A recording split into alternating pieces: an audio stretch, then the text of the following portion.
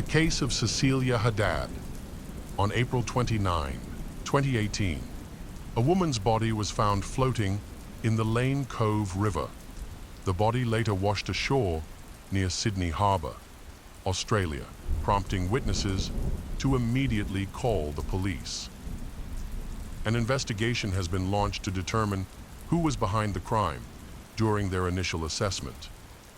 Police quickly ruled out accidental death, noting bruises on the victim's hands and body that suggested she had fought back. The woman was found wearing khaki pants, and her pockets were filled with rocks, likely placed by the killer to prevent her body from floating. However, the plan failed, and her body was eventually found. Police have begun the crucial process of identifying the victim. They received a report of Cecilia Haddad, 38, and the victim closely resembled her. On April 28, Cecilia's family had not been able to contact her, found it hard to believe that Cecilia, who was known for her responsibility, would suddenly cancel her plans. Concerned, they turned to the police for help. An autopsy confirmed that the body found was that of Cecilia. She was last seen alive at a barbecue with friends after returning home.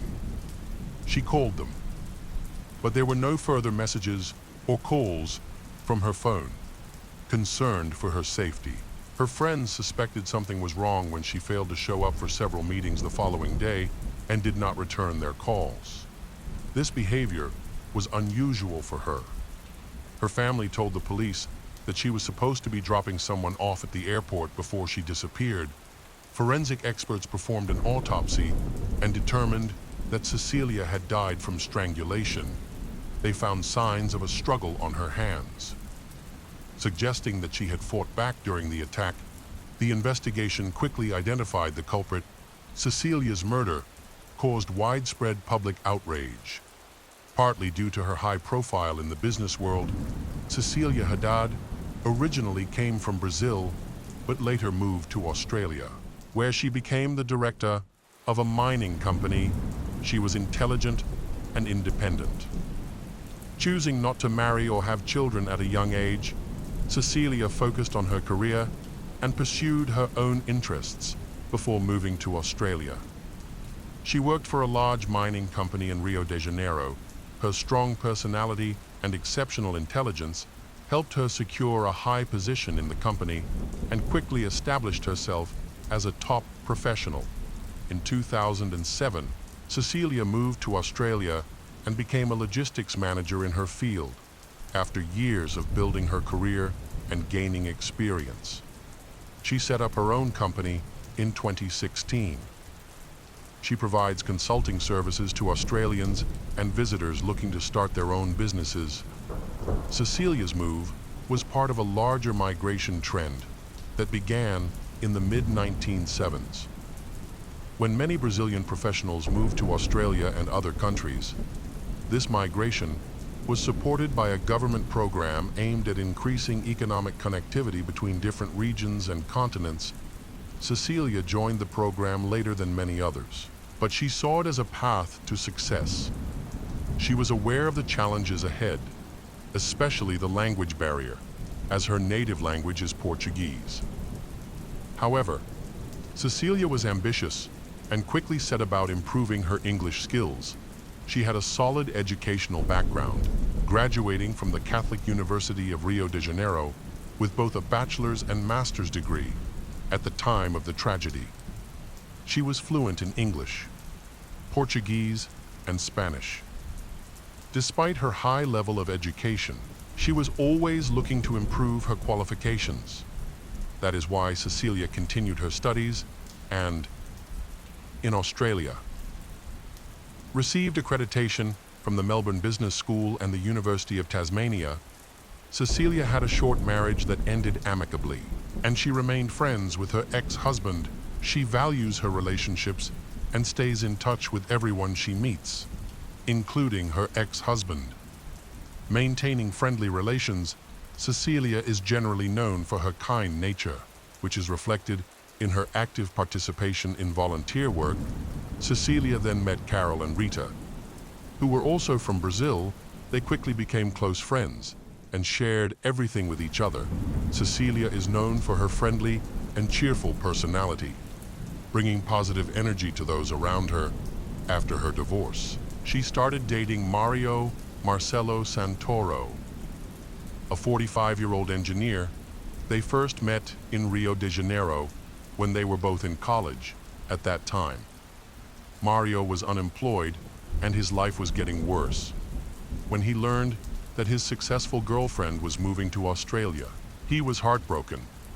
They kept in touch online for a long time, and after her divorce, she took him to Australia there. Mario found an engineering job and everything seemed to be going well. However, they began to have problems, and Cecilia decided to end the relationship later. Her friends speculated that the breakup was due to Mario's bad behavior. They described him as a manipulative person who tried to control her completely. Cecilia seemed to be starting a new chapter in her life, seeking freedom for new opportunities. However, Mario saw things differently. For him, the breakup was a terrible shock that he found difficult to accept. At first, he visited Cecilia regularly, begging for forgiveness and trying to mend their relationship. When he realized that these efforts were futile, he began to stalk her and made many violent threats. The situation escalated seriously. One day, he broke into Cecilia's apartment. Fortunately, she reacted quickly and locked herself in the bedroom for safety. She tried to convince him to stop this crazy act. Despite everything that happened, she still treated him well, which ultimately led to her death.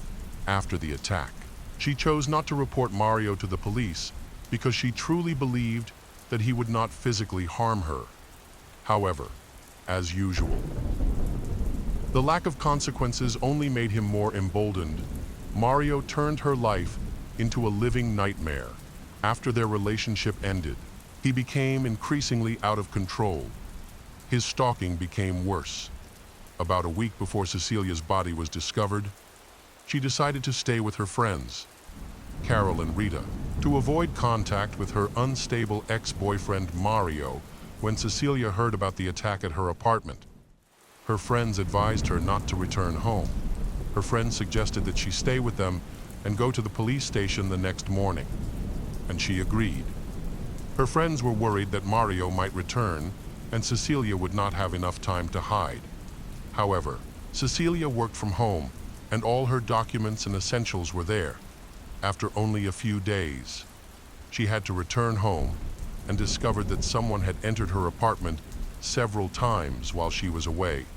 She realized that Mario had a copy of the key, allowing him to come and go as he pleased.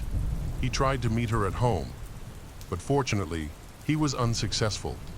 Cecilia's friends reported that they often noticed signs of a stranger in her apartment when she was out with them, due to Mario's constant harassment.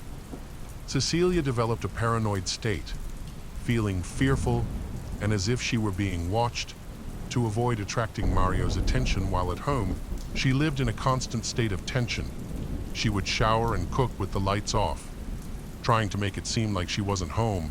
Cecilia even found evidence of his presence in her apartment and detected a scent that made her even more anxious. She told her friends that Mario was stalking her, but Cecilia thought he wouldn't hurt her and that she could control his erratic behavior. But she was wrong. It was clear that Mario had harmful intentions and wouldn't just stop at threats. Surveillance footage from the neighborhood security system captured Mario the day before Cecilia's body was discovered in a nearby river.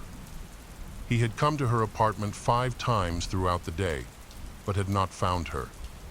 He had also come several times during the night, but had not taken any action.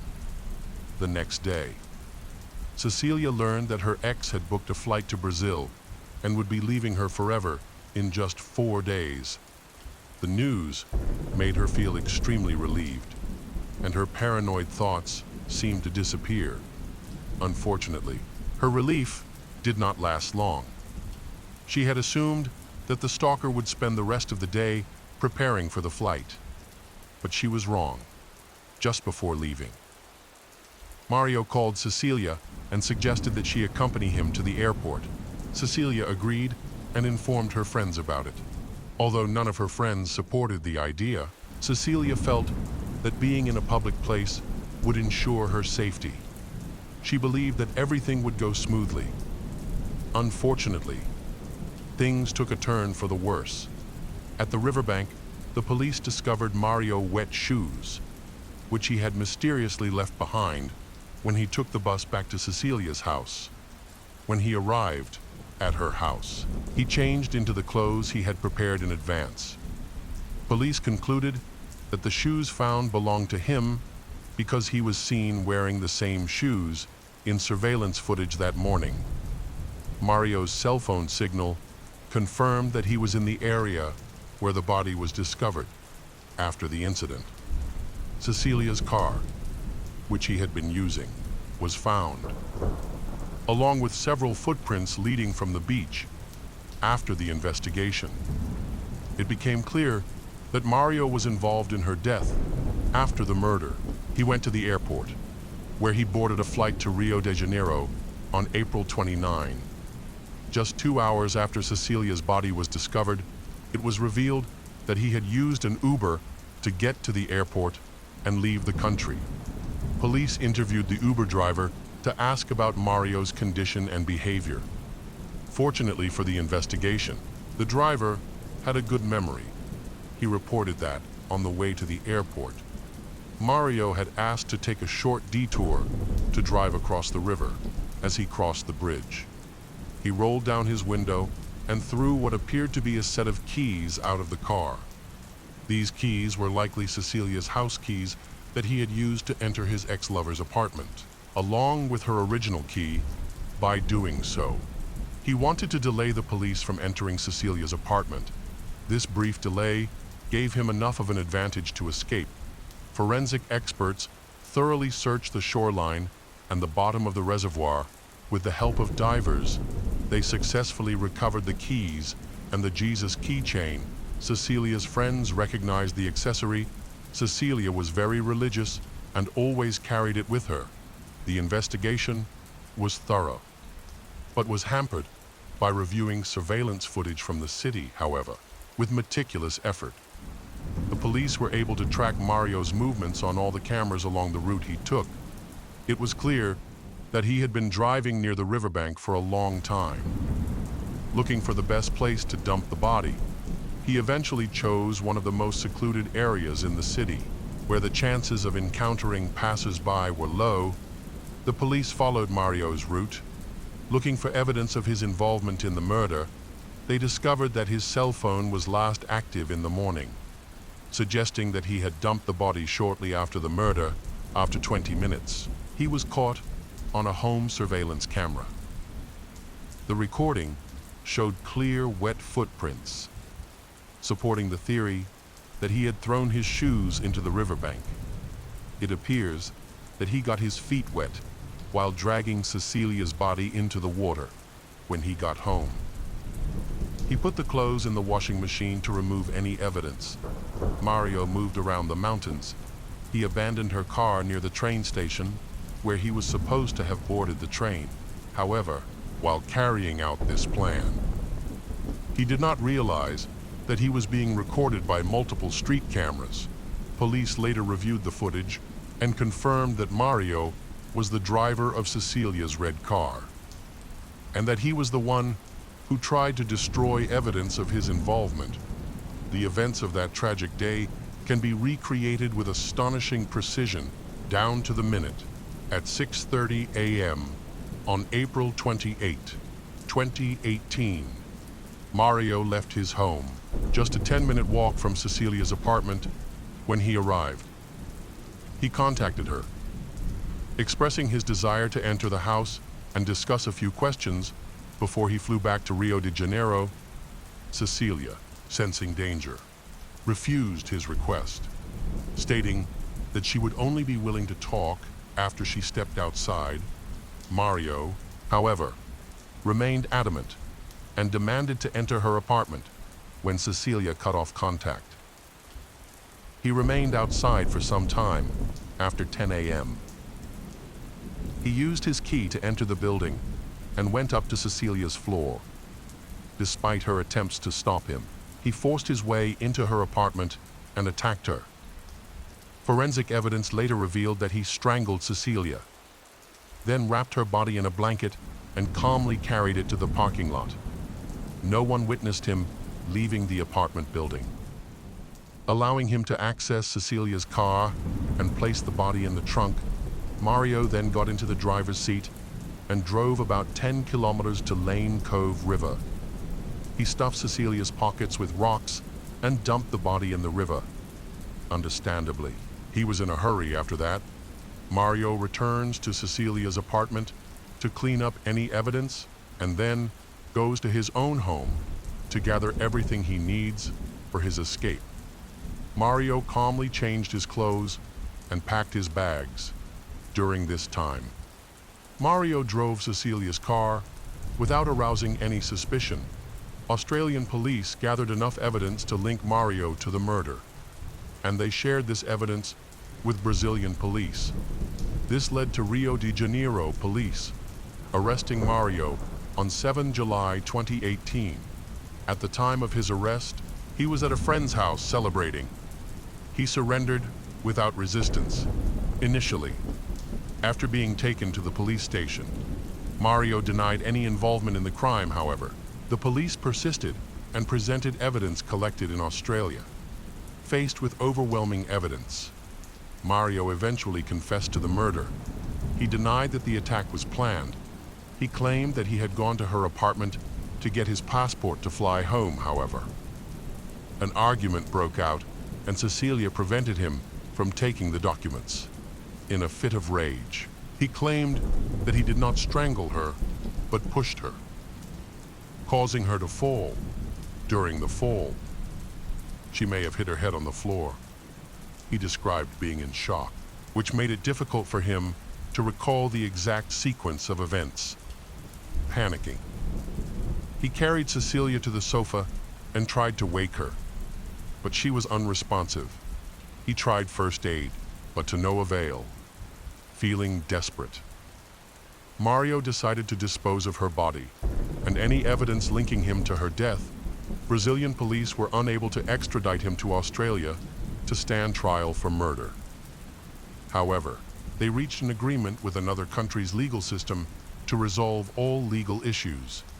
This allowed Mario to be tried and sentenced in his own country, while in custody at Rio Mario Santoro prison. He was formally charged with the murder of Cecilia Haddad. He was then transferred to a temporary detention facility to await trial, which is scheduled for June 2023. On the first day of the hearing, witnesses for the prosecution gave their testimony. The local crime squad leader represented the police in Australia throughout the proceedings.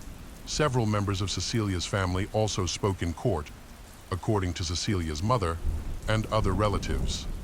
After her death, Mario used her mobile phone and messaging apps to pretend to be her.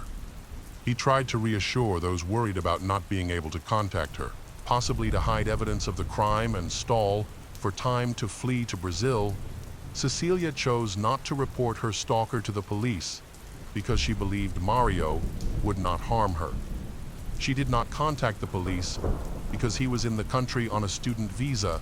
If she had contacted the police to report him, it could have resulted in his immediate deportation to Brazil, because her pity for him had led to the tragedy. Once again, her kindness allowed his actions to go unpunished, and he became increasingly bold.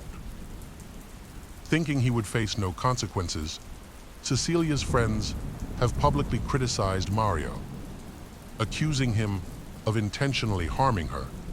They believe he took advantage of her trust. He had come to Australia because of her support, because she wanted him to have a better life, instead of appreciating her kindness.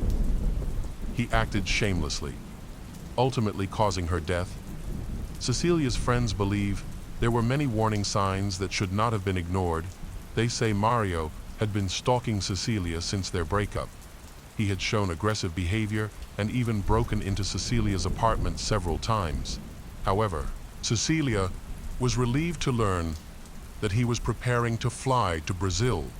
Her friends, especially those closest to her, were unanimous in identifying Mario as the sole perpetrator of the crime. Their suspicions were further fueled by the revelation that he had left Australia less than 24 hours after the crime. During the Australian police presentation, Cecilia's mother became unwell and had to leave the courtroom. Meanwhile, Mario appeared remorseful.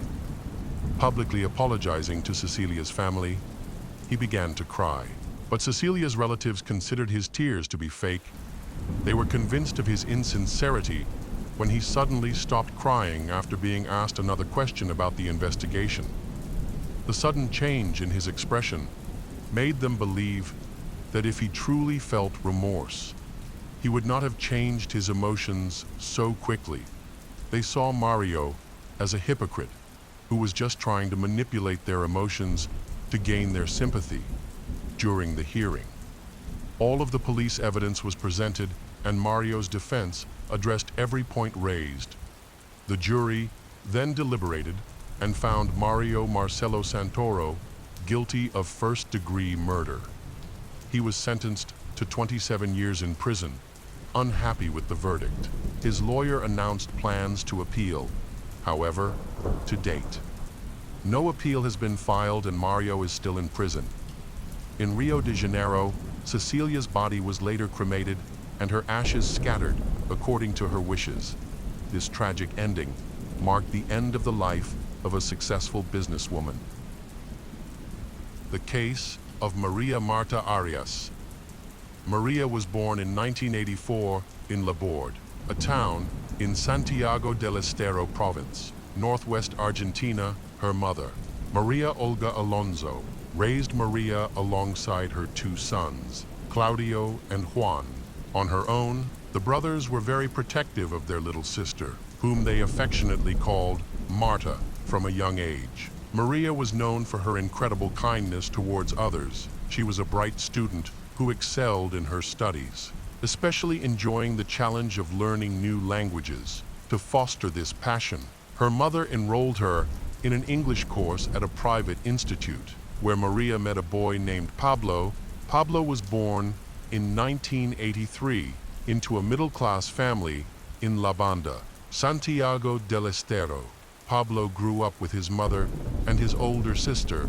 When Pablo was 14, he was accidentally involved in a dangerous incident that resulted in the death of a friend of the same age. The case was not legally prosecuted because Pablo was too young and had no criminal intent. However, the emotional impact of the incident stayed with him, especially after he moved to Cordoba to continue her studies. Feeling isolated, Pablo underwent significant changes. Those around him noticed he had become quick-tempered and prone to conflicts. Eventually, he developed an addiction to banned substance in an effort to turn his life around. Pablo enrolled in a rehabilitation program, although the journey was difficult and took over 3 years, but he succeeded in becoming a healthier person, motivated by his recovery. He began assisting his family with their business.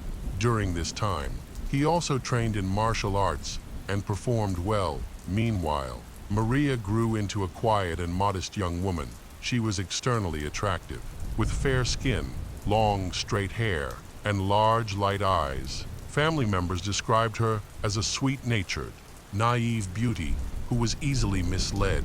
In 2004, Maria was diagnosed with lupus, a serious illness that affects the joints and muscles and causes inflammation of the organs. She needed immediate treatment and started a long-term care plan as soon as she left the hospital, carefully following all medical instructions to prevent flare-ups during this period. Pablo faced his own difficulties. He was deeply affected by the sudden death of his father, and shortly after, his mother suffered a severe injury in an accident that left her in chronic pain and unable to fully recover.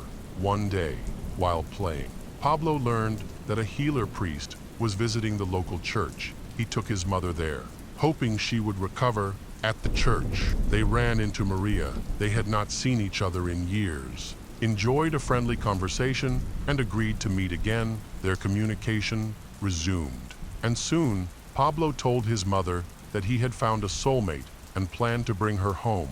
At that time, Maria was a third-year student at the National University of Santiago del Estero, studying economic sciences. She is slim and very attractive. Pablo, who was nearly 2 meters tall and weighed 150 kilograms, felt he needed to lose weight to get Maria's attention. To do this, he started using a popular herbal dietary product. By 2005, he had lost 40 kilograms in just a few months. Crediting this rapid weight loss to the miraculous product, his life began to revolve around this substance, which he believed was almost magical. He also told Maria about a potential new drug being developed to treat lupus. In 2007, Pablo and Maria officially became a couple. When Maria's brothers first met Pablo at their home, Juan quietly asked their mother why he was there. It was evident that Pablo's presence was not well received by the family, but they chose not to confront the issue. Over time, Pablo gained more control over Maria's life, and she placed complete trust in him. This eventually led him to convince her to stop her prescribed lupus treatment and switch to his products, which he claimed were far more effective. During a sales conference, Pablo proudly showcased Maria as a testament to the effectiveness of the products, claiming her health had improved since she started taking them. However, this was not true.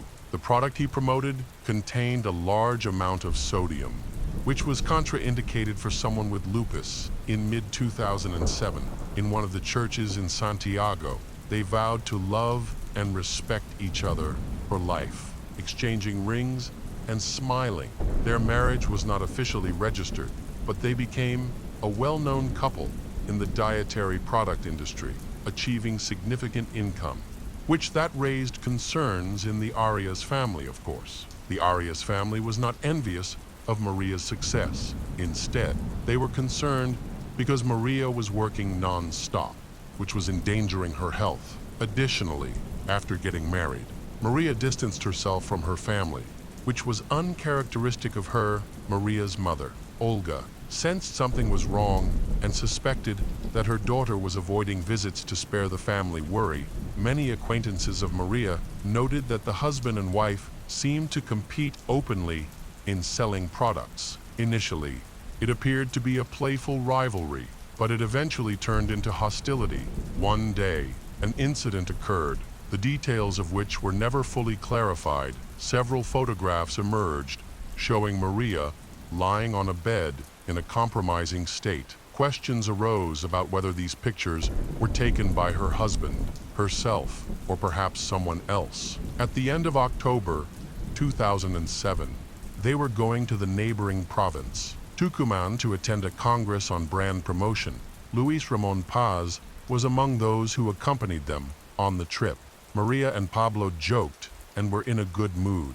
At the congress, Pablo gave a speech, but he felt not very comfortable because of the standing hot weather. The air temperature in that area rises very high, and there is humidity, which seriously affected Pablo's health. Tall and still suffering from excess weight, he read out his report in dark clothes. It was clear that he was not feeling well.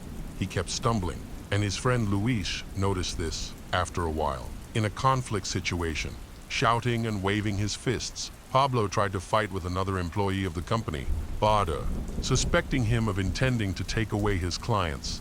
Bader did not enter the fight. Soon, Maria intervened and calmed her husband down.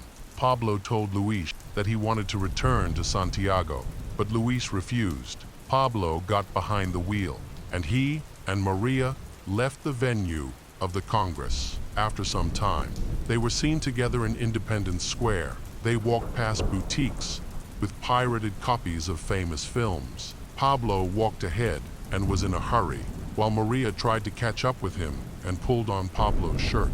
Pablo tried to walk as fast as he could to escape a scary voice in his head. Later, they continue home, for the next 2 hours. Pablo runs away from the threatening voice, he says. The voice is chasing him.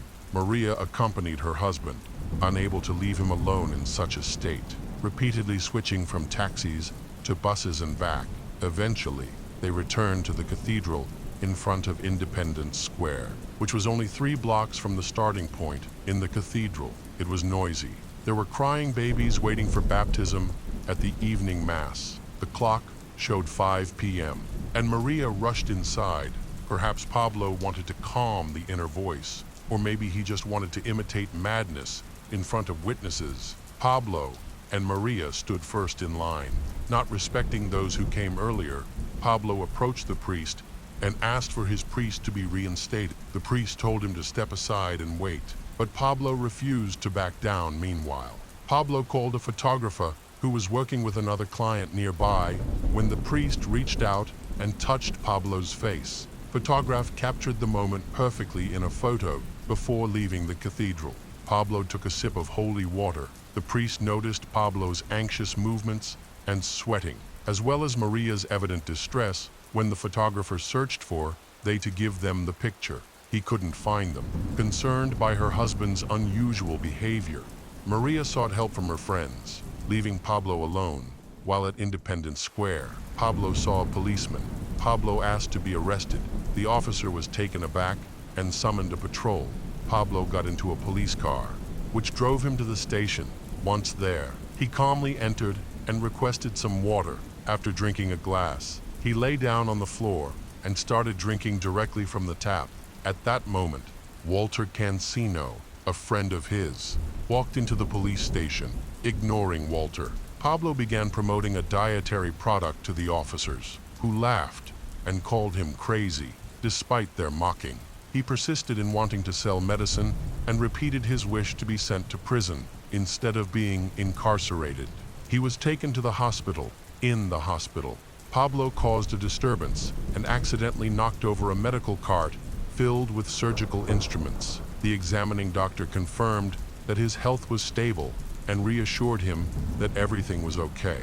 Advising him to get some rest, Pablo remained under police protection until his wife arrived. When they reunited 1 hour later, he was calm and mentioned that he would explain his earlier behavior soon. That same night, Walter was staying with his wife at the Catalina Park Hotel. The hotel's facade, beautifully illuminated, was quite striking.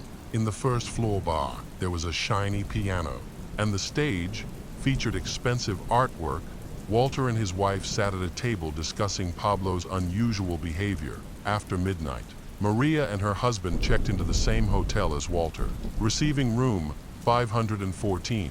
They exchanged greetings with acquaintances in the bar and were seen ascending in the elevator together, holding hands. When they entered the room, Pablo removed his trousers and his sweat-soaked shirt. Maria also undressed, and they both lay down on the bed without saying a word. After a while, Maria turned her back to Pablo. At that moment, he climbed on top of her, pressed one knee against her chest, and grabbed her neck with both hands. Squeezing tightly, he didn't release her until she stopped showing any signs of life. Using a scalpel that he had stolen, Pablo made cuts on Maria's eyelids and struck her several times with the scalpel. He then pulled her by the hair, dragging her out of the room and down to the first floor. Hotel staff intervened, and police officers soon arrived. There were screams, panic. This horrific crime shocked the entire province, and news of it spread throughout Argentina. Pablo was taken to a psychiatric hospital, where he was placed in a ward with barred windows. The next day, a local newspaper published a photograph of Pablo sleeping on a small bed that could barely support his 120-kilogram weight while he was tied up. The police faced a challenging case. First, they needed to determine whether Pablo was mentally competent when he committed his actions. Then, they had to find the appropriate legal classification for his behavior. At that time, judicial officials did not have the same legal guidelines that exist today. Prosecutor could not charge Pablo with murder with aggravating circumstances because he is not married. He was not officially in a relationship with Maria. They had only been engaged in a church ceremony. Additionally, the concept of domestic violence was not recognized back then. One of the local newspapers purchased the photo of Pablo and the priest from the photographer for a small sum, even though the photographer knew it was worth more, but accepted this offer. After the crime, while in the hospital, Pablo read the Bible, slept, and experienced periodic episodes of distress. Meanwhile, forensic doctors revealed the autopsy results of Maria's body, which showed horrific injuries. Following the autopsy report, the court added the charge of desecration of a corpse to the existing charges against Pablo. In April 2008, a specialized medical board conducted a mental assessment of Pablo to determine whether he was mentally competent to stand trial. After a thorough examination, the board concluded that Pablo was mentally fit to participate in the proceedings without any mental health adjustments. He was therefore charged with aggravated murder and ordered transferred from the hospital to a standard prison. He was taken to Villa Urca prison, one of the most notorious detention facilities in the area, where conditions were extremely harsh. There, Pablo was housed with 5 prisoners considered the most dangerous, those with serious criminal records during his early years in prison. Pablo maintained a relationship with a missionary who had visited him regularly since the murder. However, over time, this relationship gradually faded and eventually ended a few days later. Pablo attended his first hearing, an event that quickly became a sensation. He was accompanied by at least 10 members of the Prison Service's Special Strike Team. Their large presence caused a stir, with journalists scrambling to get close enough to interview him. Upon arriving at the investigation department, Pablo encountered prosecutor, but before she could speak, he requested a cigarette. While the judge read the charges against him, he fidgeted with his clothing. Attempting to button up, he took a seat across from the case manager and listened quietly to the accusations. Pablo then announced that he would not give any testimony to the defense. Meanwhile, the prosecution's lawyer, Mario Leyva, presented the argument that Pablo could not have acted in a state of extreme psychological agitation, since a person who was insane could not have carried out such a brutal act as cutting out the victim's eyeballs with such precision and skill without damaging them. Leyva also alleged that Pablo was jealous of Maria, whom he considered a dangerous competitor. The unhealthy competition between the two came to a head that fateful day. Furthermore, Leyva hypothesized that the biggest sign that Pablo had planned his crime was the insane behavior he displayed in the hours before the incident. According to Leyva, that act of feigning insanity was simply a strategy to avoid responsibility and create a cover for himself. Leyva described the behavior as to evade responsibility for the planned crime he committed before the members of the medical commission, after conducting a comprehensive assessment of Pablo's mental state, came to the conclusion that he was fully competent and responsible before the law. Their view was consistent with the view that Pablo could participate in criminal proceedings without any mental health adjustments throughout the trials. Pablo remained surprisingly calm, even somewhat indifferent, as if the events surrounding him had no impact on him. He seemed unconcerned with the seriousness of the charges. This indifferent attitude has sparked much public controversy, causing many to feel uncomfortable and question his true attitude towards the consequences of his actions. The only person visibly distressed by his behavior was his mother, Graciela Beatriz Rodriguez, who pleaded with those present to treat her son with respect as he left the courtroom, despite his inappropriate gestures throughout the trial. On June 13, 2008, during the ongoing hearing, the defense stated that the defendant wished to testify this time. Pablo controlled himself and did not act dramatically when sharing his account of the events. Pablo expressed his love for his wife and his regret for his actions. However, he clarified that his regret was not due to being on trial or fearing punishment, but because he missed Maria when asked about his actions with a surgical scalpel. He chose to remain silent since the tragic death of her daughter. Olga has been unable to sleep In her grief, she has begun to believe that her son-in-law is the culprit. The act of blinding Maria has led her to believe that her daughter must have seen something terrible about Pablo, a dark secret that he wants to hide at all costs. She struggled to find out the reason for this crime. During investigation, the killer's scalpel was never found. Investigators dismissed the idea that Pablo had flushed it down the toilet or thrown it out of the window. They searched under the building's windows, but discovered nothing. The lawyer speculated that Pablo might have passed the scalpel to friends staying at the same hotel. However, the friends who were questioned claimed they only learned about the incident later and did not hear anything unusual at the time. Judge tried to reach Pablo's mind, but, which seemed impossible, Pablo's senseless position was preserved when the judge asked him about his relationship with Maria after the absurd chatter. Pablo returned to his seat and began to grimace. Interrupting the course of the hearing, he continued to adjust his clothes, unbuttoning them repeatedly, shifting in his chair and yawning. At 11 a.m., members of the court threw him out, but it did not help. One of the worst actions of Pablo during those days was when he asked the secretary if she wanted him to gouge out his and the lawyer's eyes. His only goal was to convince everyone of his madness. But his mental state was analyzed by 15 experts, and 13 of them stated that the man was perfectly aware of everything at the time. The most emotional moment of the murder trial was the speech of Juan and Claudio, Maria's brothers. They spoke about how many hours a day their sister worked, even to the detriment of her own health, to please her demanding husband, Pablo. They described him as an extremely jealous man who psychologically pressured his wife, according to Juan and Claudio. Their brother-in-law was obsessed with non-existent conspiracies against himself and unreasonably questioned Maria's fidelity. The men claimed that Pablo deliberately forbade his wife to communicate with her relatives and then completely senselessly and cruelly deprived her of life. As they walked out of the court, the two brothers could not hide their emotions, their faces heavy with sadness and their eyes red.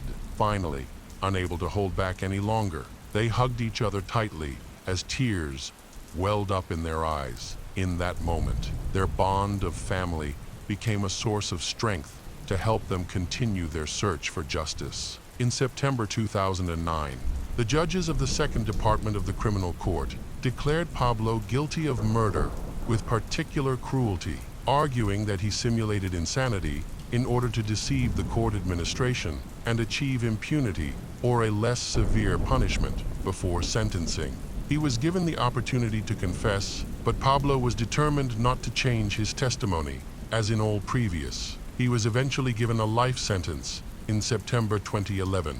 The country's Supreme Court upheld this decision some time later. It became known from the news that Pablo had learned to play the violin while sitting behind bars and that he had been denied a request to study law. The authorities stated that he was not allowed to study because of the heinous crime for which he was convicted and due to serious problems in prison. It turned out that he portrayed himself as a victim of other prisoners and allegedly barely survived in this hell. However, over time, Pablo won the respect of his cellmates and took on a leading position. One of the facts that indicated prisoners considered him a respected person was that he filed complaints in the Argentine court regarding the inhuman treatment he faced, which also affected other prisoners. This leadership role forced representatives of the penal system to choose him several times to resolve conflicts with rebels in prison.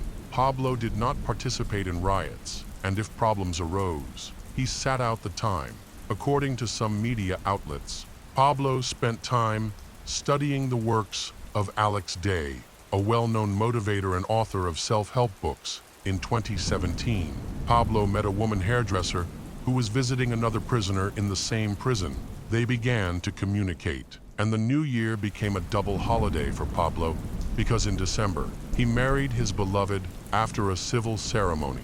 A religious ceremony of initiation into marriage took place in the presence of relatives. Although they were separated by thick concrete prison walls, the wife repeatedly overcame great distances and came on a date to Pablo. Close men said that this unexpected love inspired him to write poems and songs while he had almost lost heart, not hoping to be released. Sometime later, after numerous court hearings and listening to reports from a psychologist and stories from people who had communicated with Pablo in prison, the Tucumán court allowed him temporary releases twice a month for 3 hours. The decision was made on June 29 of the year, however. When was asked about his opinion, a psychologist spoke out against it. In his opinion, psychological and psychiatric reports stated that Pablo should not be released into society under any circumstances, mainly because he was still a person unable to control his emotions. In contrast, another doctor, Lorado, spoke out in favor of providing the said concession. According to his assessments, Pablo has not posed any danger to others for many years. Lorado claimed that as a doctor, he can promptly identify the deterioration of a prisoner's mental health and intervene to eliminate the problem. In his opinion, Pablo will no longer attack other people.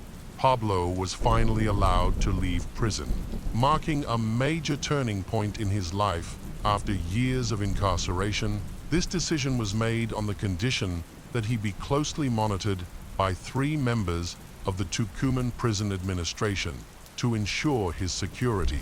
A tracking device was attached to his wrist, allowing authorities to track his movements at all times. The guards not only accompanied him on the way to his residence to meet his wife, but also ensured that he returned to detention on time. This change was a privilege for him. Pablo and his new wife have a daughter who will turn 9 in 2023.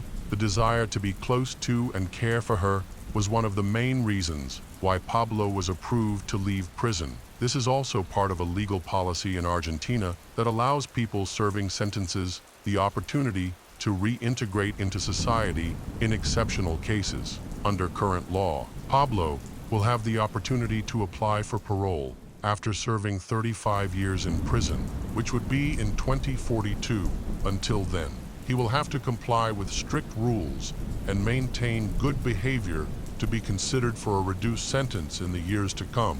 During that long period of time, his rights, such as reduced sentences or access to reintegration programs, will depend on the authorities' assessment. There are still many challenges ahead. Leaving prison this time is an important start, allowing Pablo not only to reconnect with his family, but also to gradually demonstrate his change to society. The family of Maria Marta Arias have expressed anger and heartbreak at the court's decision to allow the man who killed their loved one to walk free. For them, this is not only an injustice, but also a mockery and insult to the pain they have endured. They feel as if the dangerous killer is being given the chance to live a normal life, despite the irreparable damage he has caused their family.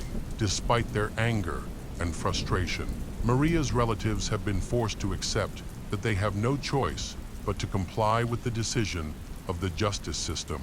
While they want to fight to the end, they realize that changing the verdict is impossible. They bitterly admit that the freedom of Pablo serves as a constant reminder of what they have lost forever. However, her family insists that this does not mean that they will give up on demanding justice and speaking out against injustice. The case of Jennifer Harris. Jennifer Harris grew up in the small town of Bonham, Texas, throughout her school years. Jennifer was popular with boys in the 6th grade. She met a young man named Rob Holman. They started out as friends, but as they grew older, they realized that their relationship was deeper than friendship. They became inseparable, and Rob became a beloved member of Jennifer's family. Jennifer had big dreams and wanted to move to a bigger city to pursue them. After graduating from high school, she moved to another city to attend college, and Rob moved in with her a few years later. In 1996, they got married. A year after the wedding, Jennifer's family faced a huge loss. When her mother died of cancer, Rob and Jennifer bought a house in the suburbs of Dallas. But their relationship deteriorated.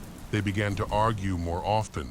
Jennifer was always striving for a better life, While Rob was content with his quiet lifestyle in a small town and did not want to change, Jennifer longed for new opportunities in a big city. So she decided to enroll in a massage school. At the massage school, Jennifer met people with new ideas, and together they planned to open a wellness massage center. One of her new friends was James Hamilton, who lived with his wife and children, although still married to Rob. Jennifer fell in love with James and decided to pursue a relationship with him. They started a massage business together, and Jennifer borrowed money in her name. Introducing James as her business partner, Jennifer confided in her sister Alice about her new relationship with another man. Alice disagreed, believing that Jennifer was wrong to cheat on her husband. During a visit, their father, Jerry Harris, noticed 5 large dents in one of the walls of Jennifer's house, which he realized were caused by Rob punching the wall in anger. Rob discovered that Jennifer had cheated on him. He then moved back to his hometown in Bonham, while James moved in with Jennifer. However, their relationship did not last long, as Jennifer's feelings for James began to fade. Although James proposed, Jennifer refused, leading to arguments and conflicts between them. In the spring of 2002, Jennifer officially divorced Rob. Her relationship with James also began to deteriorate. Jennifer's massage business was not profitable, causing her to declare bankruptcy. She realized that she no longer wanted to be in business. Meanwhile, Rob had started dating someone new, with no job and no money. Jennifer decided to contact Rob. She confessed that she still loved him. Rob admitted that, despite being in a new relationship, he remained close to Jennifer. Over the next 2 months, they spent time together about 5 times. During those occasions, James was unaware of this. In late March 2002, Jennifer moved back to her hometown of Bonham, Texas. Just 6 weeks later, on May 12, 2002, Jennifer Harris, 28, went missing. On the day of her disappearance, Jennifer called her ex-husband, Rob, to ask to meet, but he declined because he had plans with friends. Upset about this, Jennifer decided to visit her friend that evening, which was also Mother's Day in the United States. Jennifer went to visit her friend Christy and departed at approximately 8 p.m. Jennifer did not tell Christy where she was going, and she did not return home. After Jennifer's family was unable to reach her, they grew worried and reported her missing to the police. The police quickly took over the case. The first people they interviewed were her ex-husband, Rob Holman, and her ex-boyfriend, James Hamilton. Both men claimed they did not see Jennifer the night she went missing and denied any involvement in her disappearance. James, who was more than an hour away from her home at the time of her disappearance, was with a friend at McDonald's. James was questioned, took a lie detector test, and was later released. Rob Holman, on the other hand, was concerned because he had no alibi and no one could verify his whereabouts that night. He said he was scheduled to visit friends, but they were not home. As a result, he spent 5 hours driving alone on the rural roads of Fannin County, Texas. Rob initially claimed he did not see Jennifer that night, but he did mention spotting a car that looked like hers. However, after being pressed by the police, Rob confessed that he had seen Jennifer driving out of town. He also informed the police about his ex-wife's abusive behavior, stating that Jennifer often cursed at him and even threatened him physically, although he never hit her. He would sometimes hold her hand to stop her when she tried to hit him.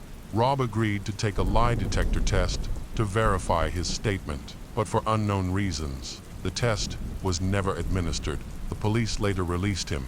Jennifer's father, Jerry Harris, searched for her for 6 days. Jerry drove around town, asking people if they had seen his daughter. On May 18th, a fisherman discovered the body of a woman near the banks of the Red River and immediately called the police. The body was identified as Jennifer Harris. The police launched an investigation and interviewed Jennifer's friends and family again. A key piece of information came from Jennifer's friend, who revealed that Jennifer had recently told her that she was pregnant. The main question was whether the father was Rob or James. After a forensic expert performed an autopsy, it was discovered that Jennifer's body was missing her uterus. Therefore, the police could not determine whether she was pregnant. The forensic expert could not determine the cause of death due to the body's significant decomposition. Rob reported that, a month before the incident, Jennifer had informed him of her pregnancy and assured him that he would soon be a father, which shocked him. The police were unable to solve Jennifer's case because they could not find any vital evidence or witnesses a year after Jennifer's death. Local residents blamed District Attorney Miles Porter for her death. Porter claimed that he did not know Jennifer and had never met her. Despite supervising her case, he admitted that the community's hostility toward him stemmed from another case he had worked on. Following the public accusations, he lost his job and went into private practice. Police found no evidence implicating Porter in the case. A year later, Deborah, who had seen a news report about Jennifer's unsolved case, reported to the police that she had seen a girl who resembled Jennifer while driving over a bridge on Mother's Day. Deborah noticed 3 young men and a girl. 2 of the men were holding the girl by her elbows, and Jennifer appeared to be trying to escape. Deborah's mother also witnessed the scene, and they believed that Jennifer appeared to be being abused. However, Deborah did not report it to the police at the time because she was too afraid to intervene. Additionally, her account did not match the police timeline. The death of Jennifer Harris had a profound impact on the residents of Fannin County. All who heard her story wanted justice to be served. Specifically, they wanted the perpetrators caught and punished. A year and a half after Jennifer's death, the Texas Rangers took over the investigation. They re-interviewed Deborah, who told the same story she had initially told the police during the investigation. Deborah was shown photos of any men she might recognize from that night. She identified one man as Rob Holman. However, on the advice of his attorney, Rob Holman chose not to speak to the Texas Rangers. After a year of investigating the case, the Texas Rangers had to suspend the investigation due to a lack of evidence and new leads. In 2009, private investigator Daryl Parker took on Jennifer's missing person case. Daryl, a former Navy veteran like Jennifer's father, volunteered to help for free in tracking down the real criminal. Jennifer's sister, Alice, and her husband also became actively involved in the investigation, working together to find the culprit while reviewing the case files. Private investigator Daryl found traces of green sludge on Jennifer's body. Local fishermen had mentioned a specific area along the Red River where similar green sludge could be found. Upon further investigation, Daryl visited the location and confirmed the presence of green sludge on a portion of the bank. Far from the water's edge, he also discovered that there had previously been a guard post in that area. Daryl suspected that Jennifer had left her friend's house and encountered the criminal on her way home. He also believes the attacker burned down the guard post to destroy any evidence. Daryl and his team searched the area around the guardhouse but found no new clues. Exactly 8 years after Jennifer's death, private investigator Daryl visited her ex-husband, Rob Holman. Daryl chose the exact day of Jennifer's death to talk to him. He brought a collection of photos of Jennifer, including photos of her with Rob, with James, and a photo of her body when it was found in the river. Rob initially focused on the photos of Jennifer in the river, staring at one of the photos for a while, which caught Daryl's attention. Daryl told Rob that he could call him any time if he wanted to talk, and left Rob a photo before leaving. A few hours after the meeting, Rob called Daryl to express his desire to talk. Daryl suggested they meet at the office the next day, however. Daryl later realized that he had made a grave mistake in postponing the meeting. He should have met with Rob immediately after the call. The next day, Rob arrived at Daryl's office with his attorney. He continued to deny any involvement in Jennifer's death and was skeptical of her claim that she was pregnant with Rob's child. Noting that no uterus was found in her body, the police were unable to confirm or deny this information.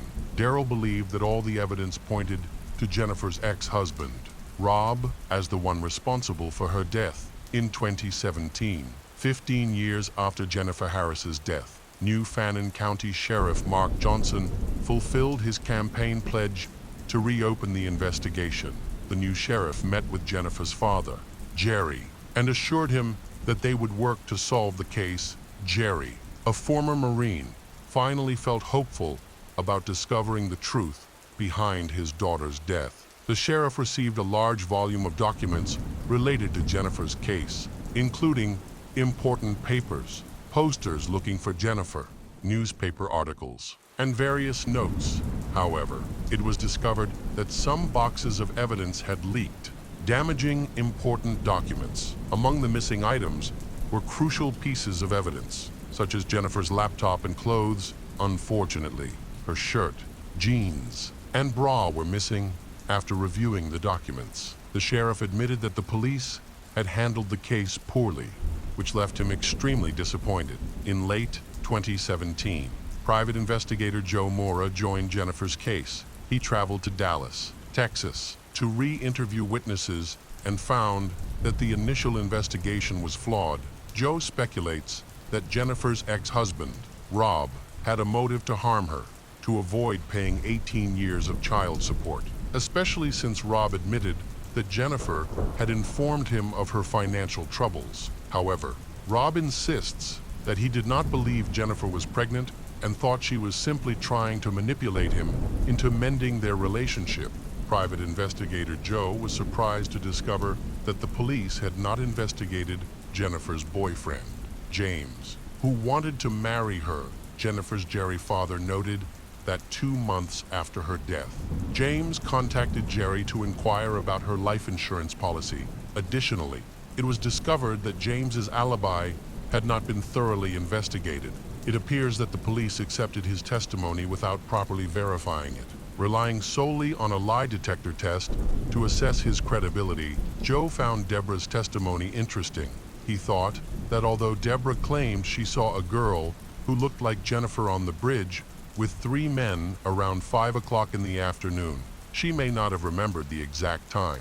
As many people do not pay attention to clocks, it was also noteworthy that Deborah mentioned one of the men resembled Jennifer's ex-husband, Rob Holman, 15 years later. When private investigator Joe tried to contact Deborah, he learned that both she and her mother had passed away. Rob Holman refused to speak to reporters on camera, claiming that he had not seen Jennifer that night. His attorney advised him not to discuss anything related to Jennifer's case. Jennifer's sister, Alice, and her husband believe there are potential witnesses in Jennifer's case who are afraid to come forward to encourage these witnesses. Alice has donated $50 as a reward for anyone who can provide important information about the case. Alice expressed her determination to solve the case. Jennifer's father, Jerry Harris, shared that his life has been very difficult since 2002. He misses his daughter every day. All of their family members miss Jennifer, who is no longer with them. He truly hopes that justice will be served. Jennifer's case remains unsolved to this day. The case of Faylene Grant. In 2001, a man called 911 for help with. When paramedics arrived, they quickly assisted Faylene Grant and took her to the hospital, where she was placed on life support. It was hoped that she would regain consciousness and explain what had happened, but her condition continued to deteriorate. Eventually, her brain activity stopped, and her husband, Doug Grant, made the difficult decision to disconnect her life support on September 27, 2001. Faylene passed away. Doug remembers waking up and not finding his wife lying beside him, hearing the sound of running water in the bathroom. He became worried because she had been gone for so long. When he checked on her, he found Faylene unconscious and lying face down in the water. He pulled her out and administered CPR until help arrived.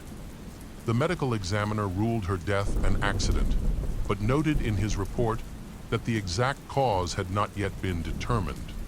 The examiner found no evidence of a struggle or any signs of foul play on her body, however.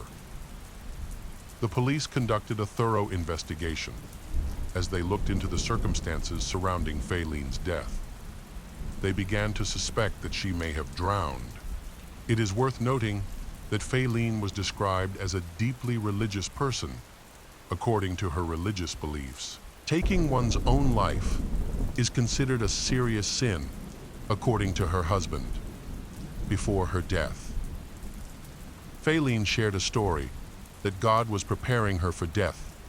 In light of this, she decided to purchase life insurance, hoping it would support her loved ones after her passing. Additionally, she planned her funeral, selecting the details and choosing the music. It was clear that Fayleen had given her death significant thought. Even giving her husband permission to remarry after her death, Doug expressed his undying love for Fayleen. Describing their marriage as strong and loving, Doug and Fayleen's love story began in 1993 when they met at a gym near Phoenix. At the time, Doug was divorced, and Fayleen was a beautiful single mother. Both had been through unsuccessful relationships, which helped them bond. They began dating, and their relationship quickly progressed. Leading to marriage just 4 months later, they both maintained their health through proper nutrition and regular exercise. They were devoutly religious and were members of the Mormon Church together. They had 2 sons, in addition to 2 children from previous marriages. Creating a large family of 6, Doug successfully launched a supplement business and later became a sports nutrition consultant. He achieved many milestones, which brought him considerable wealth, allowing his family to live comfortably without financial concerns. However, Doug had one significant flaw. He was unfaithful. Over time, Fayleen grew increasingly suspicious of his behavior. Though Doug denied everything, Fayleen was deeply hurt, especially because of her strong religious beliefs. In her eyes, his actions were a grave sin, despite her pain. She chose to stay in the marriage for the sake of their children. Unfortunately, things did not improve, and Doug continued to be unfaithful. Eventually, Doug confessed to having affairs with 6 women, which became the breaking point for Fayleen. In 2000, she decided to file for divorce. It was an extremely painful and difficult decision for her because she still loved her husband, according to Fayleen's friends. She cried almost every night after the divorce. Fayleen moved out with their children. Doug appeared satisfied with this arrangement and quickly began a relationship with Hillary DeWitt, a 19-year-old from Louisiana. Their romantic relationship began shortly after the divorce. Doug often told his friends that he would never marry again. However, after working with Hillary for a few weeks, he realized he could not live without her. Hillary, a young employee at his company, accepted his advances, and their relationship developed over several months. Doug was reportedly planning to propose to Hillary, but everything changed in August 2001. Fayleen called Doug and asked to meet with him for an important conversation. During their meeting, Fayleen revealed that while in a Mormon town she had recently visited, she had a vision in which God told her to remarry Doug. Shocked by this revelation, Doug took some time to reflect and eventually agreed to reconcile. After their discussion, Doug called Hillary and confessed that he had decided to get back together with his ex-wife just a few days later. Doug and Fayleen were in a Las Vegas church, exchanging vows and officially becoming husband and wife once again. At the time, Hillary was still in love with Doug and did not want to end their relationship. As the police investigated the circumstances surrounding Fayleen's death, they began to suspect that it was not an accident, but something far more sinister. A love triangle may have been the motive for the murder, and the police began investigating the final months of Fayleen's life. Another theory under consideration was that Doug, or his young lover, Hillary, might have been involved in Fayleen's death. However, investigators needed strong evidence to support this claim.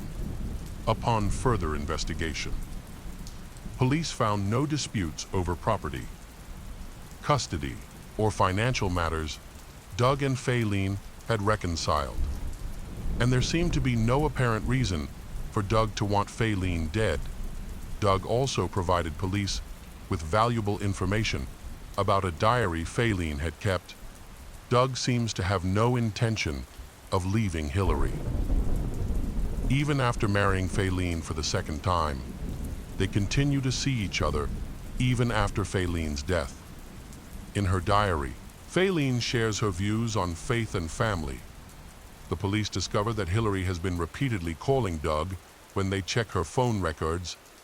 Doug claims that their conversations revolve around Fayleen's worrying condition, but the police suspect that there may be something more disturbing behind those calls. Additionally, Fayleen remains unaware of Doug and Hillary's affair. Her diary contains reflections on her life. Instead of expressing a desire to end her life, she writes that her inevitable fate has shown her a future in which she will not become a devout Mormon. She accepts her fate and seems to face it calmly. On September 7, she spoke to her sisters and mentioned that, just 6 days earlier, she felt as if she had met the Grim Reaper. Fayleen was even surprised to find herself still alive.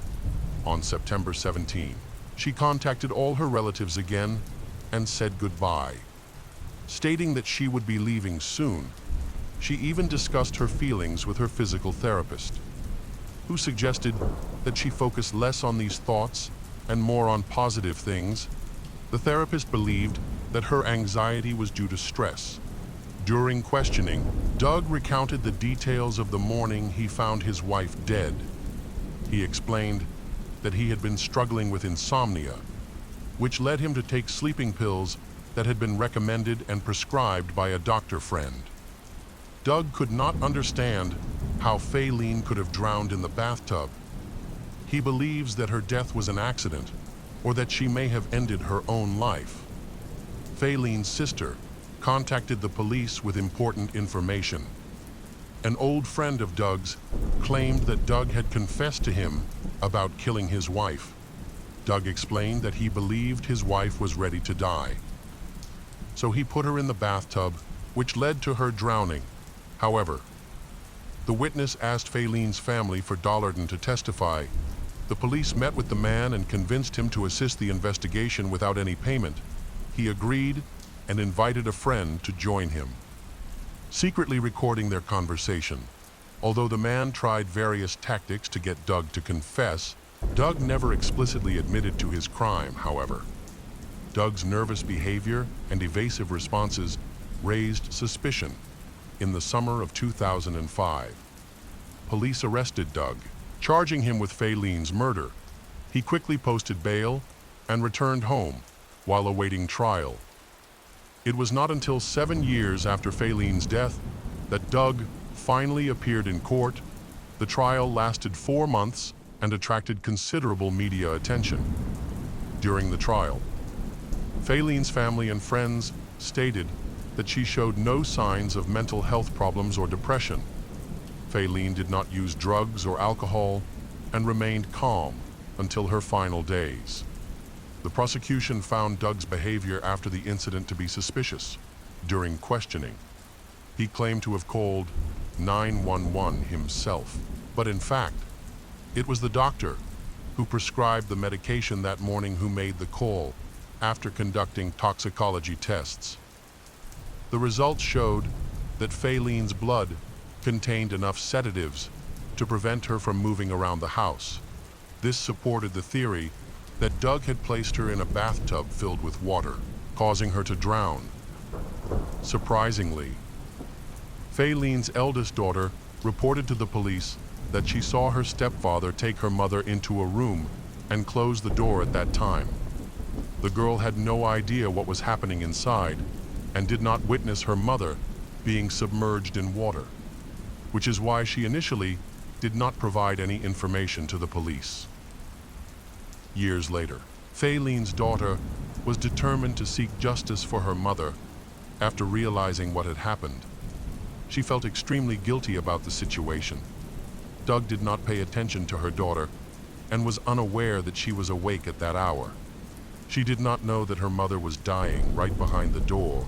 Now, with a heavy heart, she regrets not trying to knock and enter the room, believing that it could have saved Fayleen's life, however.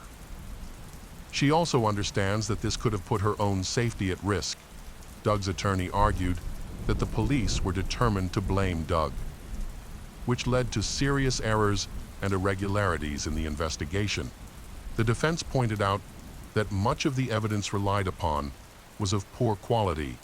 In fact, a significant amount of the evidence collected was lost or destroyed, including Fayleen's clothing and medications. This was attributed to the incompetence of the forensic scientists and police involved in the case. In addition, none of Fayleen's diary entries were presented for review. The attorney mentioned that a new life insurance policy had been issued to Fayleen, but it had not been in effect at the time of her death. The attorney argued that if Doug had wanted to marry Hillary, he would not have needed to kill Fayleen to achieve this.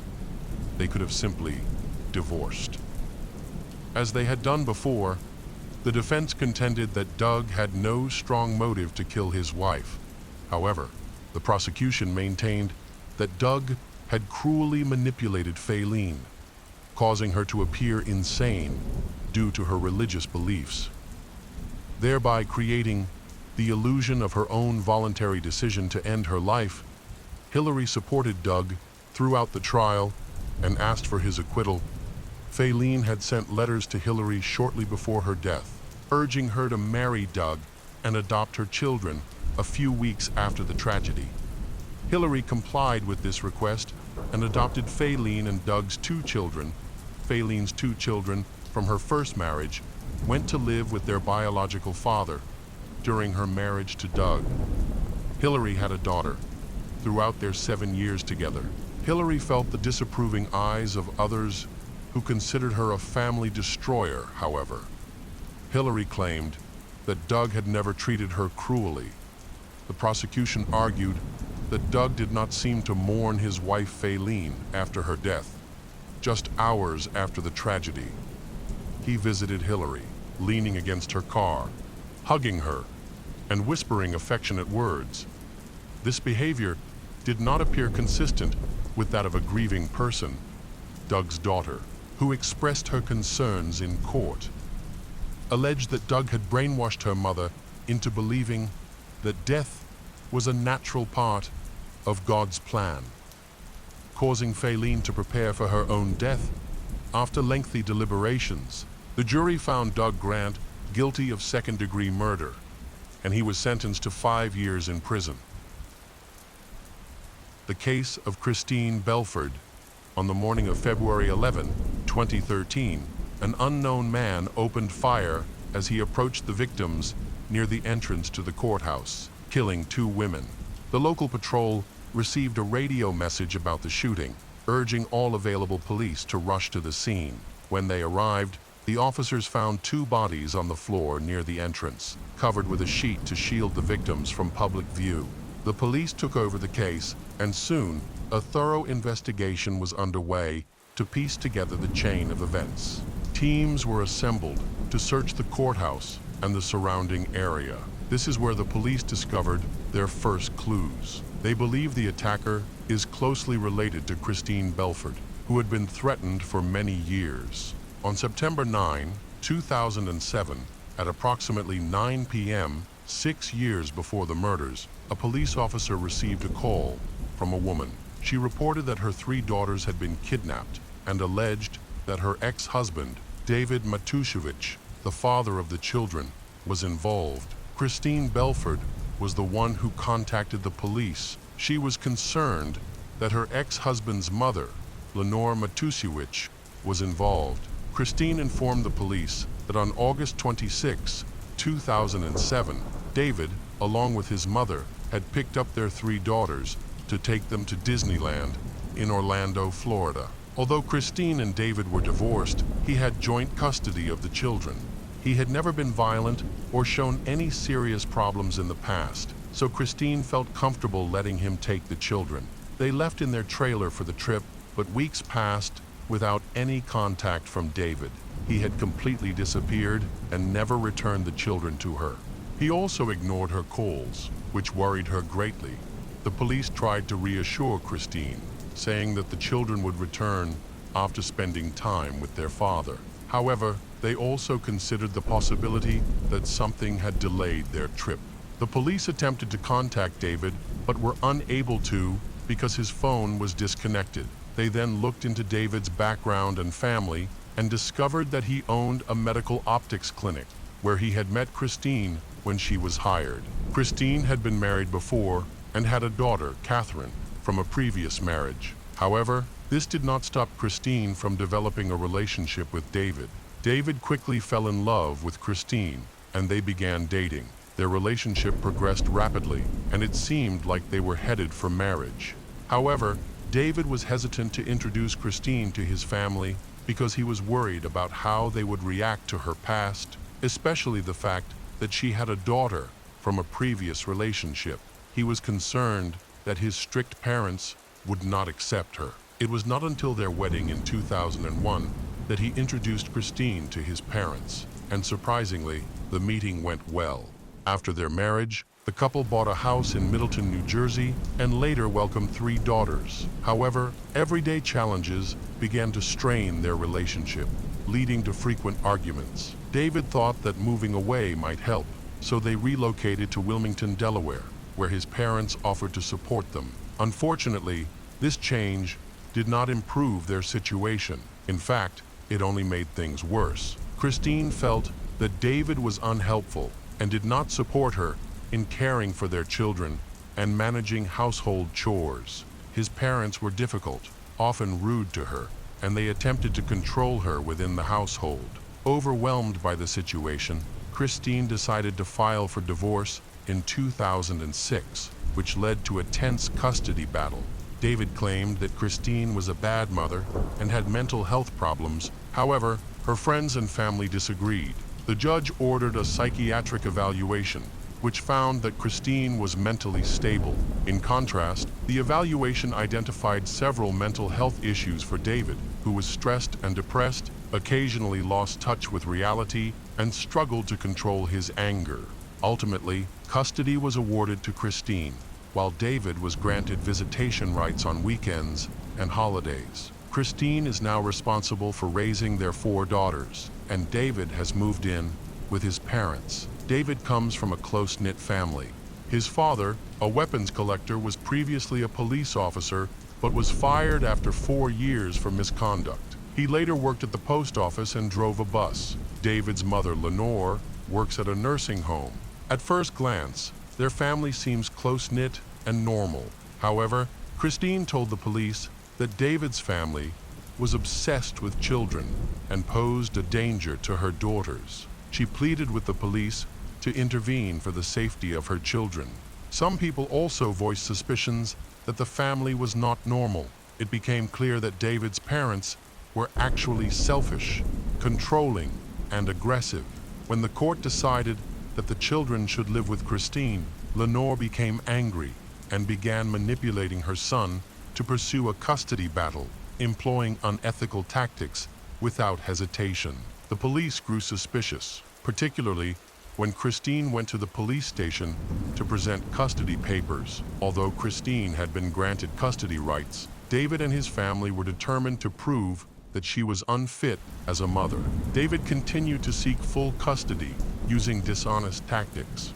This alarmed the police, whom Christine contacted. She informed them that David was accusing her of mental illness and requested a further evaluation.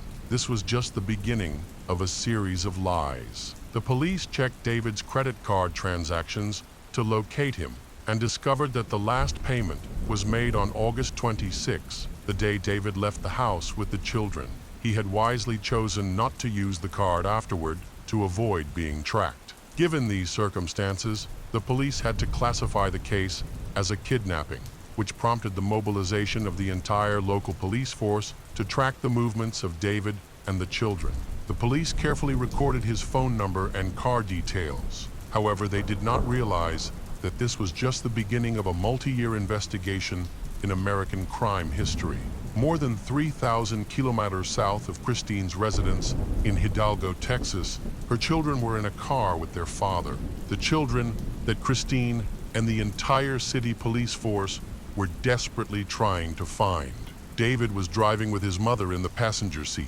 They drove along a regular highway until they turned and headed toward the Mexican border. About a kilometer from the end of U.S. jurisdiction, the fugitives' car stopped at a checkpoint. The officer took their passports, asked how many people were in the car, and noticed children playing in the trailer, laughing and having fun.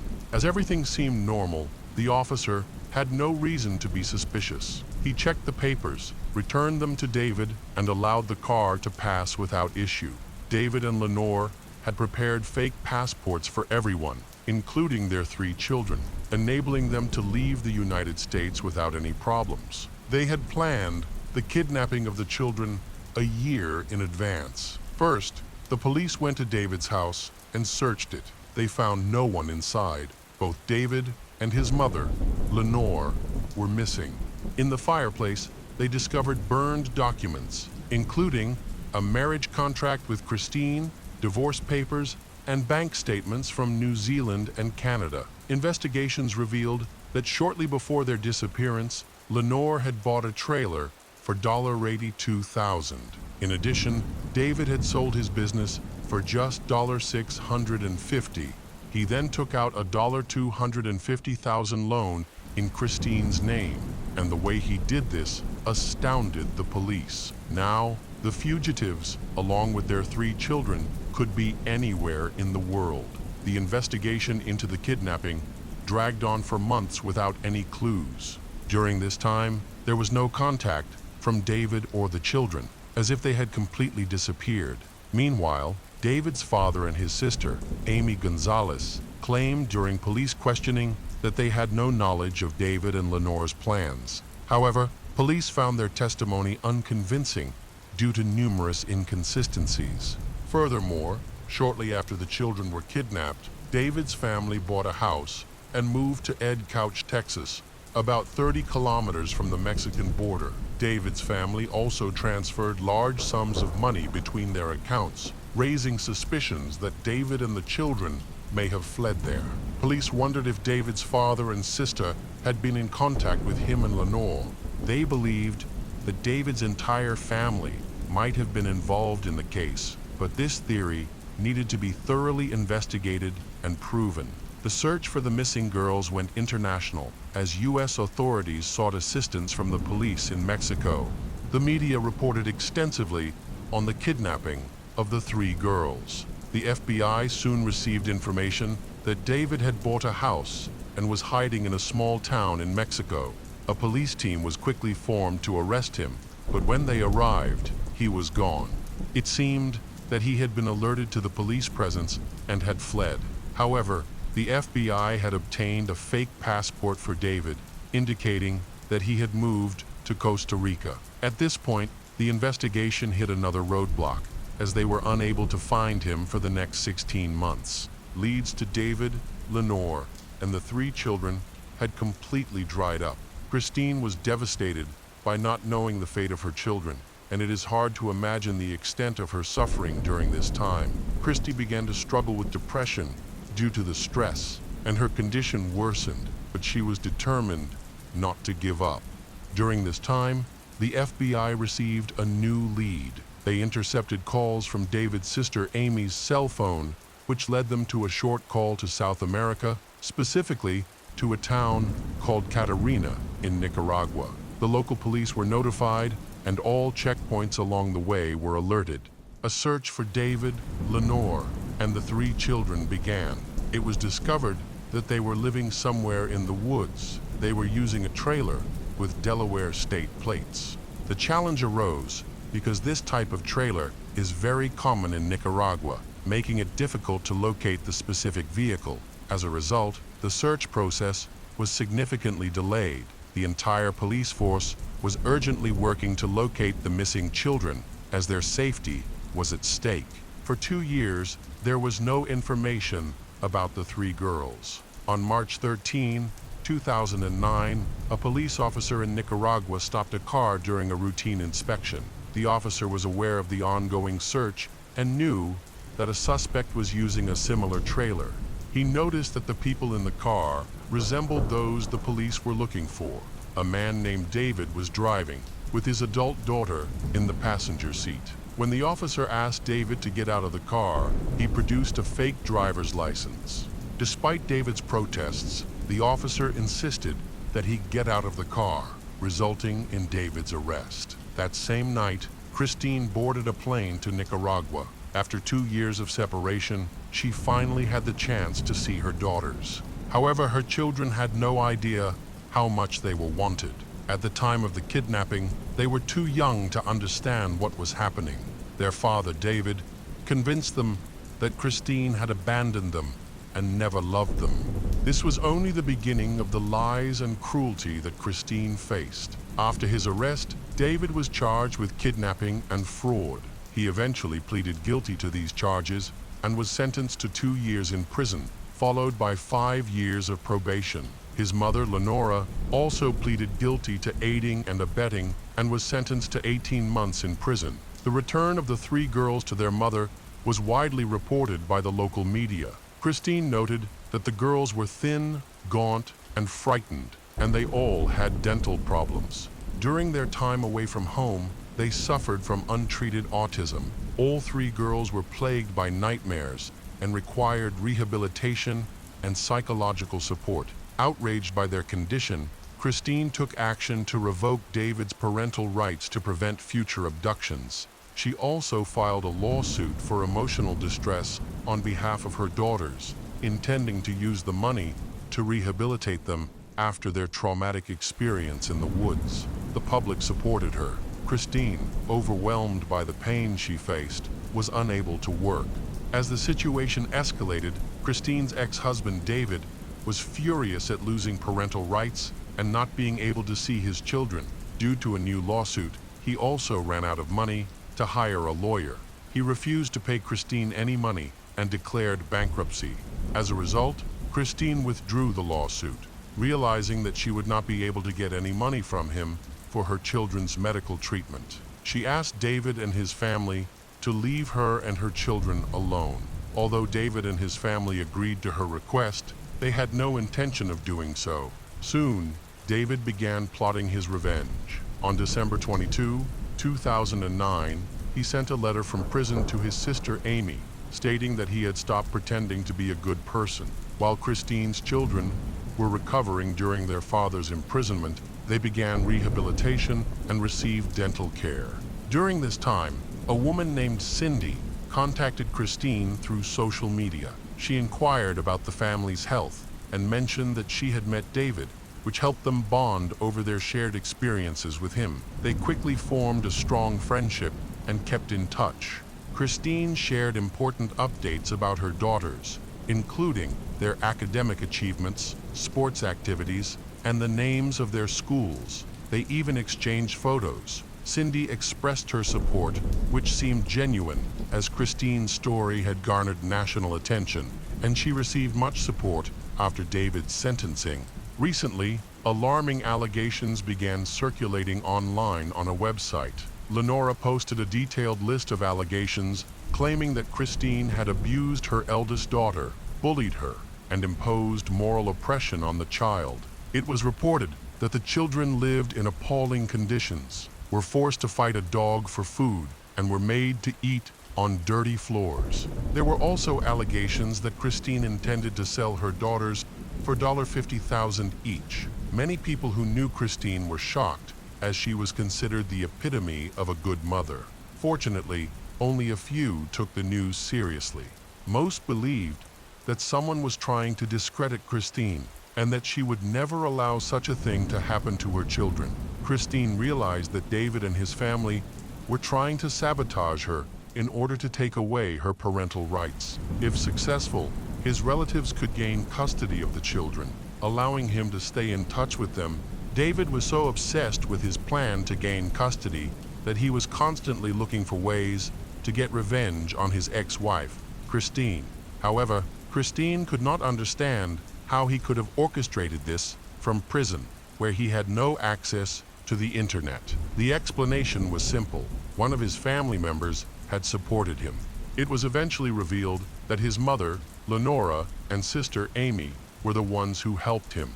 From there, the online bullying and terror against Christine, an innocent mother, began. In a letter from David, who was in prison, to his sister Amy, he gave specific instructions on how to spread damaging stories about Christine. He used encryption to avoid detection. It was Amy who initiated the anonymous emails to Christine's friends, neighbors, and acquaintances. She even shared false information with the school that Christine's daughters attended, intentionally damaging Christine's reputation. These lies also spread to the church that Christine attended on Sundays. The rumors affected her and caused her great distress, forcing Christine to leave the Sunday school where she worked. Christine taught the Bible to elementary school children, but she was worried that the online rumors and her presence could endanger the children. Her ex-husband's family tried to portray her as a threat to the children. Meanwhile, Christine did her best to protect her young daughters from the chaos. At the time, her eldest daughter from her first marriage, Catherine, was 16 years old. She stood by her mother and sisters, vehemently denying all allegations of harassment and abuse. As time passed since David and Lenore's mother-in-law were incarcerated, Christine began to feel increasingly uneasy. On September 16, 2010, Lenore Matusiewicz was released, leaving Christine even more afraid of the woman. She relied on a court order prohibiting David's family from coming near her children or her property, but she couldn't shake the feeling that someone was watching her. She confided her worries to only a few close friends, including her pen pal Cindy, who supported her. On March 20, 2011, Christine's friend sent her a disturbing video. In it, a woman is seen watching Christine and her children from a car parked near their home. The woman had been spotted watching Christine's family home on several occasions. A video titled, "Mom, Don't Hurt Me," was later posted to social media on March 20, 2011. While there is nothing overly inappropriate in the video, there are moments during the walk where Christine appears to be distressed. The creator of the video seems to imply that Christine is harming her children, but in reality, she is struggling with anxiety. Christine is under increasing pressure, and there are people trying to break her emotionally. Despite the difficult circumstances, she remains strong for her children, especially with the support of her new partner, Gerald, as she had no one else to turn to. In December 2011, David's father, Thomas Matusiewicz, unexpectedly arrived at Christine's home. She was not home at the time, leaving the girls alone. They were terrified to see their grandfather at the door, banging on the windows and doors. The children still remembered the traumatic experience of being kidnapped and the painful moments they endured while with their father and grandmother in the woods. The eldest daughter, Catherine, took charge and led her sisters to a secluded part of the house to hide, although they were still very scared. At that time, Christine's new boyfriend, Gerald, arrived at the house. After a brief argument, Gerald succeeded in forcing Thomas to leave. It was clear that David's father was trying to avoid attracting the attention of the police. However, the situation had a significant psychological impact. From that point on, Christine's family felt unsafe in their own home. They installed surveillance cameras around the house, set up an alarm system, and placed 3 guard dogs at each door. In the older girl's bedroom, they even left a knife for self-defense. Despite these measures, Christine's parents continued to come and monitor the house. To further protect Christine and her children, they felt the need to increase security, but nothing seemed to alleviate their fears. Christine eventually decided to sell her house and move away, finding a place where she and her children could be safe from detection. She put the house up for sale and began looking for a new home, far from the city. Christine confided her worries and plans to move to her pen pal, Cindy, But she did not know that Cindy was David's girlfriend. David not only communicated with his sister Amy, but also with his mother Lenore and his girlfriend Cindy. These individuals were involved in organizing the dissemination of rumors online that affected Christine. Cindy gathered information directly from Christine and shared it with Amy. Despite the claims of how cruel David was, Cindy continued to date him, had feelings for him, and supported him during David's time in prison when she visited him. Cindy eagerly awaited his release, but while he was incarcerated, she wasted no time in gaining Christine's trust at his request. This allowed her to learn all about the address of Christine's house and her family's intentions. Cindy knew the location of the surveillance cameras and their coverage, as well as the plans to sell the property. 4 months before David was released from prison, his family began planning a more sinister attack on Christine's home. Although Christine was unaware of their intentions, she felt that something was wrong. This feeling may have stemmed from the increased activity of David's family around her home. At times, she wondered if she was being paranoid. However, her fears were well-founded. She was indeed being watched and targeted. During this time, Christine confided in several friends and family members about her belief that David's family wanted to harm her. Determined to protect herself, she took action. She created a rope ladder for her daughters and devised an escape plan in case an intruder entered the house. With David's imminent release from prison, she predicted that her family might be attacked. Christine shared her plan with her daughters. If anyone from David's family showed up at their door, she would signal the children to warn them and stop the intruders downstairs, while her daughters would escape to safety using a rope ladder from their second-story window. They had devised a plan and practiced it almost every day during their free time to ensure that they would not make any mistakes in a critical situation. All the girls were thoroughly prepared for the attack. As David's release date approached, Christine's anxiety grew. She personally drove her children everywhere, not allowing them to be home alone. The children were terrified for their family's safety. On April 13, 2012, David, after serving 5 years of probation, was released from prison. He moved in with his family in Ed Couch, Texas.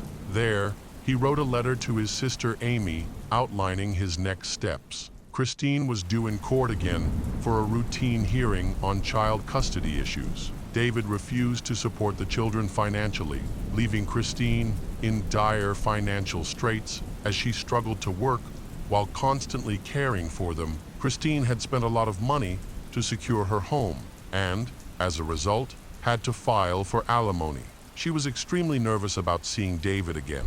Her boyfriend, Gerald, had offered to accompany her to court, but she had promised to bring her best friend, Beth, who was always there for her. Christine wanted to avoid provoking her ex-husband David in court again, so she declined Gerald's offer. She did not realize that she could be in danger that day. Tragically, the situation escalated. Around 8 a.m., she arrived at the courthouse, where Beth was waiting for her at the entrance. They walked in together and went through the metal detector. As Christine entered, she was suddenly confronted by a man whose face she did not recognize. Suddenly, he pulled out a gun and shot her in the chest. She died right there in the lobby of the courthouse. The next bullet was aimed at Beth, who was with Christine.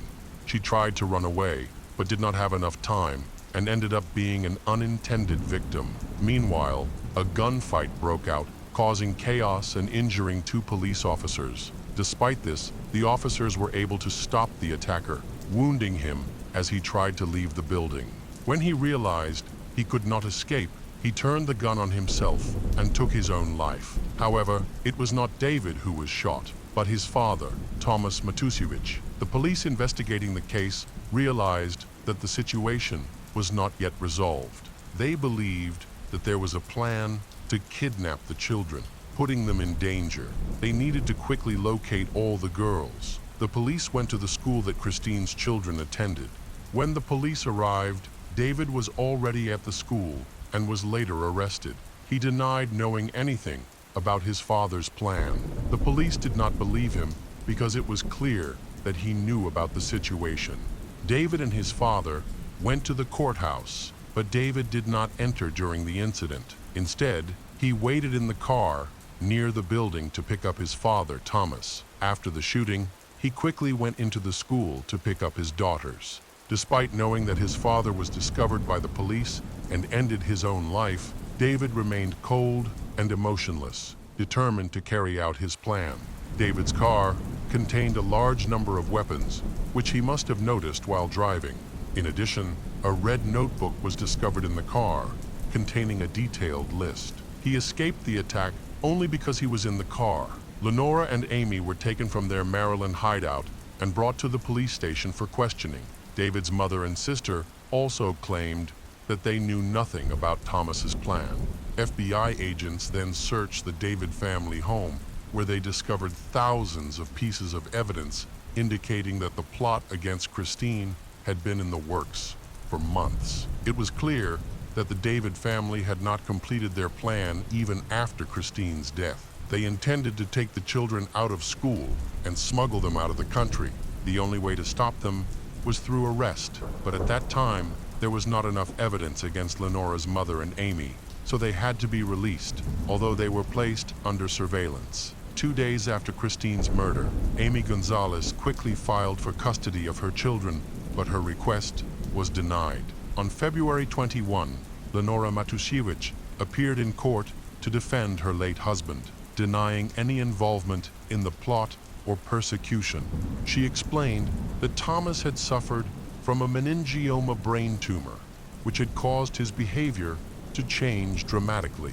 He often acted aggressively, was prone to anger, and struggled to control himself. Lenora claimed that this was why he reacted so violently toward Christine, believing that he had nothing to lose and was trying to protect his son and granddaughter. However, Lenora could not explain why her husband killed Beth, who had nothing to do with the situation. She maintained that she had no knowledge of Thomas's intentions and that he had acted alone. To support her case, Lenora once again accused Christine Belford of being a bad and immoral mother. Knowing that Christine could no longer defend herself against these accusations, Lenora claimed that David's 3 daughters had been repeatedly abused by their mother, and that the daughters had shared this information with her. On August 18, 2013, Lenora recorded evidence of Christine's involvement in the abuse. According to her notes, Amy uploaded a video of Christine to social media. However, this did not support Lenora's actions. Later, both Lenora and Amy were arrested and charged with conspiracy to commit murder, but they did not comment on the situation and maintained their innocence. Preparations for the trial were delayed due to the large amount of evidence that needed to be reviewed. Finally, on June 11, 2015, the trial began. The prosecution collected more than 600 pieces of evidence related to the David family's conspiracy, including the murder weapon, thousands of bullets, and photographs and videos documenting Christine's whereabouts. Emails between David's family members that were presented to the court showed that they had intermediaries to gather information. The key figures were Cindy and Courtney, both of whom were David's mistresses. David was the main player in the scheme. He convinced Cindy to befriend Christine and monitor her activities. This gave Cindy access to Christine's private social media pages, where she could see all of Christine's photos and videos of her friends. This information was crucial to the family's plans. Courtney, another mistress, watched Christine's home and filmed videos to gather damning evidence. However, she was unable to capture anything incriminating in the videos she took. On one occasion, Christine was filmed gently pulling her daughter's hand during a game. The Davids tried to portray this as child abuse, but their claims were not convincing, and no one believed them. The Davids' defense was that they were trying to protect the children from their manipulative mother, Christine. The prosecutor's office had a key advantage: Christine's children, who could provide crucial testimony to support the prosecution. Christine's eldest daughter from her first marriage testified. She shared her fear that David and his family would stop at nothing to harm her sisters. She had always viewed them as a threat and worried that her mother might face similar dangers. She detailed the persistent fear that David's family had instilled in her family for years. In contrast, David, Lenore, and Amy maintained their own version of events and claimed they had acted to protect the children. The Davids built a convincing story. Then Christine's second daughter testified. She denied all charges against her mother, ultimately clearing Christine's reputation. After the testimony of her second daughter, David's family was at a loss for how to react. Ultimately, David Matusiewicz, Amy Gonzalez, and Lenore Matusiewicz were convicted. They were all sentenced to life in prison without parole. At the time of the sentencing, Lenore was seriously ill and had been diagnosed with a terminal illness. Lenore died in prison at the age of 71. The conviction of the David family was a major victory for Christine's daughters, honoring the memory of their mother as she bravely stood up to a crime family. Christine fought to protect her children, even at the cost of her own life. Now they are safe. After being placed in foster care, the whereabouts of the two daughters are unknown. Christine's eldest daughter, now an adult, remained in Delaware, where she became a mother and hoped to reunite with her younger sisters. Both of David's lovers, Cindy and Courtney, testified against him at trial. They claimed that David had manipulated them. Because they cooperated with the investigation, they were cleared of all charges. The case of Victoria Salas.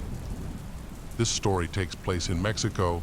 Victoria Salas was born on August 31, 1994, known as Pam to her close friends. She was the second child in her family, with an older sister and a younger brother. Their parents, Salvador San Pedro and Consuelo Martinez Salas, were humble and hard-working individuals who aimed to instill strong values in their children and encourage a love of work.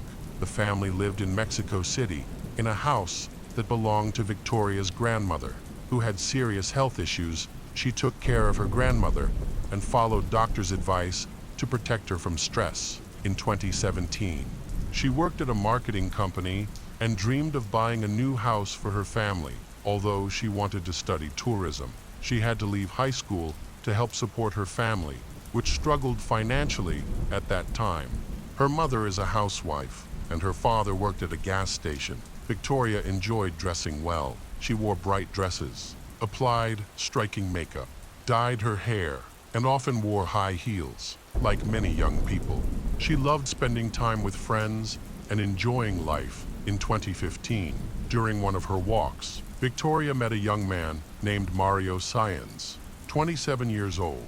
After their initial meeting, they began spending more time together. Mario was 6 years older than Victoria. He had a 10-year-old son from a previous relationship. Mario followed his passion for skateboarding and turned it into a career. He started skateboarding at a young age and quickly became the best in Mexico City, eventually ranking among the top 5 in the country. His success in prestigious international competitions attracted sponsors and helped popularize skateboarding in Mexico. He also opened themed stores in Mexico City. As a prominent figure in the sports industry, Mario gained a significant following on social media. He aimed to compete in the 2020 Olympic Games in Tokyo, but unforeseen circumstances prevented him from doing so. Mario and Victoria continued to see each other. By early 2017, their relationship had become more stable. Victoria often stayed with Mario and spent a lot of time with his son. However, like many relationships, they experienced ups and downs. Friends of them noted that Mario was very jealous and tried to control Victoria in various aspects of her life. This led to several breakups, but they always reconciled. On August 31, 2017, her 23rd birthday, her mother woke her up at 7 a.m. to ensure she could enjoy the morning after getting ready with makeup, a beautiful dress, and new shoes. Victoria went to work. Throughout the day, she texted her mother, sharing that she had received 2 chocolate cakes as gifts. Victoria promised her mother they would eat the cakes together when she got home. However, later in the evening, she informed her mother that she would be arriving late because she was celebrating her birthday with Mario. The next morning, her mother Consuelo, reached out to Victoria and learned that she hadn't gone to work yet. Victoria explained that she had taken a day off from work and with Mario had gone to Morelos during the day. Victoria received a call from her father, Salvador, who wanted to know when she would return home and where she was. Victoria repeated the same information she had given her mother, assuring her father that she would be home in a few hours after several of waiting. Victoria still had not returned home, and her family was growing increasingly anxious. As time passed, their worry intensified. Their attempts to reach her by phone failed. By Saturday, Victoria was not coming home. Consuelo felt a deep unease, yet she tried to keep calm, imagining that any moment she would hear footsteps and see her daughter walk in. By Saturday evening, the family's questions and concerns multiplied as they gathered by the window, hoping to catch a glimpse of her familiar figure. Around 8 p.m., there was a knock at the door. Unfortunately, it was the police. Consuelo immediately started asking them questions. Desperate to understand why they were there, the police provided a vague response. Leaving, she disappointed and anxious. They informed her that they couldn't share details at that moment and requested that she accompany them to the prosecutor's office in Tlalpan. On the way to the prosecutor's office, the police asked Consuelo several questions, including whether she knew a young man named Mario. When she confirmed that she knew him, they inquired about his possible whereabouts. They arrived at the prosecutor's office around 10 p.m. Initially, Consuelo was informed that her daughter was accused of stealing face cream, but they soon realized this information was incorrect. Another girl with the same name as her daughter had been detained for theft at the same facility. Later, Consuelo received distressing news. Her daughter, Victoria, had been killed. This revelation shocked her deeply, her unable to comprehend what had happened. At that point, the police had already formed a preliminary theory based on their investigation. They believed that Mario was the last person to see Victoria alive, making him the primary suspect in the case, according to police information about the final hours of the victim's life. Events unfolded on Friday evening. A group of young people returning from Morelos stopped at the Novo Coapa Hotel in a busy area and rented Villa number 20. After arriving, they ordered food and drinks for dinner. Shortly after, they contacted the hotel administrator to report issues with the Wi-Fi. A hotel employee came to the villa to resolve the internet problem. The next call to the reception happened at 5:30 a.m. on Saturday. At that time, a young man named Mario approached the front desk and stated that he was checking out of the villa, but that his girlfriend would remain there for a while when it was time for checkout. The cleaning lady went to Villa number 20 to perform her duties. She knocked on the door, but there was no response. She then used her key to enter the villa and was shocked to find the interior stained with blood. In the bathroom, she discovered Victoria's lifeless body. The body was found in the bathtub, with hot water overflowing onto the floor after some time. The hotel administrator contacted the police. Forensic experts discovered that Victoria had suffered multiple blows, leaving various injuries on her body. They also found severe burns on her skin, caused by prolonged exposure to hot water. The cause of death was identified as a deep laceration on her throat. On September 3rd, the day after the tragic news, Victoria's relatives held a wake at the Chapel of the Divine Infantina in Tolgan. They shared their emotions and memories with one another. Mario, the prime suspect in Victoria's murder, also attended the wake. To their shock, his presence angered the family. As they were aware of his role in the case, Mario claimed he came to express his condolences and to present documents that he believed would clear him of suspicion into Mario's presence. Victoria's relatives called the police. Officers arrived and detained Mario, taking him to the prosecutor's office on September 4. During a press conference dedicated to this case, the prosecutor of Mexico City called the murder of Victoria a femicide. The prosecutor also stated that the suspect in the murder was already giving his testimony to the prosecutor's office on September 6. Mario was unexpectedly released from custody after evidence proved he was in a different location on the night of the murder. He had a document from government agencies that verified his alibi, stating he had an accident to hitting a pothole on that night. Mario explained that he promptly reported the accident to his insurance company and filed a complaint with the prosecutor's office, seeking compensation from the city for the damages. He also mentioned being with friends that night, who could testify on his behalf, despite claiming his innocence. Mario quickly tried to leave the country after his release. A month has passed since Victoria's murder, and her parents have continued to demand justice from the authorities, realizing that they will face a long and difficult journey to find accountability. They encountered numerous obstacles that complicated the process. The delays in the case were due to several factors, including an earthquake that struck Mexico City, particularly affecting the regions of Ebla and Morelos on September 19, 2017. Consequently, in October 2017, judge of the Mexico City High Court issued an arrest warrant for Mario. The judge stated that Mario's alibi could not be verified and that the evidence collected by the police indicated he was the murder victim. The judge noted that the surveillance camera in the transport service did not capture any footage of Mario, who had allegedly filed a complaint at the time of the murder soon after. Mexican authorities announced that Mario had been placed on the international wanted list, and a notice was sent to Interpol. They feared that he might attempt to flee the country, or may have already done so, according to the prosecutor's information. There were multiple witness statements against Mario.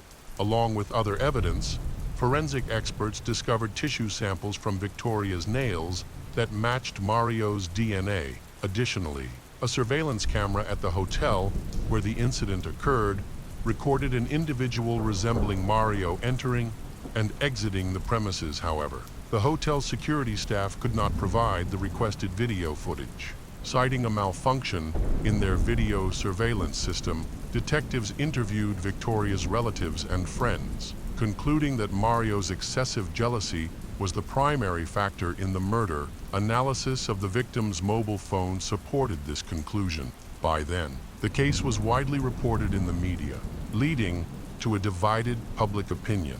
Some believed in Mario's innocence, while others thought he was guilty. Mario's supporters launched a social media campaign to back him, which included efforts to discredit Victoria and her lifestyle. As part of this campaign, they portrayed Victoria as a troubled girl suffering from depression who abused alcohol and banned substance. Meanwhile, Victoria's family, supported by various women's organizations, defended her reputation by countering the false claims made by Mario's supporters. They cited official documents, including the autopsy report, which showed no traces of illegal substances in Victoria's body or blood. Additionally, the victim's relatives filed a complaint with the capital's prosecutor's office, challenging the decision to keep the suspect free. Their efforts not end there. On December 15, 2017, the victim's family, supported by several feminist organizations, held a rally outside the general prosecutor's office in Mexico City. They called on authorities to arrest the person responsible for Victoria's death. On the same day, the family, along with the National Observatory to Combat Femicide, asked the authorities to hand over the case. At that time, the observatory had classified Victoria's case as simple murder. Consuelo approached prosecutor Edmundo Porfiri during a personal meeting. She highlighted that nearly 5 months had passed since her daughter's death, yet there had been little progress in the investigation. In response, the prosecutor agreed to forward the case to a special agency focused on investigating crimes against women.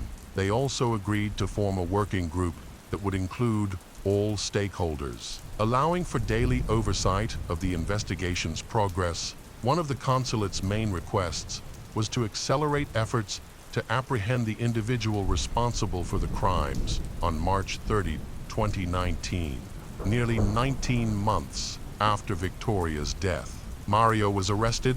He voluntarily went to the prosecutor's office with his lawyer before turning himself in. Mario released a video from a moving car, stating his intention to surrender. In the video, he maintained his innocence and criticized the prosecutor's office for allegedly fabricating charges against him. The preliminary hearing took place on March 31, 2019. The prosecution accused Mario of inflicting bodily harm on Victoria, on stabbing her in the neck, which resulted in her death.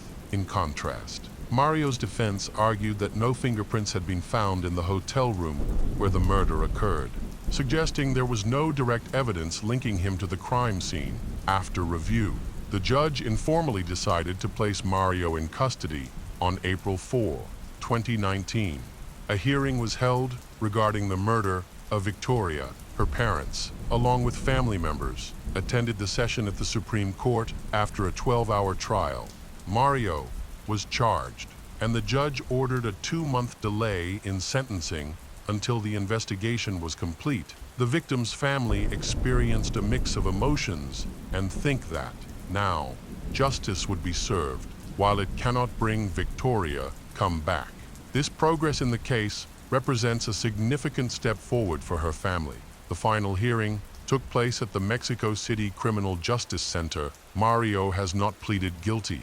In her statement, Consuelo urged the court to deliver justice and hold Mario accountable for his actions. Mario Sáenz was finally convicted of murdering Victoria Salas under the Mexican Penal Code.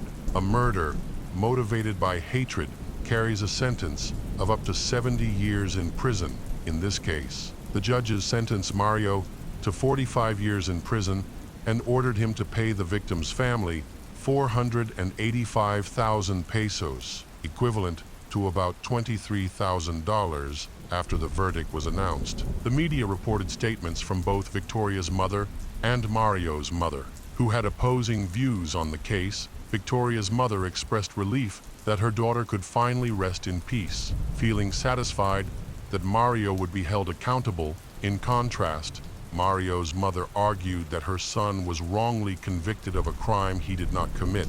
She emphasized her determination to prove his innocence and informed the media that she was preparing to appeal the verdict. Mario's account on an entertainment channel posted a statement claiming that he was convicted of a crime he did not commit, despite the absence of his DNA at the scene of the crime. After the passage of time, Mario's defense was able to appeal the court's decision, but on December 1, 2022, the sentence of 45 years in prison was reinstated.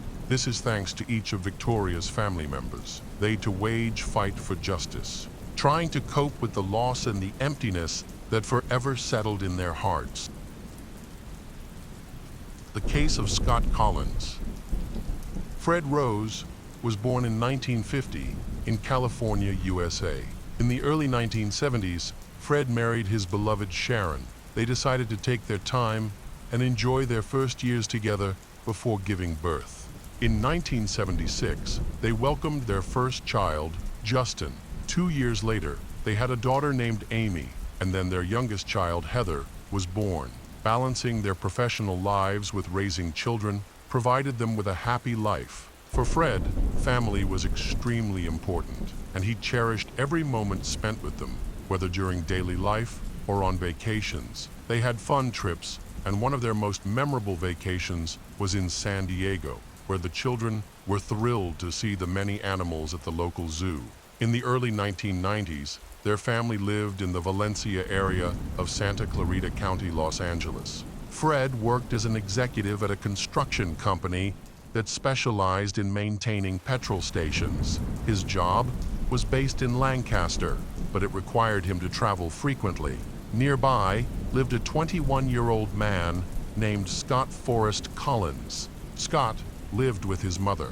He had a long criminal history that included offenses such as arson, stabbing a man, stealing a woman's car, and threatening a teenager with a knife. In 1989, he was convicted of armed robbery and sentenced to 5 years in prison, but he was released on parole in late December 1991, returning to life on the streets of California. After his release, Scott reconnected with his mother, who who some people described as manipulative and controversial. Shortly after his release, Scott began dating with a young woman. She lived with her parents, just a few blocks away from his cousin Amaya. Scott and Amaya were the same age, shared similar interests, and were part of the same group of friends involved in gangs and criminal activities. On Wednesday, January 22, 1992, Fred was on a business trip in Fountain and stayed overnight. The next day, at 11:00 a.m., Scott's mother dropped him off in Lancaster. He was dressed in blue pants, a sweatshirt, and popular brand sneakers. Later that day, around 1:00 p.m., Fred returned to his office in Lancaster and had a brief chat with his boss, Thomas Marriott. After the conversation, it was past 2 p.m. Realizing he was late for lunch, he informed Barbara Kopp, the office manager and dispatcher, that he was going to get a hamburger.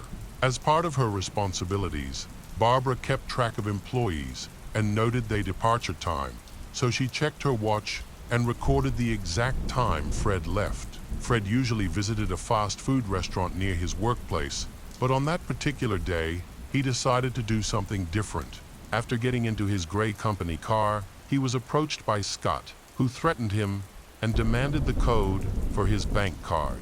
Scott then drove about 90 kilometers south. At around 4 p.m., Fred then completed a transaction at the ATM.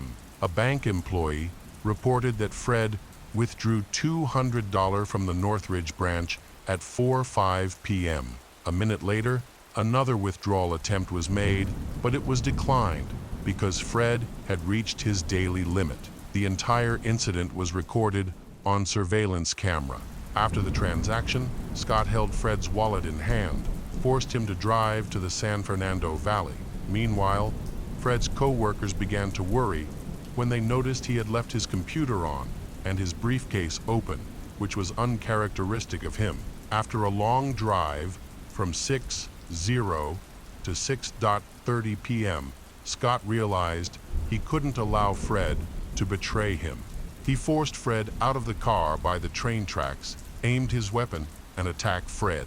Scott then fled the crime scene in Fred's car. A man lived nearby, heard 2 detonations about 3 to 5 seconds apart after he went outside. He noticed a car driving away to the west without its headlights on, although it was dark. He thought the car might be silver or gray. Another neighbor also heard the detonations and looked out her window, see the same thing. Besides, she noticed that there was a sticker on the car's bumper. A third neighbor also reacted to the detonations. He suspected that the car might be related to the incident and attempted to note the license plate, but the darkness made it impossible to see. Meanwhile, Sharon was worried because she had not heard from her husband. She called friends for information, but when neither his boss nor his mother, Doris Baker, no information. So Sharon filed a missing person report with the police just before 9 p.m. A man was jogging near the railroad tracks, found one person lying on the ground. Initially thinking the man was just drunk, he continued running. However, when he returned 20 minutes later and saw that the man was still there, he approached and noticed blood. He quickly ran to a nearby garage and called 911. The first responders to arrive were from the LA Fire Department. Although the victim suffered a bullet wound to the head, there were still signs of life. Fred, unable to speak and in a state of panic, the rescuer placed an oxygen mask on him, while the second rescuer removed Fred's clothing to check for additional injuries. Fred was then airlifted to Northridge Medical Center. Meanwhile, Scott filled up the car with gas and paid with one of the credit cards he stole. He attempted to buy a 12-pack of beer, but the cashier asked for identification, so he left without them. Meanwhile, the officers arrived at the scene and secured this area. Detective then joined the team at the crime scene. He requested a photographer who took numerous pictures of the area, noticed footprints near the bloodstains, which were also photographed. On Friday morning, while Fred was fighting for his life and his family prayed for a miracle, Scott said goodbye to his girlfriend without telling she what had happened. He gave her $40 and left. A few hours later, they met again and went to Tecate where Scott bought a beer with a $100 bill. 2 days after the attack, at 11 a.m., doctors determined they could do nothing more for Fred and removed him from life support. Sharon and her 3 children embraced in sorrow. The autopsy, conducted by Dr. William Ryan, revealed that Fred died from an assault weapon wound to the upper right back of his head. Although the bullet was not retrieved, small lead fragments were found. Dr. William, drawing on his experience, provided key insights to investigators. He noted that the size of the wound and the brain damage indicated that the injury was likely caused by a short-barreled weapon. That evening, Scott and his girlfriend went to buy 4 cases of beer. Knowing that her boyfriend did not have a permanent job, she began to suspect something. Scott, however, reassured her that his cousin had given him some money. A group of young people joined Scott to drink and listen to music, with most of them being minors. They noticed an unfamiliar car parked across the street. Scott admitted to his cousin that he had stolen the car. He also showed off a weapon that was wrapped in a handkerchief. However, the weapon had a problem. To use it, he had to insert a nail into a hole beneath the barrel. Scott's reckless behavior heightened the excitement of the party, and everyone was curious about his criminal activities. Later that night, Scott and his friends decided to go to the Smile. They moved to the nearest field where Scott held the weapon and make it work. The group then moved to a residential area targeting 2 people but missed. Despite trying several more times, this weapon continued to malfunction. The police received information about a group of dangerous subjects, and immediately a chase took place. In a scared, Scott threw several items out of the window, including a weapon, bullets, credit cards, and a watch. The situation escalated when the car crashed into a fence. The constable approached them and instructing them to remain still. As the only adult, Scott was taken to Kern County Jail, while the others were transported to a juvenile detention center. Scott was dressed in a dark shirt, blue pants, branded sneakers, and a baseball cap. In his pants pockets, they found a wallet, gloves, a handkerchief, and 2 .38 caliber bullets. Near the crash site, they discovered the car keys, credit cards belonging to Fred, a .38 caliber bullet, and an empty shell casing. Finally, about a block and a half away, they recovered a weapon with a broken hammer and another bullet, along with 2 empty shell casings, which appeared to match attacks that had missed their target. The investigation continued, including testimony from other team members. Eventually, each member disclosed what they had heard from Scott. Besides, the forensic scientist and fingerprint expert analyzed the shoe prints found at the crime scene, comparing them with the soles of Scott's shoes. He concluded that 7 of the photos matched the shoe sample of the suspected individual. The detective confirmed that the fingerprints were located just inches away from the reddish stains left by Fred at the scene of his fatal attack. Then, Scott was interviewed. At this time, Scott still steadfastly denied any involvement in Fred's murder. Based on witnesses and valuable evidence available, in March 1992, Scott was officially charged with murder and armed robbery. Scott maintained his innocence and denied all accusations. Meanwhile, Justin and Amy sought counseling to help them cope with the loss of their father when they were both teenagers. After a long wait, the trial concluded in 1996 when Scott faced court in Van Nuys. During the trial, witnesses described him as a kind and peaceful man.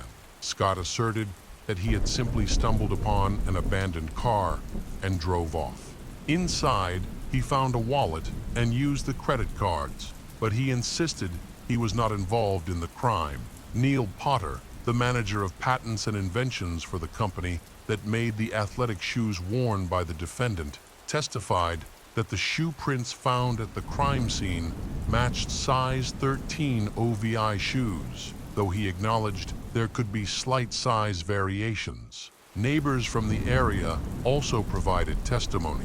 After 4 days of deliberation, the jury reached a verdict on September 30, 1996, Scott Forrest Collins, was found guilty of first-degree murder, along with two special circumstances: murder committed during a robbery and murder committed during a kidnapping with intent to rob. This verdict led to a sentencing hearing on October 12, where defense attorney Bruce Hill tried to challenge the prosecution's evidence. He pointed out Scott's troubled upbringing and a diagnosis of attention deficit disorder. Judge Howard Schwab ultimately sentenced Scott to death for the murder of Fred Rose. While Scott awaited his execution on death row, Heather, Justin, and Amy focused on healing and adjusting to adulthood, while Sharon chose not to remarry. Fred's absence was deeply felt, especially during important times like Christmas. In 2019, California Governor Gavin Newsom announced a temporary halt to executions in the state. In December 2020, George Gaskin, a former deputy police chief in Los Angeles, became the city's district attorney.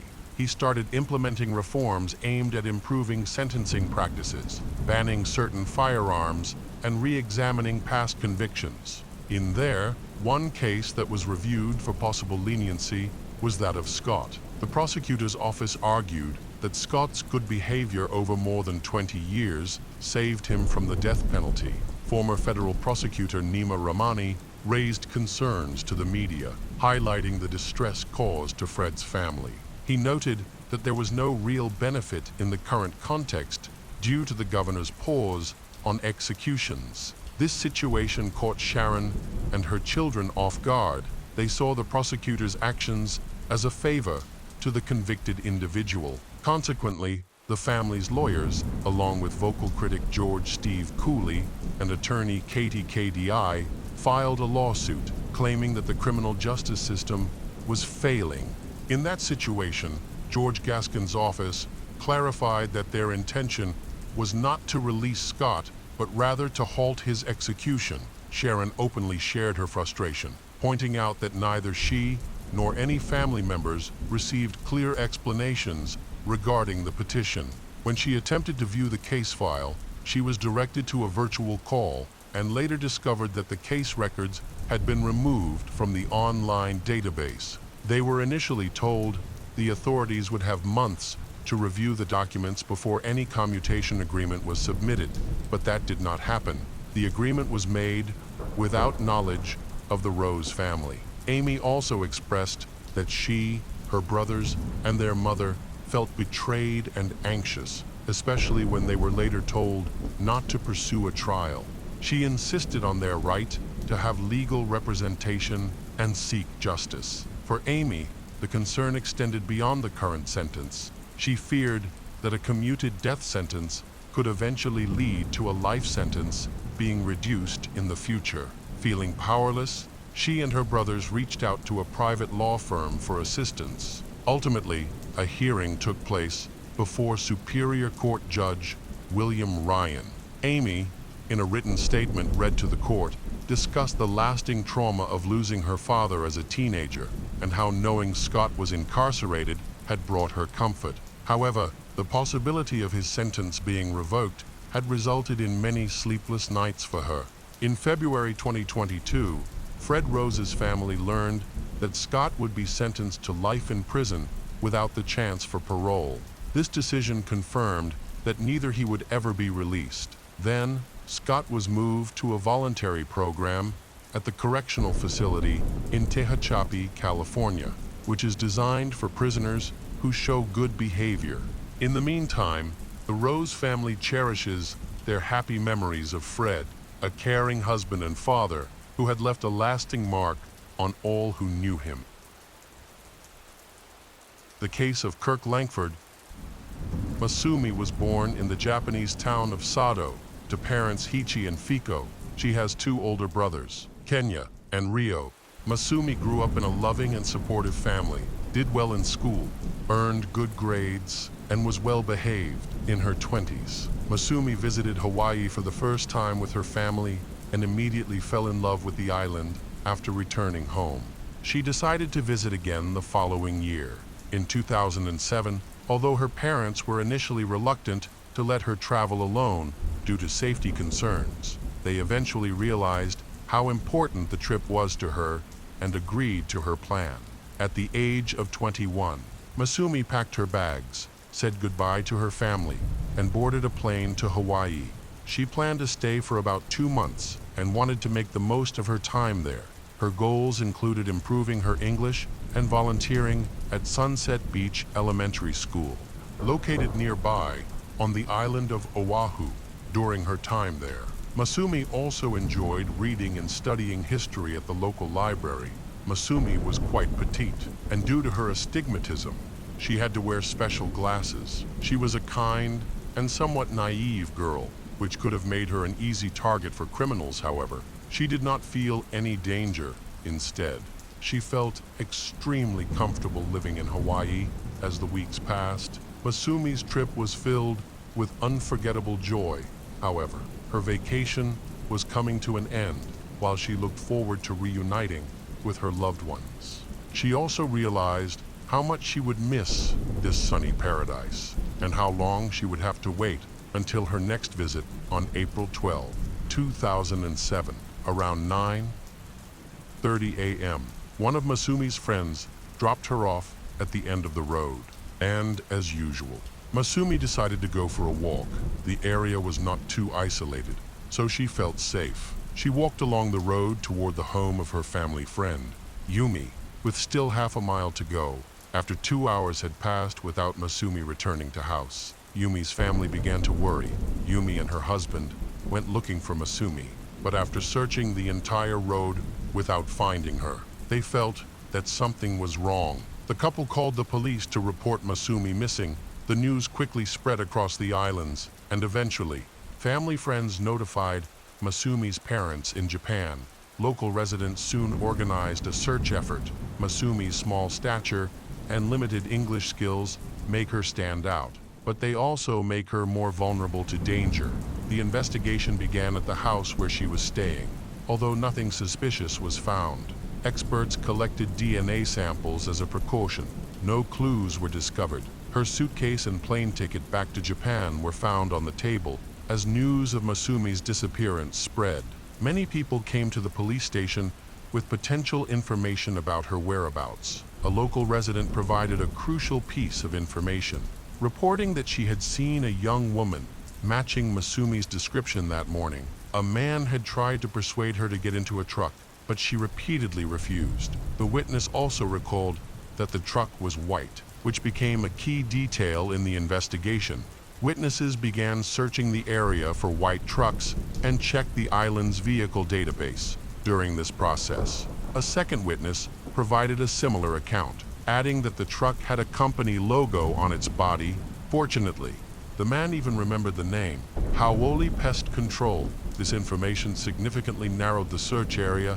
Police then identified the suspect as Kirk Langford, a technician for Hawaii Pest Control. He was born in 1985 and grew up on the island of Oahu. A neighbor mentioned that the Langfords had moved to the area about 1.5 years ago and that they generally received positive reviews. They were described as friendly and religious. Kirk and his pregnant girlfriend led a quiet life. They had a young son and were expecting a second child. Kirk was known as a kind and gentle man who hosted charity Bible studies at his home, and his family regularly attended church. He was considered a trustworthy and moral person. Therefore, when rumors of his involvement in Masumi's kidnapping arose, many found it hard to believe. Kirk himself repeatedly stated that he knew nothing about Masumi's disappearance and had no involvement in the incident. However, he admitted that he was in the area the morning of her disappearance and was driving a white truck at a certain time. He claimed that this was just a coincidence and suggested that witnesses may have been mistaken. There was not enough evidence to arrest him, so the police eventually released him but left their contact information, asking him to call if he remembered anything else. In the days that followed, the police discovered that Kirk owned another white truck, a Ford F-150.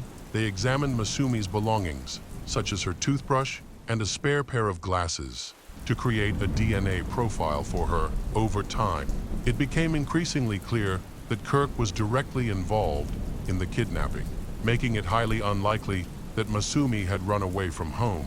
One day, A homeless man came to the police and shared that, while he was walking, he noticed a man digging near a parked white truck.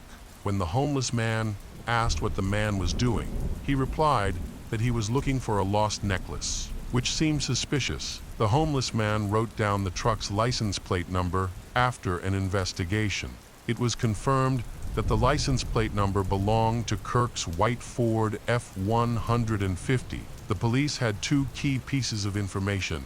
A witness saw Kirk's truck near Masumi, and another witness confirmed that Kirk was digging near his car. However, this information alone was not strong enough to obtain a search warrant. Nevertheless, because Kirk had an outstanding traffic ticket, the police were permitted to seize both vehicles for a detailed examination. They also summoned Kirk for questioning, but he refused to answer any questions without a lawyer present. He subsequently took a polygraph test, which he failed. Fortunately for him, polygraph results are not legally admissible in court. The police understood that their best chance of arresting Kirk was to obtain a positive DNA match from his truck and Masumi's belongings. Unfortunately, the processing of the DNA samples took too long, compelling the police to release him. Ultimately, the police found key evidence inside Kirk's work truck. They discovered blood and glasses on the upholstery. A few days later, tests confirmed that the blood belonged to Masumi Watanabe, and the glasses found in the truck matched hers exactly. At this point, Masumi's case shifted from being classified as a missing persons case to a murder investigation. Kirk was arrested and charged with second-degree murder. During a subsequent interrogation, he changed his story, claiming that he had actually seen Masumi on the day of the incident. In this new account, he stated that he had accidentally hit her with his car, causing only minor injuries. He claimed he attempted to take her to the hospital, and she reportedly agreed. However, after driving a short distance, she suddenly jumped out of the truck. The car was traveling at over 40 miles per hour, resulting in Masumi hitting her head upon impact. Kirk attributed her strange behavior to their lack of communication.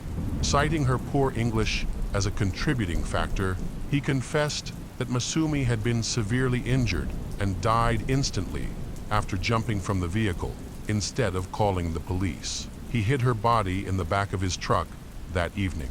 Kirk cleaned out the truck and returned home to have dinner with his wife and children. He then went to a store to make a purchase. Surveillance cameras recorded him at two stores buying gloves, a shovel, chlorine-based cleaner, and trash bags. He then transferred the body from the company truck to his own vehicle and drove out into the countryside. There, a homeless man saw him digging, supposedly looking for a necklace, but in reality, he was digging a grave to bury Masumi. When Kirk was discovered by the homeless man, he panicked. Instead of burying Masumi, as he had initially planned, he threw her body into the ocean. He later explained that he lied to the police because he was afraid of losing his job. In an interview, Kirk's live-in girlfriend mentioned that after dinner on April 12, Kirk went out to work, and when he returned home, she noticed some stains on his clothes. Interestingly, Kirk's girlfriend later recanted her statement. However, the police returned to the burial site but found no evidence. Kirk's claim that he had abandoned his plan to bury the body there turned out to be correct, and, unfortunately, Masumi's body was never found. There was sufficient evidence to convict Kirk, including the testimony of several witnesses, a DNA match linking Masumi to Kirk's belongings, and Kirk's own statements. However, since there was no evidence of intentional conduct, it was challenging to charge him with first-degree murder. As a result, prosecutors decided to charge him with second-degree murder on March 4, 2008, nearly a year after Masumi's disappearance. The trial began. Kirk maintained that the incident was accidental, arguing that Masumi had jumped out of the moving truck on her own and that he was not responsible for her death. Kirk's parents attended the trial and insisted that their son was a good person who could never commit murder. They argued that he was the victim of a plot by the police. The prosecution believed that although Kirk had not planned the kidnapping or murder in advance, they also rejected his claim that the incident was accidental. Experts pointed out that if Kirk had actually hit Masumi with his car, his vehicle would have been damaged. However, upon examination, no such damage was found on the truck. Furthermore, the injuries the girl sustained must have been much more severe than Kirk described, making his entire testimony seem implausible. The police and Masumi's family believed that Kirk had buried her body nearby instead of throwing it into the sea. However, in court, Kirk insisted that he had thrown her body into the ocean. The police contended that if the body had indeed been thrown into the ocean, the tide would eventually wash it ashore, as they had seen in similar cases. Because Masumi's body was never found, the police could not determine the cause of her death or whether she had been abused. Masumi's parents attended the trial. At one point, Kirk told them that he had not tortured Masumi. However, her parents, like the prosecutors, did not believe him. Masumi's father stated that every night he heard Masumi's voice, calling for him to take her home. Masumi's mother expressed that the family would not find peace until they could bring their beloved daughter back to Japan and give her a proper burial. After reviewing the evidence presented in court, the jury deliberated for a day and a half. Ultimately, Kirk Langford was convicted of second-degree murder and sentenced to life in prison.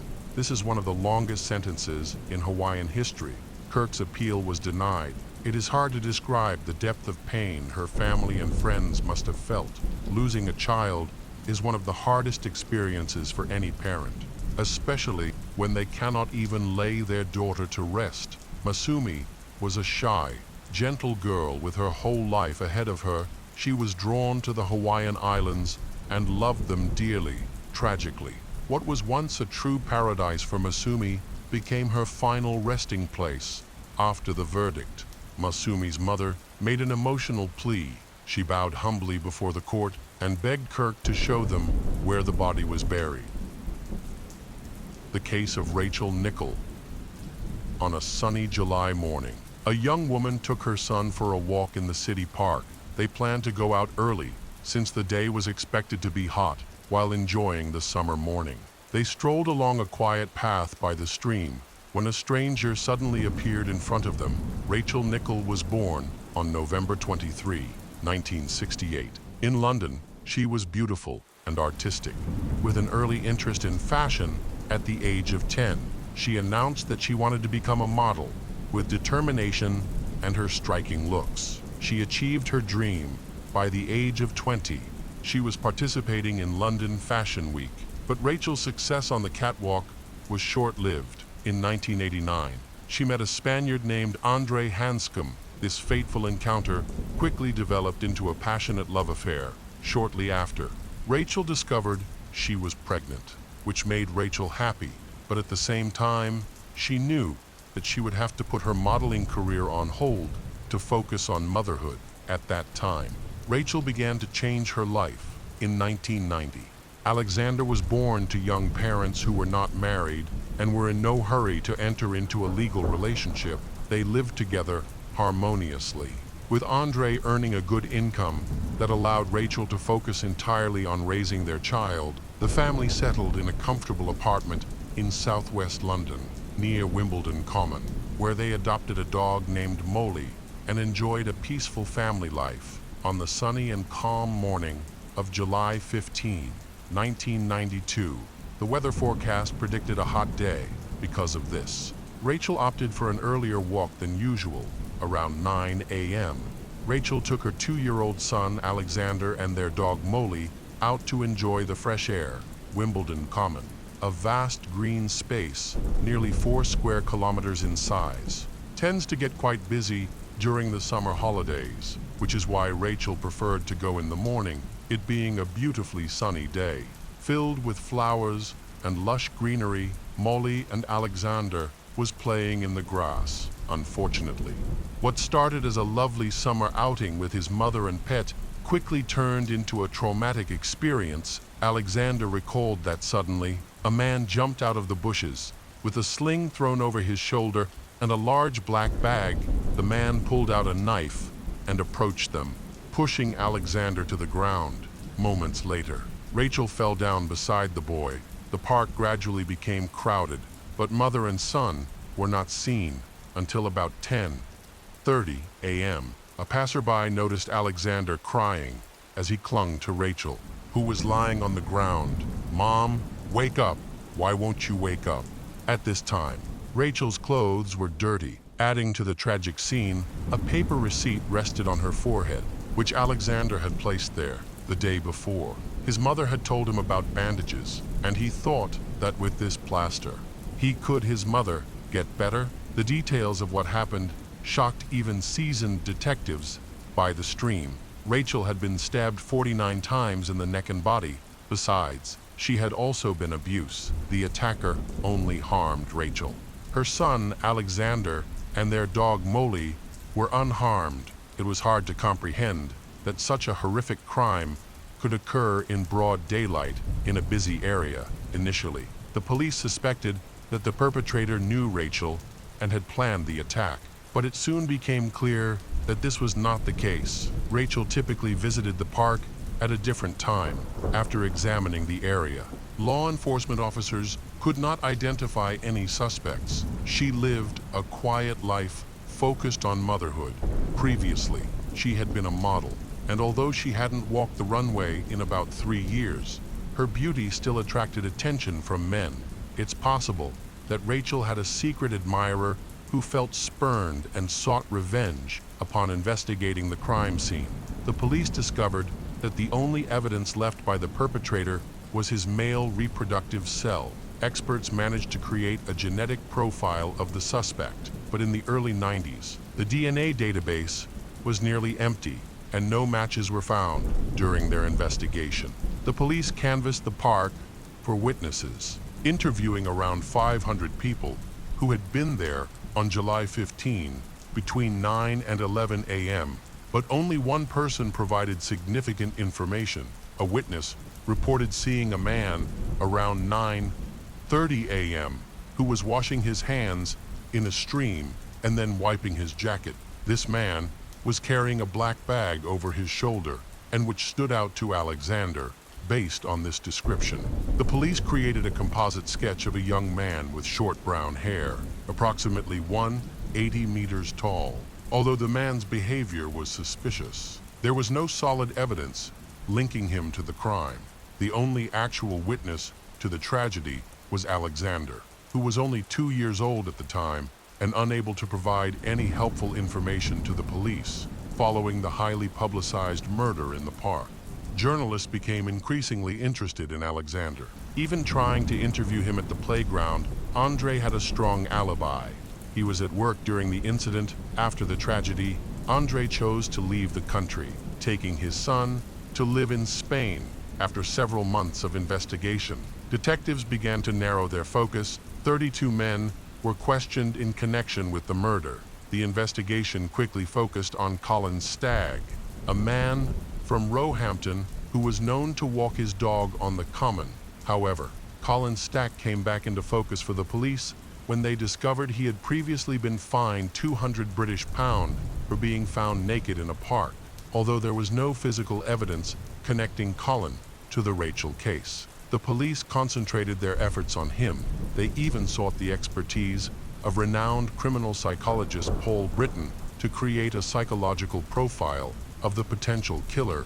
Britton's report suggested that the attacker likely chose the victim at random while hiding in the bushes near the path, implying that he might not have known her beforehand. The profile indicated that the attacker was probably between 20 and 35 years old, shy, and had difficulty interacting with people, especially women. It was suggested that he likely did not have a wife or girlfriend who could satisfy his unusual fantasies, leading to feelings of distress that may have driven him to commit crimes. When the police compared this psychological profile with Colin, they found several matching traits, such as a similar age and the fact that he was a loner who lived close to the park and walked his dog there twice a day. However, this information was merely circumstantial, and the police needed more concrete evidence to proceed with an arrest. To gather evidence, detectives brought Colin in for questioning. During their discussion, Colin admitted he had met Rachel in the park Noting he remembered her because he found her attractive, he also mentioned that he had never been in a serious relationship, which troubled him, however. The police did not have enough evidence to charge him, so they devised a plan to trap him. They created an operation called Edsel, with an undercover officer named Lizzie James at the center of it. Her goal was to build a relationship with Colin, making him lower his guard, and hopefully he confessed to the crime involving Rachel. To achieve this, Lizzie frequently consulted a criminal psychologist for advice on how to connect with Colin. She developed a relationship with him, going on dates, talking on the phone, and writing letters together. Lizzie told Colin that she liked the occult and unusual experiments. At one point, she directly asked Colin if he wanted to explore some of his fantasies. He responded affirmatively and shared disturbing from violent thoughts. Despite her repeated attempts to get him to talk about the crime in the park, he remained silent in a private conversation. She suggested she would be willing to sleep with him if he confessed to what he did to Rachel. Colin replied, "I'm really sorry, but I didn't do it. I didn't harm Rachel in any way." Despite his firm denial and the absence of solid evidence, Colin was arrested in 1993. The police had recordings of phone conversations in which Colin admitted to Lizzie that he enjoyed hurting others. Additionally, during discussions with Lizzie about the incident in the park, he described specific details about the creek where Rachel was murdered, which details that only the actual perpetrator would know. The trial commenced in September 1994. In response to the unfounded allegations, Colin went on a hunger strike, leading to significant weight loss and a visibly exhausted appearance during the proceedings in court. Colin stated, "Most of what I shared with Lizzie is not true. I invented much of it because I liked her and didn't want to let down the only woman I thought cared about me. I'm not interested in violence, and I have never done anything remotely like that. I'm certainly not capable of what happened to Rachel." After listening to both the prosecution and the defense, the judge determined that the police had been overly reckless in trying to obtain a confession through inappropriate investigative methods. The judge concluded that Colin was not involved in the Rachel tragedy and ordered his immediate release in the courtroom. Every year, on the anniversary of the murders, Scotland Yard faces pressure to advance the investigation. In the late 1990s, the Rachel murder was reinvestigated as part of Operation Enigma, which was a nationwide multi-agency investigation into the unsolved murders of 207 women.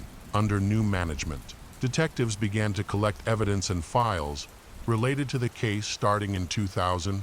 In 2006, officers located Robert Napa, who was 40 years old at the time and had serious diagnoses of paranoid schizophrenia and autism spectrum disorder. In November 1993, he was convicted of murdering a young woman named Samantha Bissett and her 4-year-old daughter, Jasmine. He had been held in a secure facility for over 10 years. Robert carefully observed Samantha's movements and poses. One night, he waited for the right moment and entered her home through the balcony door, which was usually left open. Ultimately, Robert positioned Samantha on the bed in a way that reflected how she often appeared during intimate moments with her partner. When the officers examined the crime scenes, they frequently required breaks and assistance from a psychologist, as they had never faced such brutality before. This tragedy occurred 16 months after the attack on model Rachel. Robert was born in 1966 in London. His father was a driving instructor, and his mother worked as a nursing home assistant. The parents often fought, and these arguments took place in front of the children. Robert had 2 younger brothers and a sister. When Robert was 9, his father left the family for Australia, where he became a fireman. Robert struggled with his parents' divorce. He wrote letters to his father, but over time, their connection faded. The father remembered Robert as a sweet child and believed he would not engage in terrible actions in the future. At school, Robert rarely made friends. He was often isolated, secretive, and aspired to be an astronomer. Classmates described him as living in his own world. His mother noted that Robert frequently hid behind doors to eavesdrop on her conversations with relatives Afterward, he would confront them, accusing them of making up stories about him. He often lied and fought with his brothers. Additionally, Robert liked to spy on his sister when she was in the shower or when she was just changing clothes in the room. Sometimes, he would throw her back in bed. His mother noticed that her son was behaving strangely and that he had problems with his mental health issues. When Robert turned 11, his mother sent him for a psychiatric examination. After his first therapy session, Robert came home smiling, and the psychiatrist said he thought Robert mentally unwell. He was diagnosed with Asperger's syndrome and began receiving the appropriate treatment. A year later, at age 12, Robert was attacked while walking with two younger boys. A stranger approached and forced them into a disturbing situation, which was traumatic for the group. This incident occurred in a park close to Robert's home. Psychologists believe this was the turning point that led to Robert's troubling behavior. His teacher noted that after the incident, Robert underwent a dramatic change. It was as if he had shut down emotionally. Becoming like a soulless robot, he stopped expressing emotions and responding. He simply sat at his desk, completed his work, and went home. During a literature lesson, the students listened to a recording of a Victorian-era short story about a murder. As they listened, Robert turned pale, began to shake, and sweat formed on his forehead.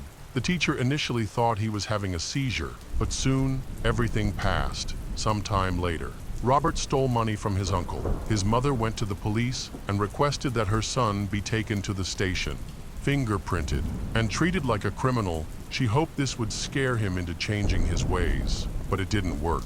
People around him saw him as a nice, normal guy, but at home, he was completely different. Robert had average intelligence and disliked physical work. At 16, he dropped out of school, took courses in catering, and started working as a laborer. He frequently changed jobs and often went months without work, spending time alone in his room. When his mother remarried, Robert immediately disliked his stepfather and refused to speak to him. By the time he turned 18, his behavior had become so troubling that his mother told him he had to leave her house. After that, she did not see him for 5 years. They finally reunited when Robert was living in a rundown room in South London. He told his mother that, 2 months earlier, he had forced a girl into an intimate situation in the park. She was unsure if he was being serious or joking. She contacted a psychiatrist and reported the incident to the police. However, the officers investigated and found no record of anyone reporting an attack in the city park. Surprisingly, they did not even question Robert. They never met or spoke with him. Robert began showing signs of paranoid schizophrenia around the age of 20, which took over his mind. He believed he was a brilliant mathematician who had won a Nobel Prize, had immense power, a multi-million-dollar fortune, and could communicate through telepathy. Robert was convinced that he had not been touched. Robert's first known victim was a 31-year-old woman, a young mother sunbathing in her garden in 1989. After attacking her, he warned, "If you want advice, don't leave the back door open." Over the next 2 years, Robert established a clear pattern of crimes. He typically targeted secluded areas in the park. His victims were usually young, attractive women, often with blonde hair. Notably, Robert committed several attacks in the same locations where he himself had been assaulted at age 12 between 1989 and 1993. He is believed to have attacked at least 11 women. Robert was short, but in great physical shape. He often carried a knife and rope, though he didn't always use them, and kept a weapon at home. As he committed more attacks, he became increasingly cruel to his victims. After he murdered Samantha and Jasmine, he left a fingerprint at their home, which helped detectives identify the killer as Robert Napper. A storekeeper at the time, Robert was arrested a year later. In May 1994, he was convicted but not sent to prison. Instead, he was sent to a maximum security psychiatric hospital, Broadmoor. Detectives investigating Rachel's case had considered Robert a suspect for some time. On 18 December 2008, at the Old Bailey, Robert pleaded guilty to the manslaughter of Rachel Nichol on the grounds of diminished responsibility. Judge Griffith Williams said Robert would be detained indefinitely at Broadmoor because he was a very dangerous man. There was no prospect of his release. At one point, Andre considered returning to England, but ultimately chose to stay in Spain. Years later, Andre got married, so Alexander got a stepmother and 2 sisters, with the support of his father and family. Alexander successfully found his path in life. Alexander vividly remembers the unfortunate day in a London park.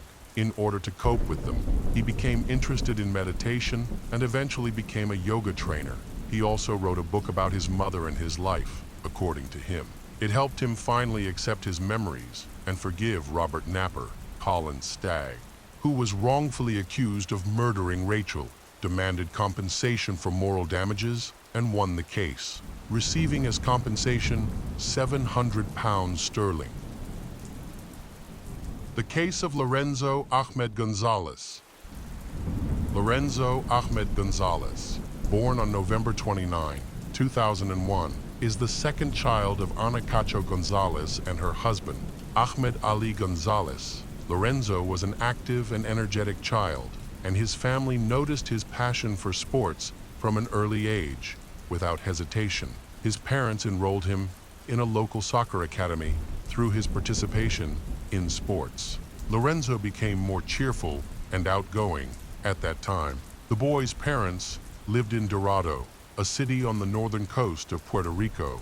About 20 kilometers west of San Juan, they resided in a popular residential area called Dorado del Mar. Unfortunately, Ahmed and Ana decided to separate, although the divorce was difficult. It seemed reasonable considering their frequent arguments. According to the agreement, their children would live with their mother, despite the circumstances. The children regularly visited their father and sometimes stayed with him from Friday to Monday. In general, things were stable, and everyone was satisfied with the current situation. On March 9, 2010, at around 6 a.m., Ana rushed to a city medical center, carrying her son, Lorenzo. This facility typically provides emergency care for critical situations.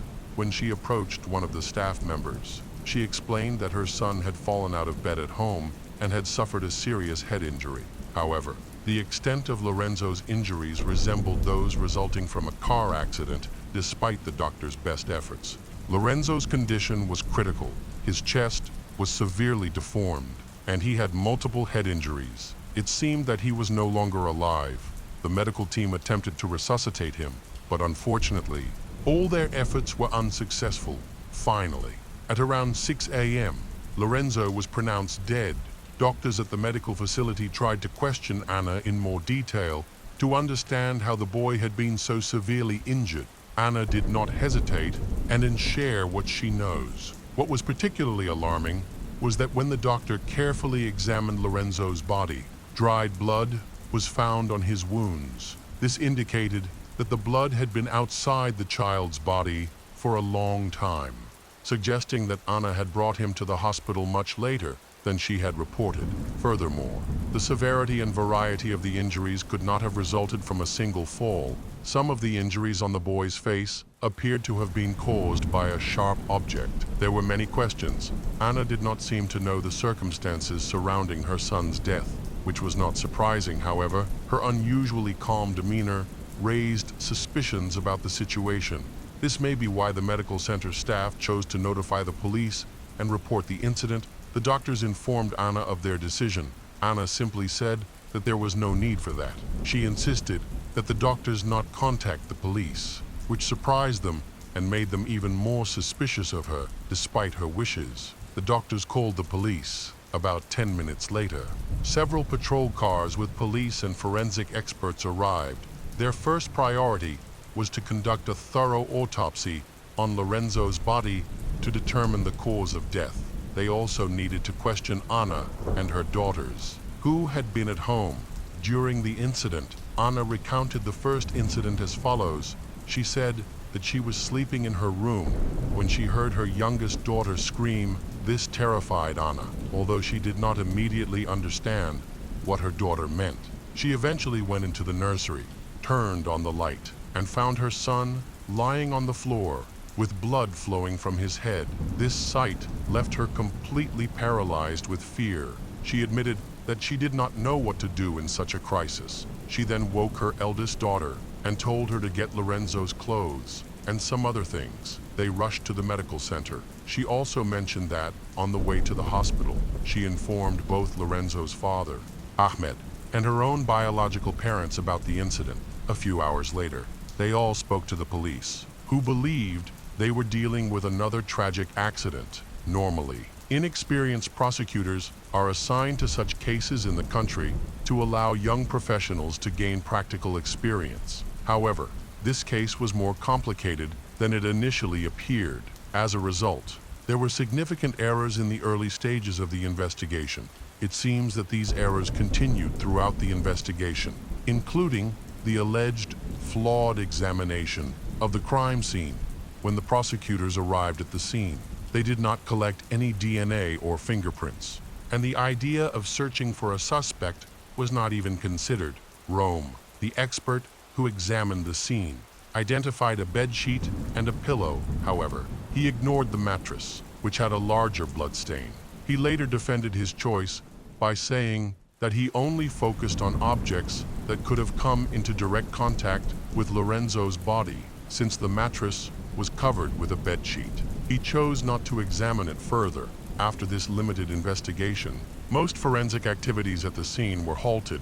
As a result, Lorenzo's mother, Anna, and his two sisters were allowed to return home that same day and resume their normal lives. This decision by the police raised many questions. Anna's father returned home to clean up everything to avoid reminding Anna and his nieces of the traumatic incident. He wanted them to feel comfortable in their room without any memory of this tragic loss. He disposed of the mattress in a city dump, claiming that the prosecutor had recommended this action. Moreover, the car Anna was driving belonged to her father and could contain evidence related to the events of that day, since the police had no plans to inspect the car.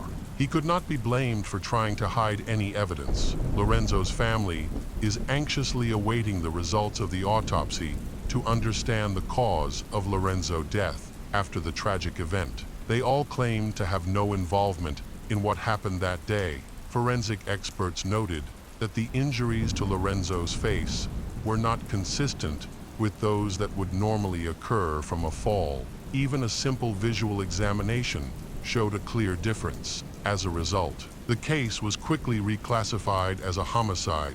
Lorenzo may have suffered a brain injury and a broken nose from a direct blow by a blunt object. Experts noted several stab wounds to the boy's face, suggesting that the injuries were inflicted by a knife or another sharp object. They also concluded that the attacker assaulted Lorenzo while he was lying down. In addition, experts determined that Lorenzo had died much earlier than the time indicated by the medical center due to the new findings from the autopsy.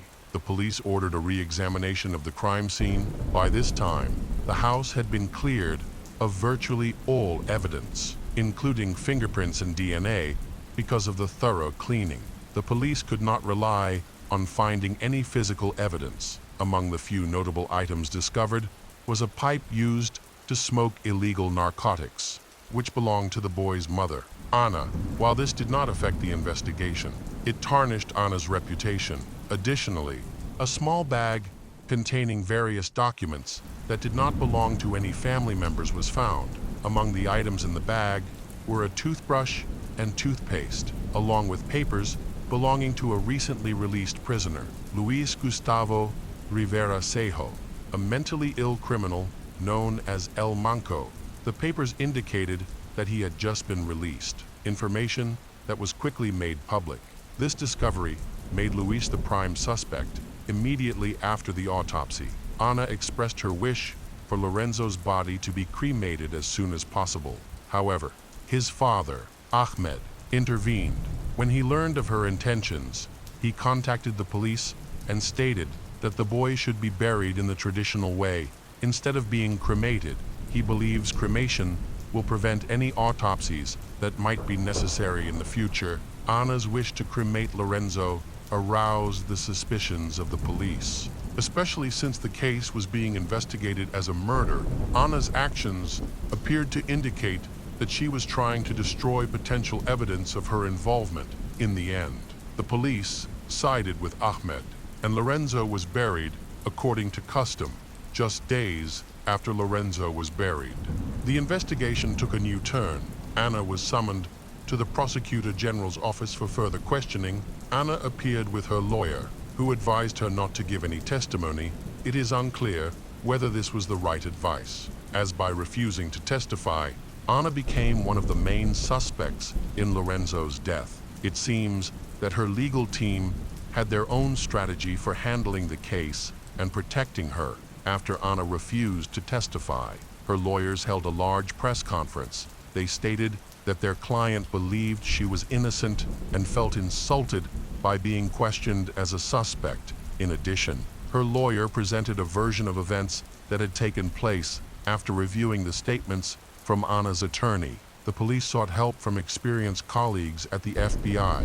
When federal agents joined the investigation, they focused on Luis Gustavo Rivera Sejo. It was clear that his release from prison was a mistake or a failure of the justice system. This conclusion was based largely on information regarding his mental health. 2 weeks after Lorenzo's death, Luis was arrested by the police during the initial interrogation. Luis admitted to stealing a passerby's cell phone. He also mentioned being at a fast food restaurant near Lorenzo's house in the early morning of March 9. These statements reinforced suspicions that he may have been involved in the attack on Lorenzo, making him a suspect. Anna's daughters, who were present at the incident, were then required to give their statements to the police. Anna and her parents, however, strongly objected to this, arguing that it was unnecessary and merely a formality. Everyone understood that the police were unlikely to comply with Anna's wishes, and they continued to interview the girls. The police decided to temporarily separate the children from their family during the initial stages of the investigation to prevent Anna from pressuring her children not to cooperate. At the same time, the police launched a new investigation into a man named Jesus Genaro Camacho. Anna's boyfriend, several others, were also under investigation, including federal immigration agents William Marrero Rivera and Arnaldo Colon.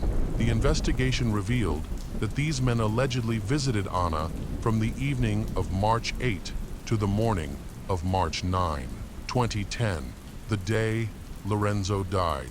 Shortly after the police began investigating these men, there was a small breakthrough in the case. This prompted Anna to cooperate with the police by providing a statement. Anna asserted that she had nothing to hide and did not know anyone who might be involved. Through her statement, she wanted to convey that she was not protecting anyone. The next day, Anna contacted the federal agents again.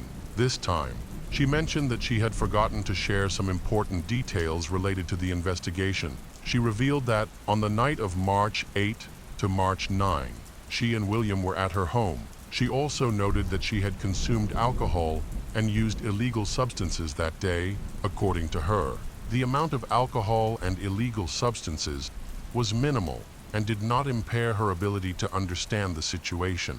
She clarified that she was not addicted to these substances and only used them occasionally to relax. This information was not new to the agents, especially since they had discovered both drugs and paraphernalia in Anna's home. However, she still had to undergo toxicology testing to determine the exact levels of these and other drugs in her system. Luis provided his own account of the events during an FBI officer's interrogation. He quickly confessed to his involvement in the crime. He said he entered the house by jumping over the wall, causing him to drop his bag containing documents and personal belongings. He then described the incident and some details surrounding the case. While in the kitchen, Luis grabbed a knife and used it to attack Lorenzo.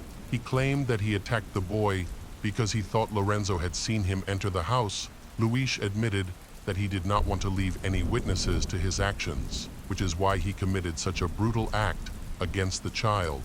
After the attack, he fled, claiming that he had spent the night in an abandoned house. He insisted that he had no intention of harming anyone and was just looking for a place to stay for the night. Believing that Lorenzo's family home appeared empty, his statements were quite contradictory, especially considering his severe mental health issues after months of investigation. The FBI abruptly withdrew from the case without any results, leaving behind much of their work. Including Luis's controversial confession, it is important to note that the local police were reluctant to take advantage of this confession and continued their investigation. There were no arrests or significant developments for the next 2 years, and overall, it seemed that the investigation had stalled during this time.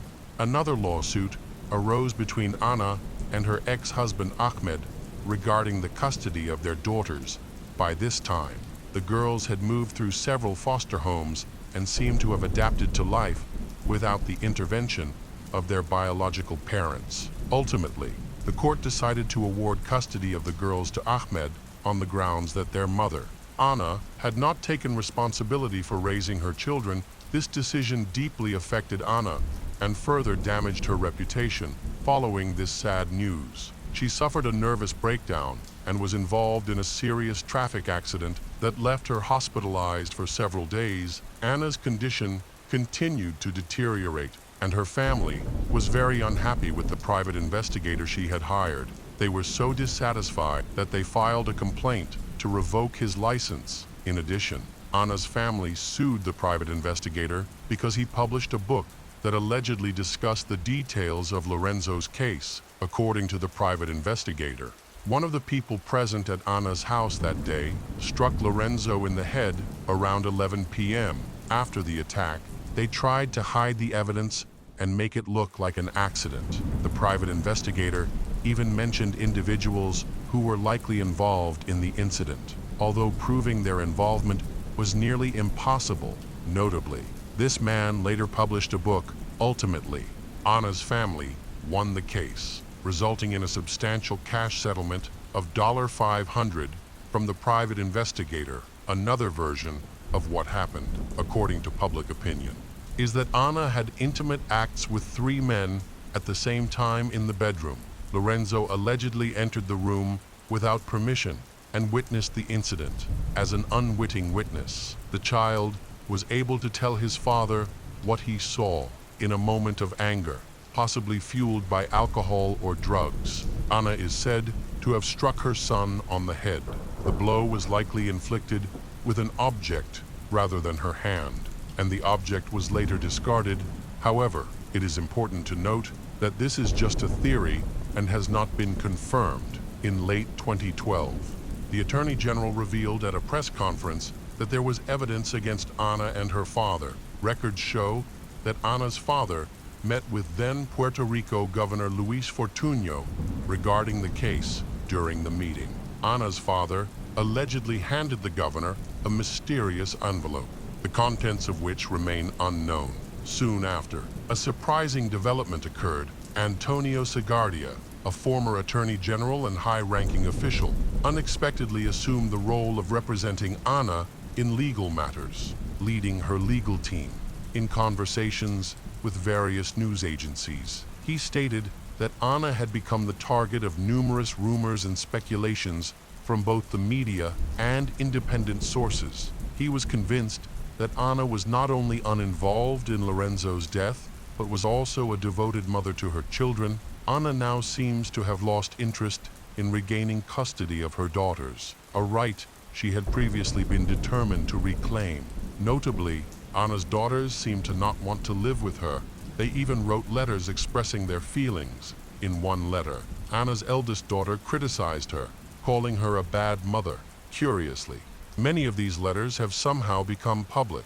In 2014, the Puerto Rican police, after making little progress, asked the FBI to assist in the investigation. The FBI agreed, and upon their arrival, they conducted a new interview with Luis Gustavo Rivera Sejo, who was now in a psychiatric hospital for individuals who had committed crimes, with a psychologist present. He once again shared his version of events, however.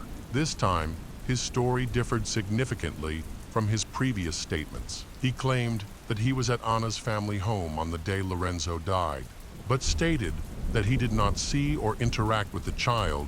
FBI agents expected the man to give a different account of events. As changes in testimony are common among people with certain mental health issues, the next person the federal agents were interested in was Anna. She was scheduled to take a polygraph test, but did not show up, claiming that she had more important matters to attend to, including her birthday. Then a strange incident occurred. Anna's police file, which contained various details, including her toxicology results, was stolen from the police department. Initially, a 20-year-old man was charged with burglary. He confessed to breaking into the police department, but claimed that he did not take any documents after searching his apartment. The police found no evidence of stolen papers, so he was only charged with petty theft. As time passed, the police, frustrated with the ongoing investigation, once again brought Luis to Anna's family home to reenact the events. This time, he only talked about how he entered the house, completely ignoring the deceased Lorenzo. He said he was hungry and wanted a snack. He eventually expressed a desire to stay there overnight, but then changed his mind. Anna's then boyfriend, Jesus Genaro Camacho, insisted that he had been with Anna. He admitted that he had gone to her house to drink and have fun, but claimed that he had left early and had not returned. The police continued to grapple with the question of who had attacked Lorenzo. They were particularly concerned about the motive. As many details remained unclear, Anna was never able to provide a consistent timeline of the events that took place that day. Many of Anna's statements contained too many contradictions to be taken seriously. One theory was that Lorenzo had witnessed something that could have implicated his mother, Anna. However, there was no evidence to support these theories, which meant that the police were unable to prosecute any potential suspects in connection with the crime. In 2015, on the 5th anniversary of Lorenzo's death, the 3 men who had been at Anna's house that day were cleared of all suspicion shortly thereafter. The trial of Luis Gustavo Rivera Sejo began to determine his role in Lorenzo's attack. The main piece of evidence against him was a bag he had left at Anna's family home. However, many questions remained as to why neither the police, who had examined the crime scene on the first day, nor anyone else in the house had noticed the bag before. The police later claimed that they had seen the bag but thought it belonged to a family member. The initial examination of the crime scene was not conducted properly.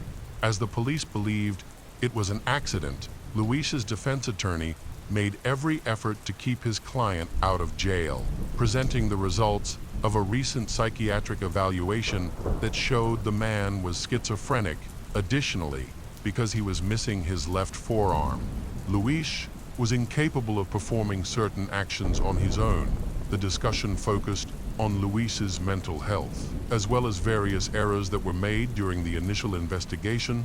One topic discussed was that a mattress on Lorenzo's bed was overlooked. Despite being involved in some of the mysterious circumstances, Anna stated that she found her son lying on the floor in a pool of blood. If this is true, it raises questions about how the blood came to be on the pillowcases, sheets, and mattress. It seems unlikely that the boy would have been able to get back into bed after the fall, especially given the seriousness of his condition at the time. The prosecution presented its own version of the events that evening.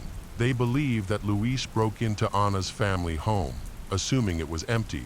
According to them, he went into the kitchen, drank some water, ate some of the available food, and then left the kitchen. They argued that he had brought a knife for self-defense and, after further exploring the house, discovered that there were other people inside. This prompted him to leave the house. At that point, he accidentally entered the room where Lorenzo and his sister were. He thought Lorenzo had seen him. In order to avoid detection, Luis decided to attack Lorenzo before the boy could call for help. He assaulted the boy and then slammed his head into the floor or wall. This testimony was partially supported by forensic experts, who noted that Lorenzo had been hit multiple times with a blunt object. Luis eventually left the house, but accidentally left behind a bag containing his personal belongings. While this theory seems well organized, it was never proven by evidence and is largely speculative. Additionally, the house was so meticulously cleaned that no fingerprints or DNA from Luis were found at the crime scene. In April 2016, the police decided to drop all investigative efforts related to Luis Gustavo Rivera Sejo. This decision was made because they lacked convincing evidence to link him to the attack on Lorenzo. Additionally, local police have ruled out Ana Cacho Gonzalez as a suspect. To this day, Lorenzo's case remains unsolved. Since 2016, police have not uncovered any new evidence or theories about what happened, and Puerto Rican authorities have made no further progress in their investigation. The public largely believes that Lorenzo's mother, Ana, is solely responsible for the tragedy. Most people who have followed the case feel that Luis was used as a scapegoat to protect Ana. Overall, Lorenzo's case has had a significant impact on the country's history, spurring reforms that have changed the way similar cases are investigated. These reforms aim to improve the investigative process and enhance evidence collection. It is important to note that many people are still demanding justice for Lorenzo and want to identify the person responsible for his death. Unfortunately, it seems that in this situation, the only hope lies in a candid confession from the perpetrator. The case of Charlene Downs. Charlene Downs was born on March 25, 1989. In the West Midlands of England, she lived there until she was 10, when her parents, Karen and Robert Downs, decided to move to Blackpool, a coastal town in the northwest of the country. She was one of 4 children, and Charlene was the middle child. Charlene attended St. George's College, a secondary school with academy status. Her friends described her as cheerful, friendly, and thoughtful. With many relationships, however, she also had a rebellious personality, often causing trouble at home and at school. In October of her 3rd year, she was even briefly suspended from school. During this time, she was known for her adventurous lifestyle, often visiting the Blackpool Central Embankment, an area with many people who could be dangerous. Despite the potential dangers of this environment, 14-year-old Charlene seemed unaware of the risks she was facing. On Saturday, November 1, 2003, Charlene began her day as she would any other day of the week. She had breakfast with her family and visited a friend around noon. After returning home, she wanted to go for a walk with her sister Rebecca. At 5 p.m., the sisters left for town around 6:30 p.m. and, according to Rebecca, spent a few hours at the slot machines. They then went to dinner at around 7 p.m. Their mother, Karen, was handing out flyers outside an Indian restaurant when she saw Charlene and Rebecca across the street, both enjoying milkshakes. The sisters quickly crossed the street to chat with their mother about their plans for the evening. Rebecca said she was going home, while Charlene planned to meet her friends. While they were talking, Karen kept reminding Charlene to come home before curfew, which was set at 10 p.m. She emphasized this point because Charlene sometimes came home later than expected. After a while, Karen took her daughter to a phone booth so she could call her friends. They waited for her friends to arrive, and when they did, Charlene hugged her mother goodbye and went to a bar with them. This was the last time Karen saw Charlene. At 8:30 p.m., Charlene met a friend, and they went to a bar called Carousel. They returned to the city center around 11 p.m. Charlene's friend left her alone near Tobut Road and Abingdon Road, after which Charlene disappeared without a trace when she did not return home at the expected time. Her parents initially thought she might be a little late and went to bed. The next morning, when they realized Charlene had not returned, they did not immediately report her missing, assuming she was staying with a friend. Eventually, when no word came from Charlene, her family went to the police to report her missing, but her parents were told they had to wait 48 hours before filing a missing person report. After 2 days without Charlene, Karen went back to the police, expressing deep concern that her daughter might never return. She also filed a missing person report. Initially, the police dismissed Charlene's disappearance as a normal act of teenage rebellion. Assuming that she had voluntarily left home to challenge her parents' authority, the police asked for a description of Charlene. Her mother said that on the day she disappeared, Charlene was wearing black jeans with yellow detailing on the front, a dark t-shirt with a white diamond pattern, and black high-heeled boots. Karen was not sure if Charlene was wearing a white sweater by the time the police began their investigation. They had already lost a lot of time. Despite extensive searches, they were unable to find Charlene or any of her belongings. Police interviewed Charlene's friends who were with her on the day she went missing, confirming that she had last been seen at around 11 p.m.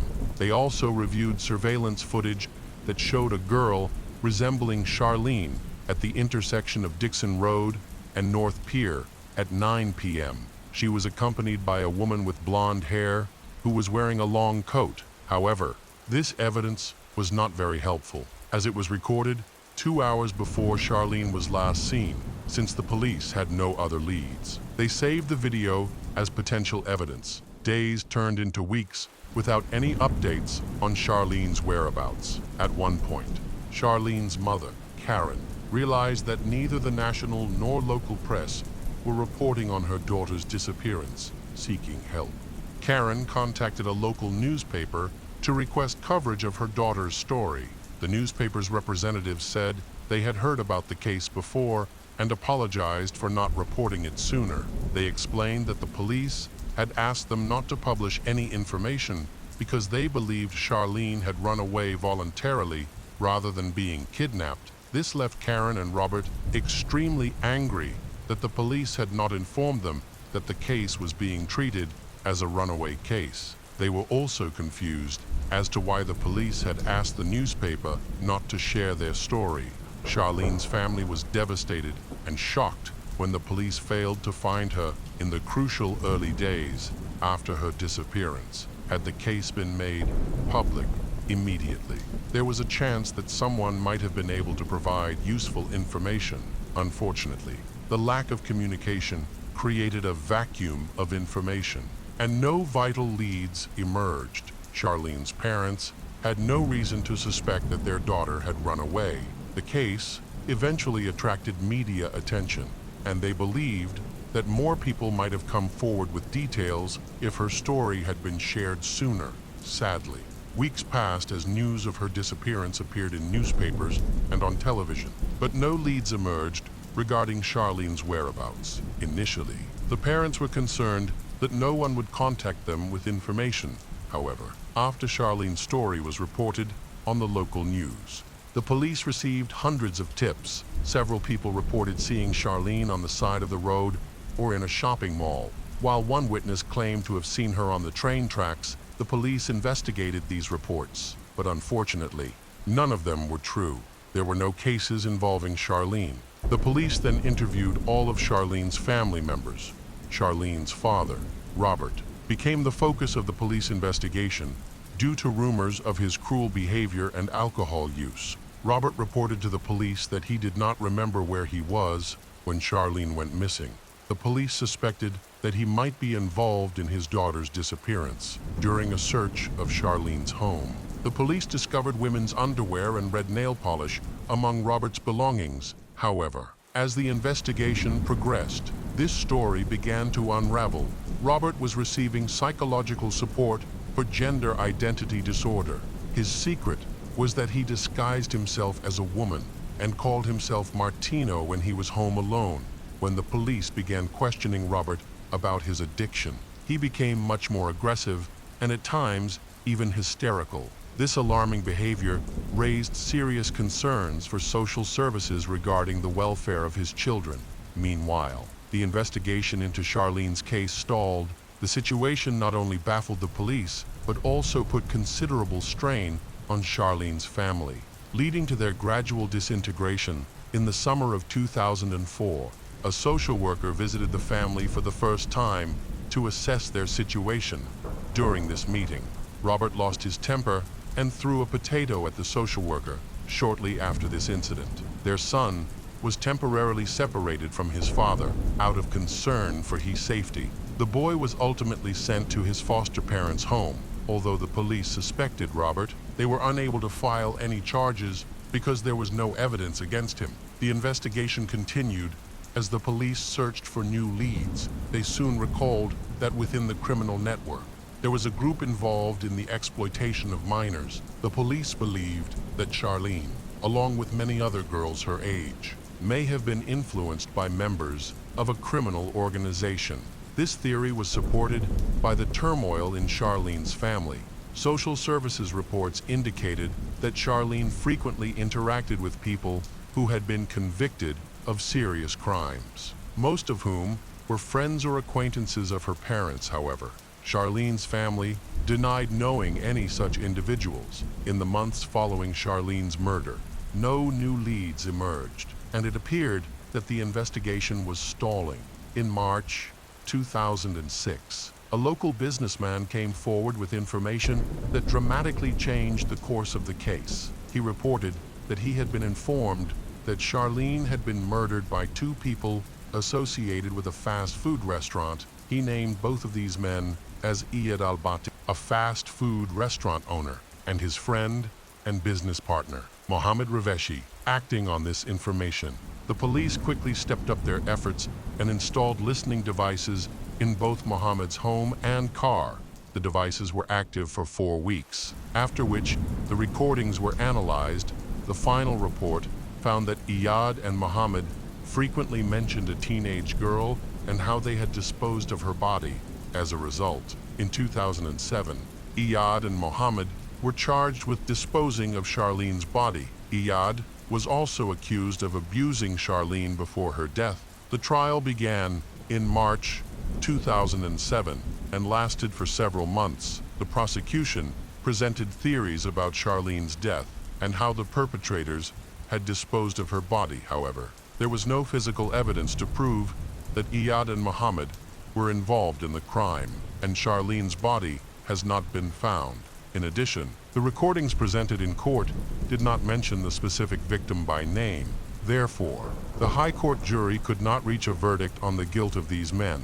A retrial was set for April 2008, but during the trial, significant problems with the quality of the recordings were discovered.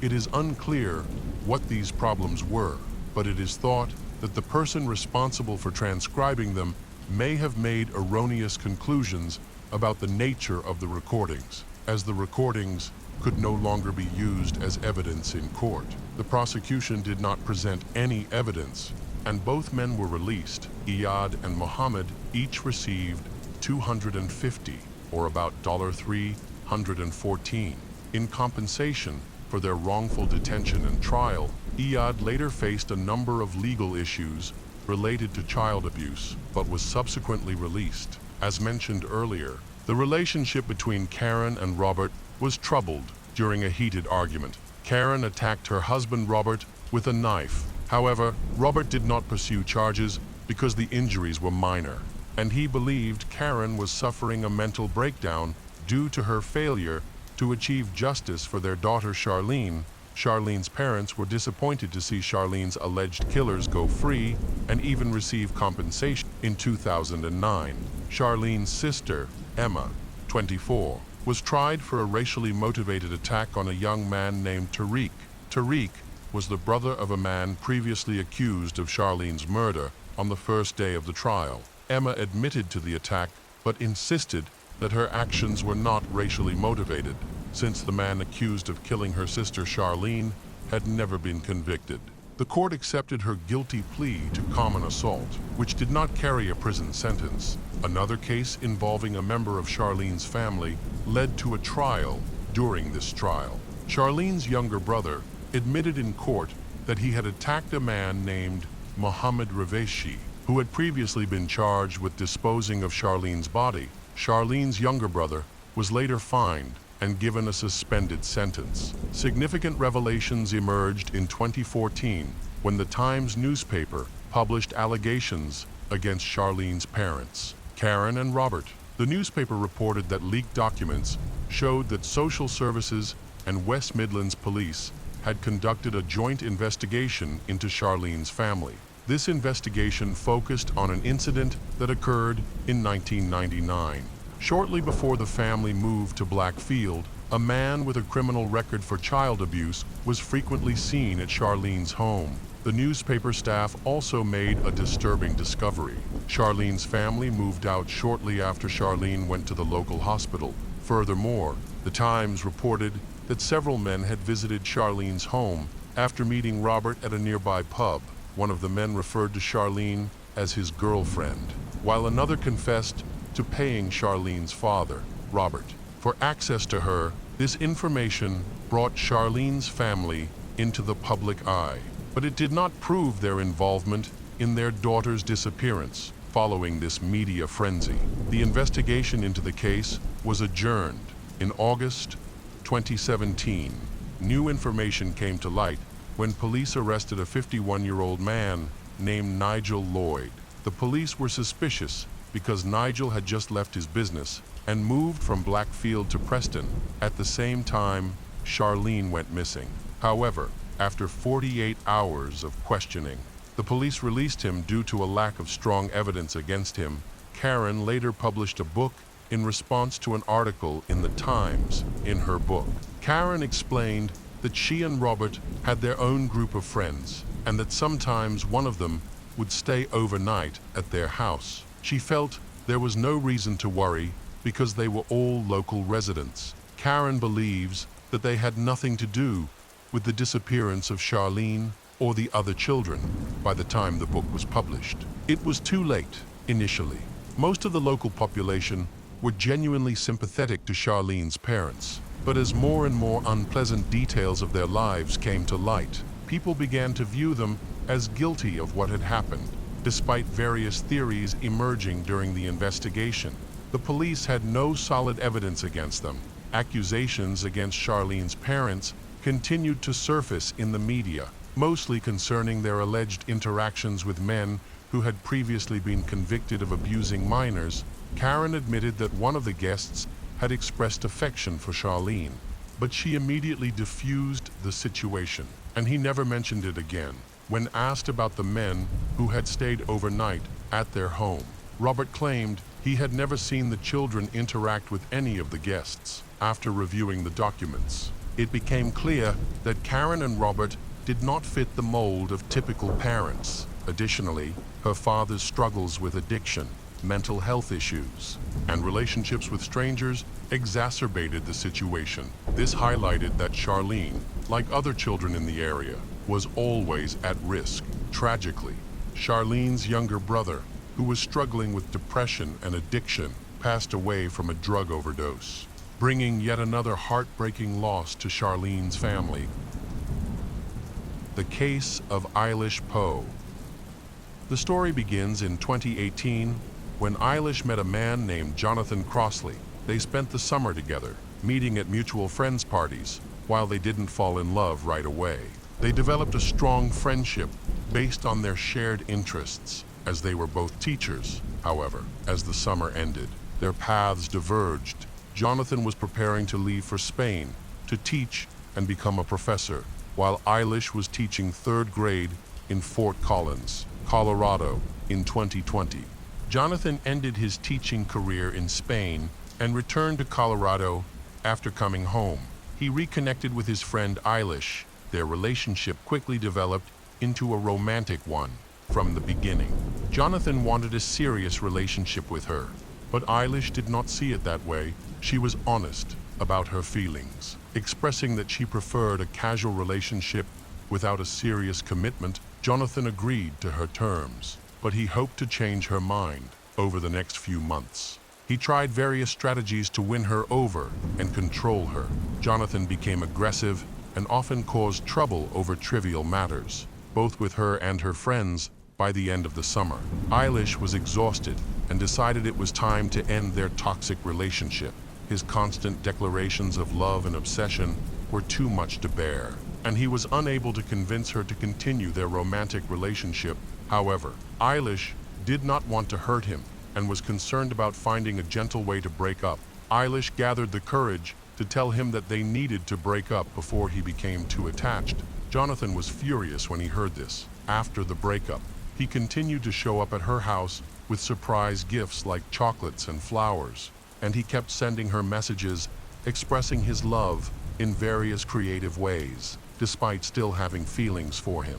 She decided to end the relationship. This choice marked a turning point for Jonathan.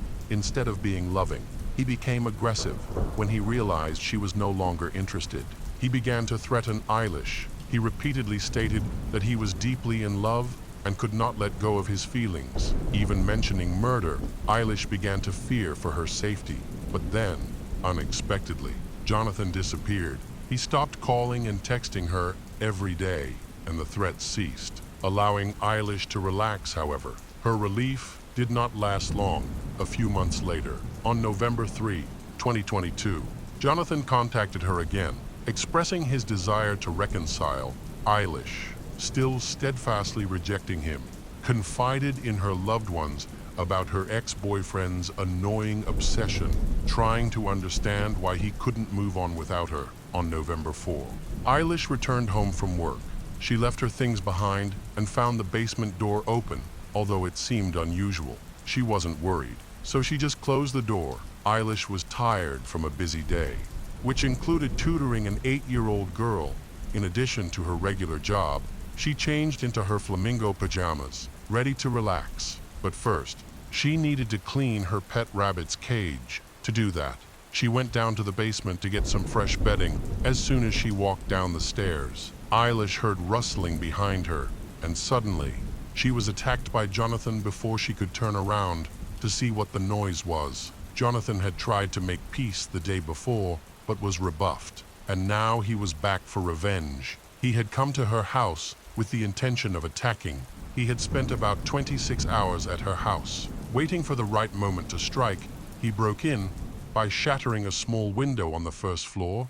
Without being detected, Jonathan had prepared himself well, waiting for the right moment to execute his plan. He brought a backpack with a sandwich and water to keep his energy up. He even brought some of his favorite books to read while he waited in the basement. He was in the house even while Eilish and her friend were sleeping. From the basement, he sent a text message expressing his love. He wandered around the house while she slept, possibly watching her rest while planning a violent act. He did not attack immediately because Eilish's friend was in the next room. Jonathan spent more than a day in Eilish's house, watching many videos online.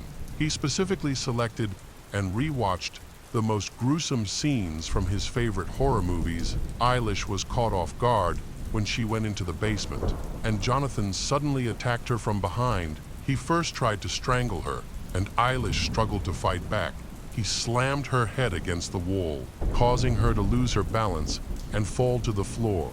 Then he pulled out a knife. Eilish screamed for help, trying to use her phone to automatically call her roommate, but it didn't work.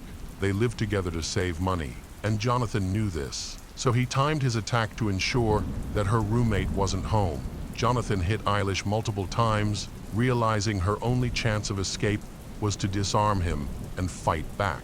She instinctively grabbed the knife, which caused her to be severely injured. Suddenly, Eilish remembered a technique she had seen in a documentary. When an animal is attacked, it sometimes pretends to be dead to survive. After another stab, she pretended to be unconscious and fell to the floor. Jonathan then delivered a final blow to her collarbone and continued to attack her. Remarkably, Eilish remained calm and, despite being in a lot of pain, tried to pretend that she was dead. After seeing her motionless, he knelt down in front of her, observing her for a few seconds, but she could only see him with half-open eyes, showing no emotion. After a while, Jonathan quietly got up and left. When she confirmed that the killer had left, she tried to reach for her cell phone, but she was unable to do so because of the severity of her injuries. Eilish knew every second counted, but she couldn't muster the strength to get up and find her phone. Suddenly, she saw ghosts appearing in front of her. Despite the shock and pain, she noticed glowing figures standing at the bathroom door just a few meters away. These were Eilish's deceased loved ones. The first ghost was her grandmother, who smiled and greeted her warmly. Eilish felt extremely happy to see her grandmother, as she never had the chance to say goodbye when she was alive before her death. Her grandmother had struggled with back problems and walked with a hunched back. But now, at the door, her grandmother stood straight and tall before disappearing after a few seconds. The next ghost was her friend Vika. Vika looked as if she were still alive. Her long hair was tied back with an elastic band, and she was wearing a green sweatshirt and a necklace. A genuine smile spread across her face as she watched the dying Eilish. The third ghost appeared. It was Alice, who had been murdered at the age of 32 by her ex-boyfriend in broad daylight. Alice began to push air with her hands, and at that moment, Eilish had a profound experience. She felt waves of energy flowing through her body, believing that this supernatural help had granted her precious seconds to save herself as she tried to sit up. She realized that her cell phone was in her pajama pocket. She struggled to pull it out. Luckily, her phone fell out and landed on her back. She tried to use all her remaining strength and fading consciousness to press the emergency call button, but the touchscreen wouldn't work because her fingers were covered in blood. She could barely move the phone in her hand, so she lowered her face to the screen, using her nose to press the button and then the speaker key. The dying Eilish felt a huge sense of relief when the beeping was replaced by the voice of the police. She struggled to provide her address in pain. She revealed that her ex-boyfriend had assaulted her in a weak voice. She urged the police to come to her rescue quickly after locating her. The police arrived 2 minutes later and found her still alive. The officers then discovered 16 stab wounds to her neck, chest, and arms. She was in critical condition and needed immediate medical attention. Despite her condition, the victim was able to name her attacker, Jonathan Crossley. Her fight for life continued. The ambulance arrived just 5 minutes after the police. While the paramedics worked to save her, the police began searching for Jonathan after attacking Eilish. He had disappeared. The police tracked his phone calls and located him using Jeep, revealing that he was driving toward the mountains in a rental car. He had rented the car a few days before the attack to avoid detection. The rental car traveled to the suburb of Lori, where patrol officers found it abandoned near a mountain trail. Following the trail, they found footprints leading to a 150-meter-high cliff overlooking the area and the city. However, Jonathan did not come to admire the view. His body was discovered at the bottom of the cliff. His actions resembled a scene from one of his favorite movies. He chose to end his own life after attacking Eilish. The police had access to Jonathan's cell phone, which provided them with valuable information. This allowed them to piece together a timeline of events that led to Jonathan committing this tragic act. The situation began to unfold a few weeks before the attack, when he ended his teaching career in Spain and returned to Colorado. Upon his return, he struggled to find work over the summer in this chaotic environment. The breakup with his girlfriend hit him particularly hard. He blamed himself for the breakup and became obsessed with her. He searched the internet for answers, looking for similar experiences to understand what he had done wrong and how he could mend their relationship. It became a subject of his research as he tried to win her back. His friends tried to reassure him that the breakup was a normal part of life and that he should accept what had happened and move on without blaming himself. Jonathan confided in his closest friends about his feelings and frustrations. This feeling of being trapped gradually pushed him toward a tragic solution to escape his problems. He considered harming Eilish and then taking his own life. Eilish, who survived the attack, attributes her survival to the influence of the spirits of the deceased. She believes that without their support, she would not have been able to seek help to this day. Eilish is doing everything she can to get her life back on track, and she remains determined. Eilish has undergone at least 12 surgeries before she was able to return to teaching. Despite all the challenges she has faced, she remains optimistic and continues to believe in a brighter future after her recovery. Eilish shared her supernatural story in detail, although she was hesitant to talk about it with strangers. She confided in her friends. Many of her loved ones believed that it was just a hallucination created by her mind while she was in a state of shock, as she had come so close to death. However, this could not be conclusively proven or disproven. 3 years later, when Eilish met with the media to recount her incredible experience. She became even more convinced that she had indeed encountered something otherworldly. Eilish has faced criticism many times, but she did not pay attention because she was alone in the basement that night. She claims that she was fully conscious during the attack, according to Eilish. The experience had a profound impact on her life. After her near-death experience in the basement, she began to see ghosts. After leaving the hospital, she frequently saw her deceased relatives and friends. She recounted that she learned about Jonathan's death not from the police, but while she was lying in her hospital bed. During this time, she also saw a shadow that resembled him. Eilish tried to interact with these ghosts many times, but whenever she approached them, they disappeared. However, a few months after she left the hospital, while sitting in her car and preparing to start the engine, she heard 3 knocks on the window. When she turned around, she saw a shadow in the back seat. Upon reflection, she realized the shadow was her therapist, a middle-aged woman who smiled before disappearing. Eilish dismissed claims that this was the result of post-traumatic stress. She believes that the near-death experience helped her discover her paranormal abilities and convinced her that ghosts exist. It was her brush with death that allowed her to see them.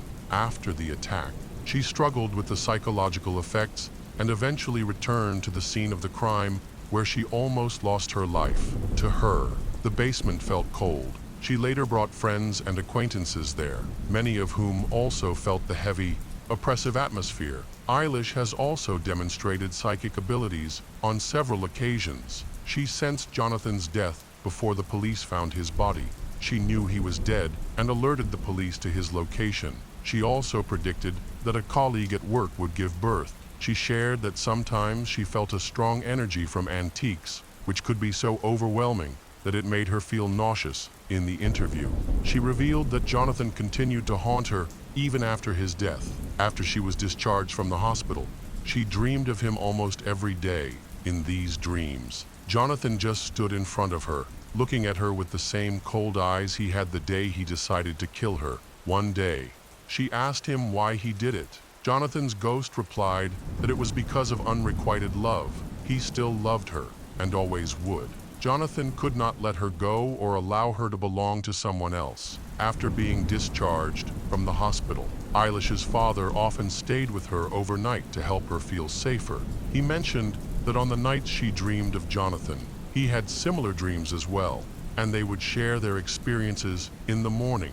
During the interview, Eilish shared that she was gradually learning to cope with the effects of post-traumatic stress disorder. She noted that the more she fought against these challenges, the fewer hallucinations of ghosts she experienced. However, she still needed support from the hospital for a while. A support fund was set up for her, which had raised over $66 by the time of the interview with the media.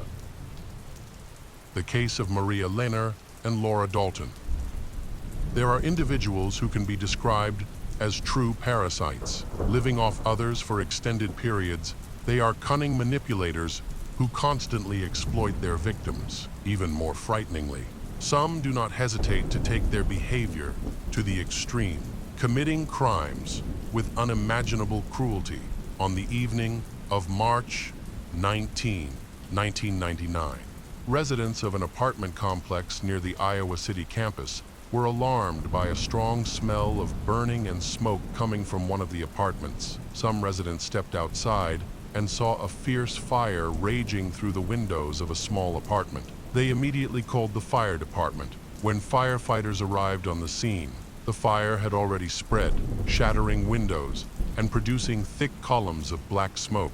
Despite their best efforts, extinguishing the fire proved difficult.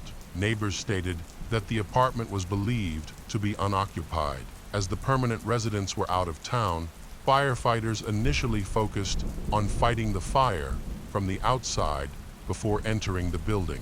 Once inside, the smoke began to clear. A desolation scene unfolded. The entire apartment had been devastated.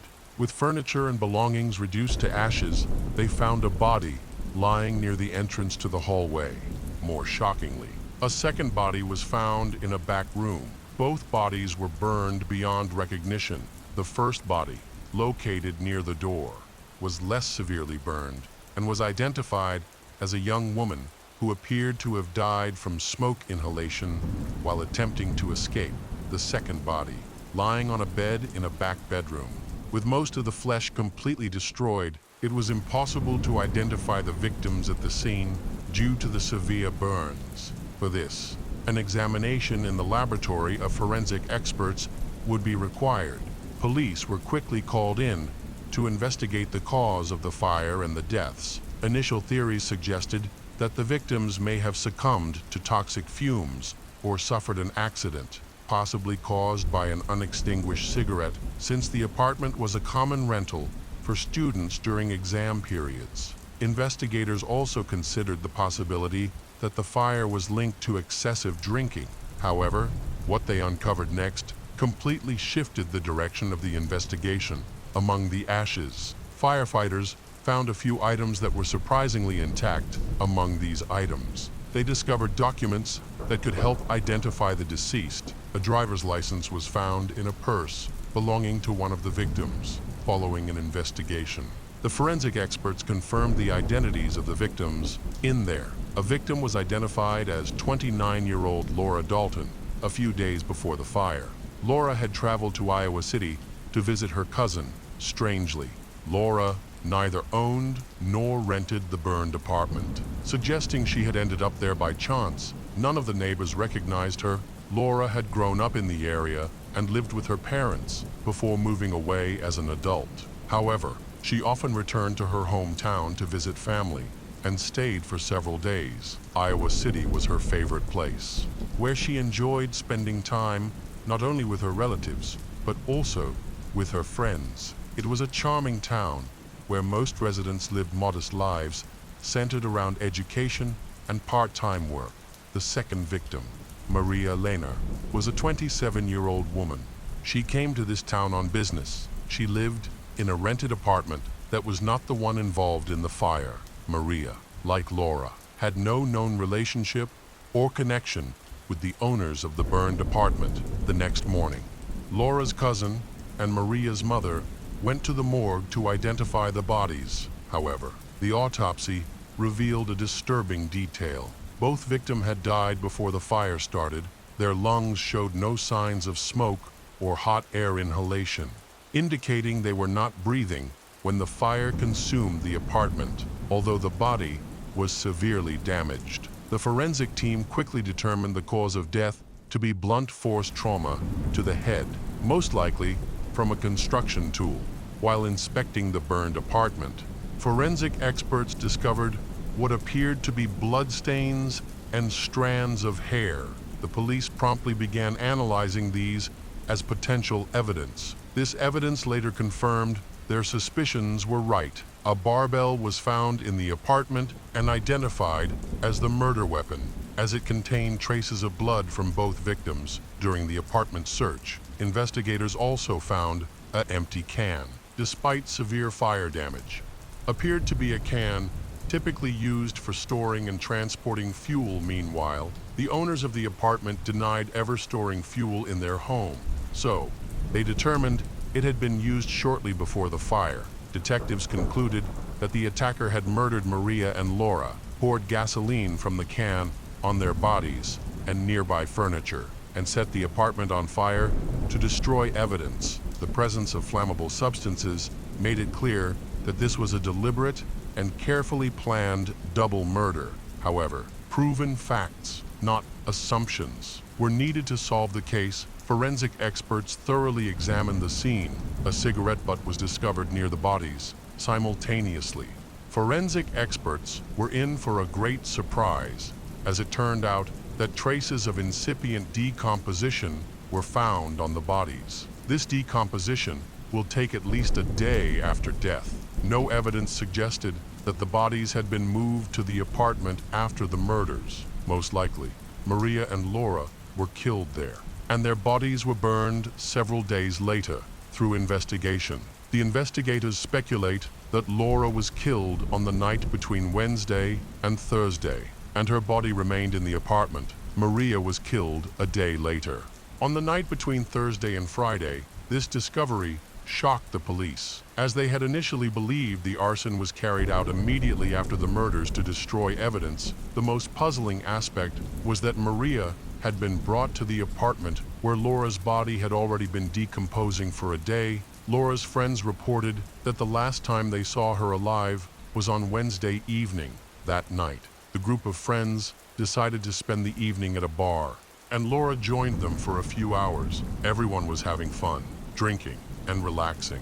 They tried not to overindulge. During the evening, Laura met a young man who had been sitting at a nearby table for most of the night. As the group became more intoxicated, Laura and the man started talking. Witnesses later admitted they didn't pay much attention to him.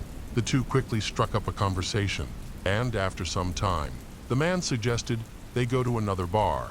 Laura initially declined, but eventually agreed. After some persuasion, witnesses stated that this was the last time anyone saw Laura alive. She left with the man shortly before midnight, according to the autopsy report. She was killed not long after. The thing to do now is to find this strange man. Unfortunately, no one knew his name and could not really describe his appearance. The police needed at least some details to begin the investigation. Witnesses were thoroughly questioned to create a rough profile of the unknown man. He was described as tall, around 20 years old or slightly older. With brown hair, witnesses also noted his disheveled appearance. Laura's friends were unaware of what had happened to her.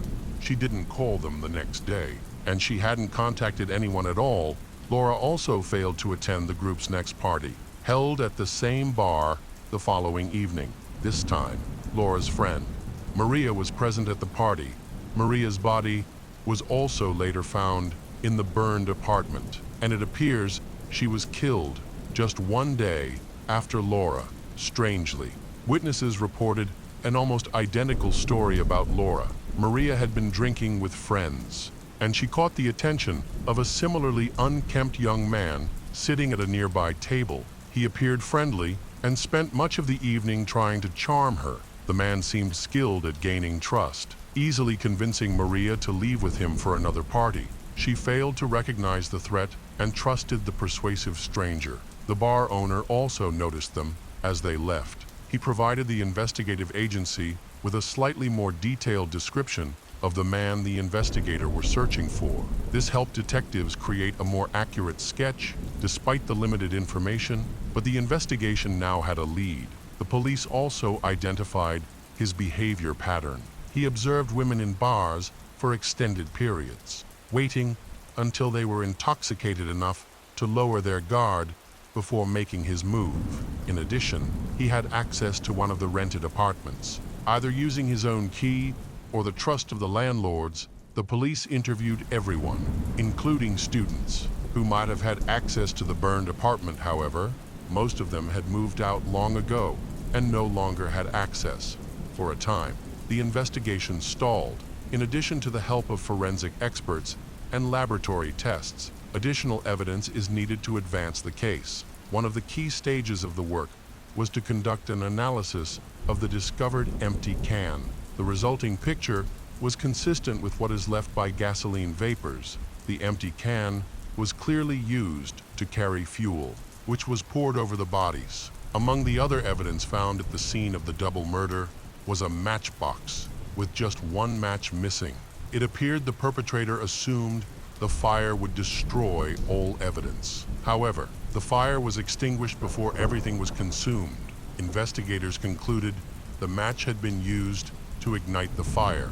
Unfortunately, no fingerprints or DNA were found on the matchbox, leaving it unusable for identifying the suspect. After unsuccessful attempts at investigation, the investigators returned to the scene to look for more clues. By that point, the apartment had been cleaned and organized, making it impossible to find any new evidence. Initially, they had photographs taken at the scene of the fire. In one of the photos, they noticed a pair of suspicious glasses. These glasses matched descriptions provided by witnesses who had seen strangers at the bar days before the fire. Although the glasses survived the fire, they were not listed among the collected evidence. Fortunately, the apartment owner had not discarded them and handed them over to the police. When detectives examined the glasses, they discovered they also did not belong to the former tenants. The most valuable evidence ended up in the hands of the investigators, which later allowed them to obtain a huge amount of valuable information about the criminal to prove his connection with the murders, that these were not ordinary glasses, but ones with special lenses that correct vision. They were checked to determine what vision deviation the criminal had. This helped the detectives narrow down their suspect and determine whether these were his glasses. After that, the police officers had enough evidence and testimony to approximately reconstruct the picture of what happened. They reviewed the chain of events that led to this tragic outcome several times. In the end, the most probable version was recognized as the following. Presumably, both girls died one day before the fire started.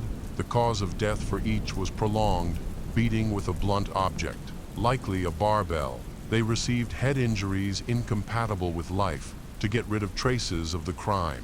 The attacker decided to set fire to the apartment along with the bodies. The attacker appeared to stage the scene to resemble a real-life event. He placed the second victim in the hallway, while the first victim was beaten to death in bed. Afterward, he brought a gas can of gasoline into the apartment and carefully poured it over the furniture, floor, walls, and the victims' bodies. However, his critical mistake was smoking during the process. At the crime scene, forensic experts discovered a cigarette that had been extinguished and was not destroyed by the fire. Initially, no traces of the killer were found on the cigarette based on the circumstances. It seems the attacker was bent over, smoking, and pouring gasoline.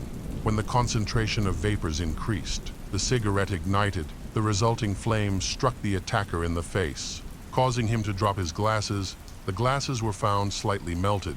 It being in a less damaged part of the apartment, it is likely that the cigarette ignited the gasoline, triggering a chain reaction. This forced the killer to abandon the gas can, glasses, and cigarette at the crime scene, and assuming they would be destroyed in the fire. However, these items became key evidence. After interviewing the owner of the burned apartment, it was revealed that several valuable items, including 2 expensive household appliances, were missing. The investigators suspected the attacker would try to sell the stolen items, so they focused on local pawn shops. As these are the quickest and easiest places to sell stolen goods, their efforts paid off when they identified a suspect. After speaking with the owner of the pawn shop closest to the burned apartment, the detectives obtained receipts for items matching the stolen goods. Selling property at a pawn shop requires presenting an ID and filling out paperwork, which meant the attacker couldn't avoid giving his real name. This is how the investigators came across John Lee Memmer. John was a 20-year-old unemployed man who was well known in the city since he was a regular at various parties. He knew where to get a free drink. He was a good conversationalist and was described as a quiet guy. John attended various events after moving to the city. He had been jobless for a long time and didn't have a permanent home. He relied on friends, particularly students, who let him stay in their rented apartments, allowing him to get by. It is important to note that his appearance matches the description of the suspect and also often wears glasses. When the police looked into John's background, they discovered he had previously been conditionally released early for theft and document forgery. Now, John, the main suspect, could face a real prison sentence due to repeated offenses. An investigation also began into his possible involvement in the double murder. Immediately after that, John was arrested, and during interrogation, the police noticed slight burns on his face, including a small burn on his nose. This detail reinforced the detective's suspicion of his involvement in the fire. John appeared nervous and often hesitated before answering their questions. When he realized he was a suspect in the arson and murders, he began changing his story, leading to numerous contradictions. He claimed that, on that night, he broke in and stole several household appliances, which he later pawned. However, he denied any involvement in the arson or the murders of Maria and Laura, refused to accept those charges. John explained that he had been using the apartment with another homeless man. Because knowing the owners would be out of town for an extended period, he described the second homeless man as suspicious and potentially dangerous. But the investigation could not confirm that this person existed. It seemed likely that John had fabricated the story to shift the blame. The investigators was determined that just a few days after the discovery of the two bodies, John visited an optical store and ordered new glasses using an old prescription. The glasses found in the burnt apartment completely corresponded to the prescription for correcting John's vision. This didn't seem like a mere coincidence. John was unable to explain why his glasses were found in the burned apartment, claiming he had lost them a long time ago. Following this, forensic experts decided to analyze the cigarette butt found at the arson site, suspecting it might contain DNA evidence from the perpetrator. By this point, John had already provided the investigators with samples for analysis. The results revealed traces of saliva and skin on the cigarette butt, which were examined and matched to John's DNA. This breakthrough was achieved using advanced forensic methods introduced in the late 1990s, which had become widely used by police at the time. These things strongly linked John to the crime scene, though not directly to the victims. John later changed his story, admitting that he had been in the apartment and had snuck in with another homeless person when the apartment renter was not home. He offered a plausible explanation for why his glasses and cigarettes were found there. The police also focused on other pieces of evidence, particularly a leather jacket belonging of Laura, which was found in the ashes. Investigators began searching for traces of DNA. Initially, the jacket was examined under ultraviolet light, but no traces were found. Then, a different method was used to search for fingerprints. The fingerprint on Laura's jacket was identified as John's, however.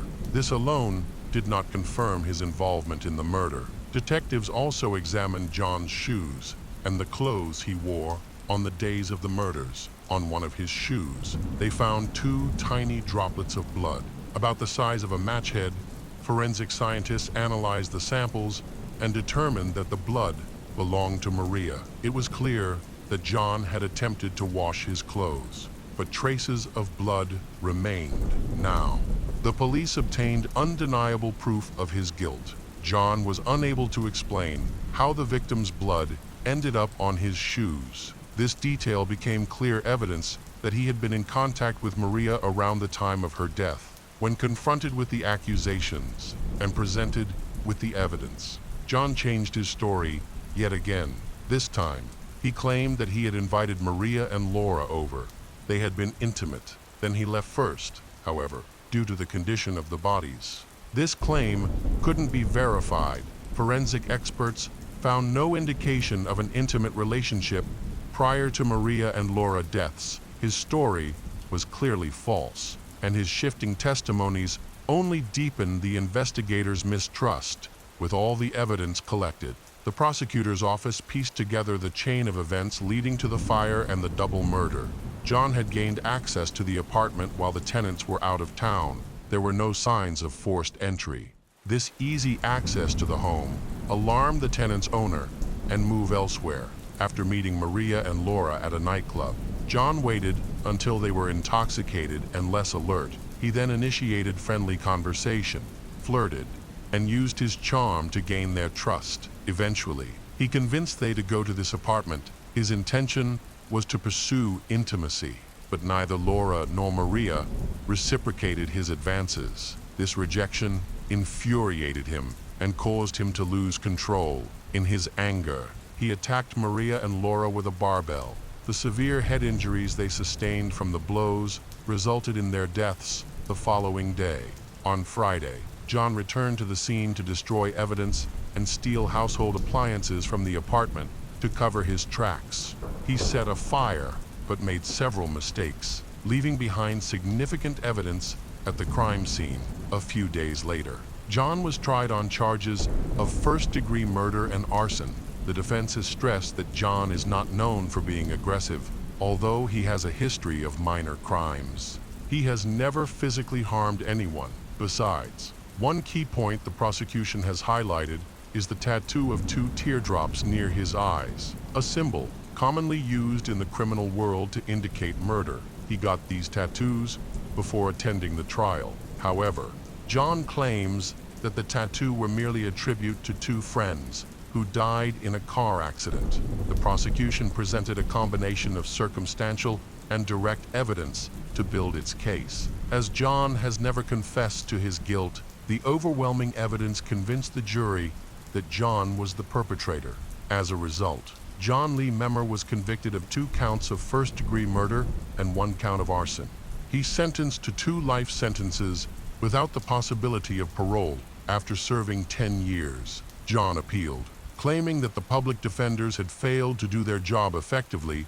He argued that the prosecution relied heavily on circumstantial evidence and that his defense team had failed to adequately challenge it. The appeal was considered by the court. However, after a retrial, he was found guilty, and the sentence was upheld. The case of Matthew Podolak. Matthew Podolak, known as Matt, was born on June 10, 1975, in Parma, Ohio, USA. He is the son of Patricia and Joseph Podolak in high school. He was a member of the hockey team. After graduating, Matthew joined the United States Navy and completed his military service. Upon returning to civilian life, he worked at an industrial finishing company owned by his uncle. However, Matthew's work environment was challenging, according to his sister, Chrissy DeLuca. Some of his co-workers disliked him, partly because he was set to receive a promotion they believed he did not deserve. Meanwhile, his uncle was grooming him to eventually take over the business. Matthew had a passion for outdoor activities and enjoyed boating, hiking, fishing, hunting, as well as playing softball and hockey in his free time. In 2003, he met Holly McFeature, and they quickly began dating. They soon moved into a house in Cleveland. Friends described Matthew as overjoyed to have found someone with whom he could build a family. Within a year, their first daughter, Samantha, was born, and 2 years later, they welcomed a son, Josh. Holly also had a child from a previous relationship. Matthew's mother, Patricia, remarked, "When Matthew fell in love, he fell in love 110%, and he really loved Holly."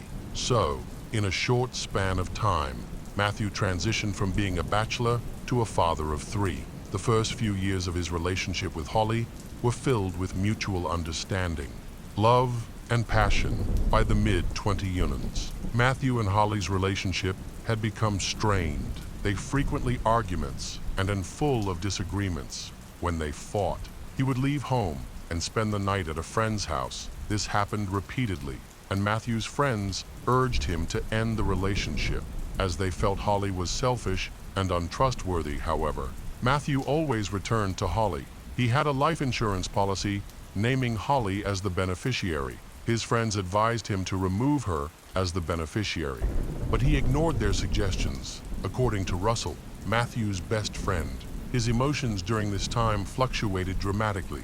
He was sometimes very happy, at other times crying, and occasionally seemed scared. Russell also observed that Matthew had become depressed. Still, Matthew remained hopeful about raising his 3 children. Concerned about the unstable environment at home, Russell advised him to take precautions, including removing any weapons from the house. In 2006, after the hockey season ended, Matthew started gambling online, which led to significant financial losses. His family and friends noticed that he seemed unwell and increasingly depressed.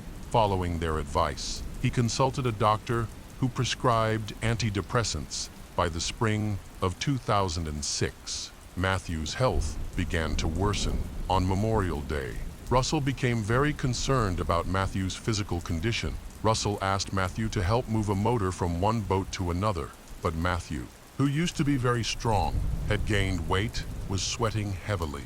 He complained of back pain and said he had lost strength. Russell urged him to seek medical attention and recommended a doctor. Matthew visited the doctor on July 26, 2006. Before the appointment, He called Russell to ask for directions to the doctor's office. During the call, Russell overheard Holly yelling at Matthew, insulting him by calling him too stupid to find the office at the appointment. Doctor diagnosed Matthew with kidney stones and prescribed medication for both the stones and the associated pain. At noon on July 30, Matthew called his father to tell him he had bought his daughter a fishing rod and wanted to plan a fishing trip in the coming days. That evening, Matthew attended a party with Russell. He later testified that Matthew's health seemed poor. Later that day, Matthew's father called an ambulance out of concern for his son, noting that Matthew sounded confused and very upset during a brief phone call when the ambulance arrived. Matthew was taken to Parma Hospital with suspected multiple organ failure. At the hospital, doctors discovered that Matthew's kidneys were failing and diagnosed him with metabolic acidosis, a condition where his blood had become very acidic. Dr. Mandate, one of the ambulance crew doctors, suspected that Matthew might have ingested a toxic substance like methanol or antifreeze. Holly was present at the hospital, and when asked if Matthew had swallowed antifreeze or rubbing alcohol, she denied it. The following day, on July 31, 2006, Matthew passed away in the hospital due to kidney failure, according to Dr. Mandate. Metabolic acidosis is usually caused by breathing problems, but this was not the case for Matthew. Instead, he explained that ethylene glycol, a toxic chemical found in antifreeze, could also cause metabolic acidosis. Matthew's death deeply affected his family and friends. Holly's friend, Rebecca Vega, supported her in the days following Matthew's passing. She accompanied Holly to the funeral home to make arrangements, but Vega noticed something strange. Holly displayed no emotion and even began whistling in the room where the coffin would later be placed for visitors. She appeared completely indifferent. Russell also described Holly's behavior as if she were at a celebration, acting as though nothing had happened. Soon after, the day after Matthew's death, Holly went to the bank and withdrew money from his account using his bank card. She also wrote checks in his name and emptied the account entirely. After Matthew's mother reported Holly's actions to the police, Holly was arrested and charged with 2 counts of forgery. Holly later agreed to pay damages, claiming she had taken the money to provide for the children after Matthew's death. Holly was the beneficiary of Matthew's life insurance policy, but the payout was small. She received only $10 2 weeks after Matthew's death. Rebecca visited her and noticed open bottles of cleaning products in the house, concerned about the safety of the young children living there. Rebecca asked Holly about them. Holly explained that one of the bottles contained antifreeze, which Matthew had allegedly used for his boat. However, Russell said that Matthew had not had a working boat since 2004 or 2005, when the boat's engine failed. After Matthew passed away, all his belongings were removed from the house. Holly gave Matthew's computer to a friend to erase some of its contents and destroyed his clothes by cutting them up and throwing them away. Now his father and brother have no things left of Matthew to remember. The autopsy revealed that Matthew had large amounts of ethylene glycol, the active ingredient in antifreeze, in his system. Holly claimed that Matthew might have ingested it intentionally to harm himself. However, the medical examiner was unable to determine the cause of death. Additionally, Holly told she had no idea what antifreeze was. She gave conflicting accounts to others, including telling a friend that Matthew had died at work. She also said that one of his colleagues could have poisoned him out of envy because he was the boss's nephew and had an advantage over other employees. However, Matthew's family believed that the culprit could have been someone much closer. Holly's sister claimed that Holly cried in the car before the funeral, but her lack of emotion during the service surprised Matthew's family. Later that year, Holly met Jameson Kennedy, her ex-boyfriend, at a bar by the spring of 2008. They had started dating, but Holly never shared any details about Matthew's death with him. Jameson had a serious criminal history and struggled with alcohol and banned substance in September 2008. While drinking and intimate, Holly became very emotional and began talking about Matthew. She cried, saying she just wanted everything to end and that she wanted to leave Cleveland. She expressed regret about what had happened. When Jameson asked her what she regretted, Holly admitted that she had put something in Matthew's drink that made him feel sick and ultimately caused his death. Jameson was uncertain whether Holly was being truthful. After hearing her confession, he consulted his old friend, a lawyer. Jameson confided in his friend that Holly had admitted to killing Matthew, believing the confession to be credible. His friend reported it to law enforcement later. Jameson called Holly to discuss her confession without informing her that their conversation was being recorded. He hoped she would reaffirm that Matthew's death was caused by her tampering with his drink. However, during the call, Holly firmly denied ever harming Matthew. After this, Jameson and Holly's relationship began to deteriorate. Jameson suspected her of being unfaithful. On November 8, 2008, he visited her house to confront her and express his anger. Frightened, Holly called the police. When officers arrived at the house, Jameson attacked them. He was arrested and charged with assault. He was subsequently sentenced to 10 years in prison for assaulting the officers following his arrest. Jameson decided to inform the police about Holly's confession, so there was more and more evidence pointing to Holly being involved in Matthew's death. Police had initially begun investigating Matthew's death in 2007 after the autopsy report was released. However, since the police did not consider Matthew's death to be a homicide, the case stalled. Dr. Galita, a forensic pathologist and medical examiner with over 10 years of experience, conducted Matthew's autopsy the day after his death in January 2007. 6 months later, he released a detailed autopsy report co-signed by the county doctor. The report concluded that Matthew had died from ethylene glycol poisoning. Though the manner of death remained undetermined, Dr. Galita explained that after ethylene glycol entered Matthew's body, it traveled through his blood to his liver. A significant buildup of these crystals caused blockages, according to Dr. Galita. The flank pain Matthew had been suffering since May 20, 2006, was attributed to these blockages. Upon examining his kidneys, the doctor observed extensive damage, as well as signs that the organs were attempting to heal.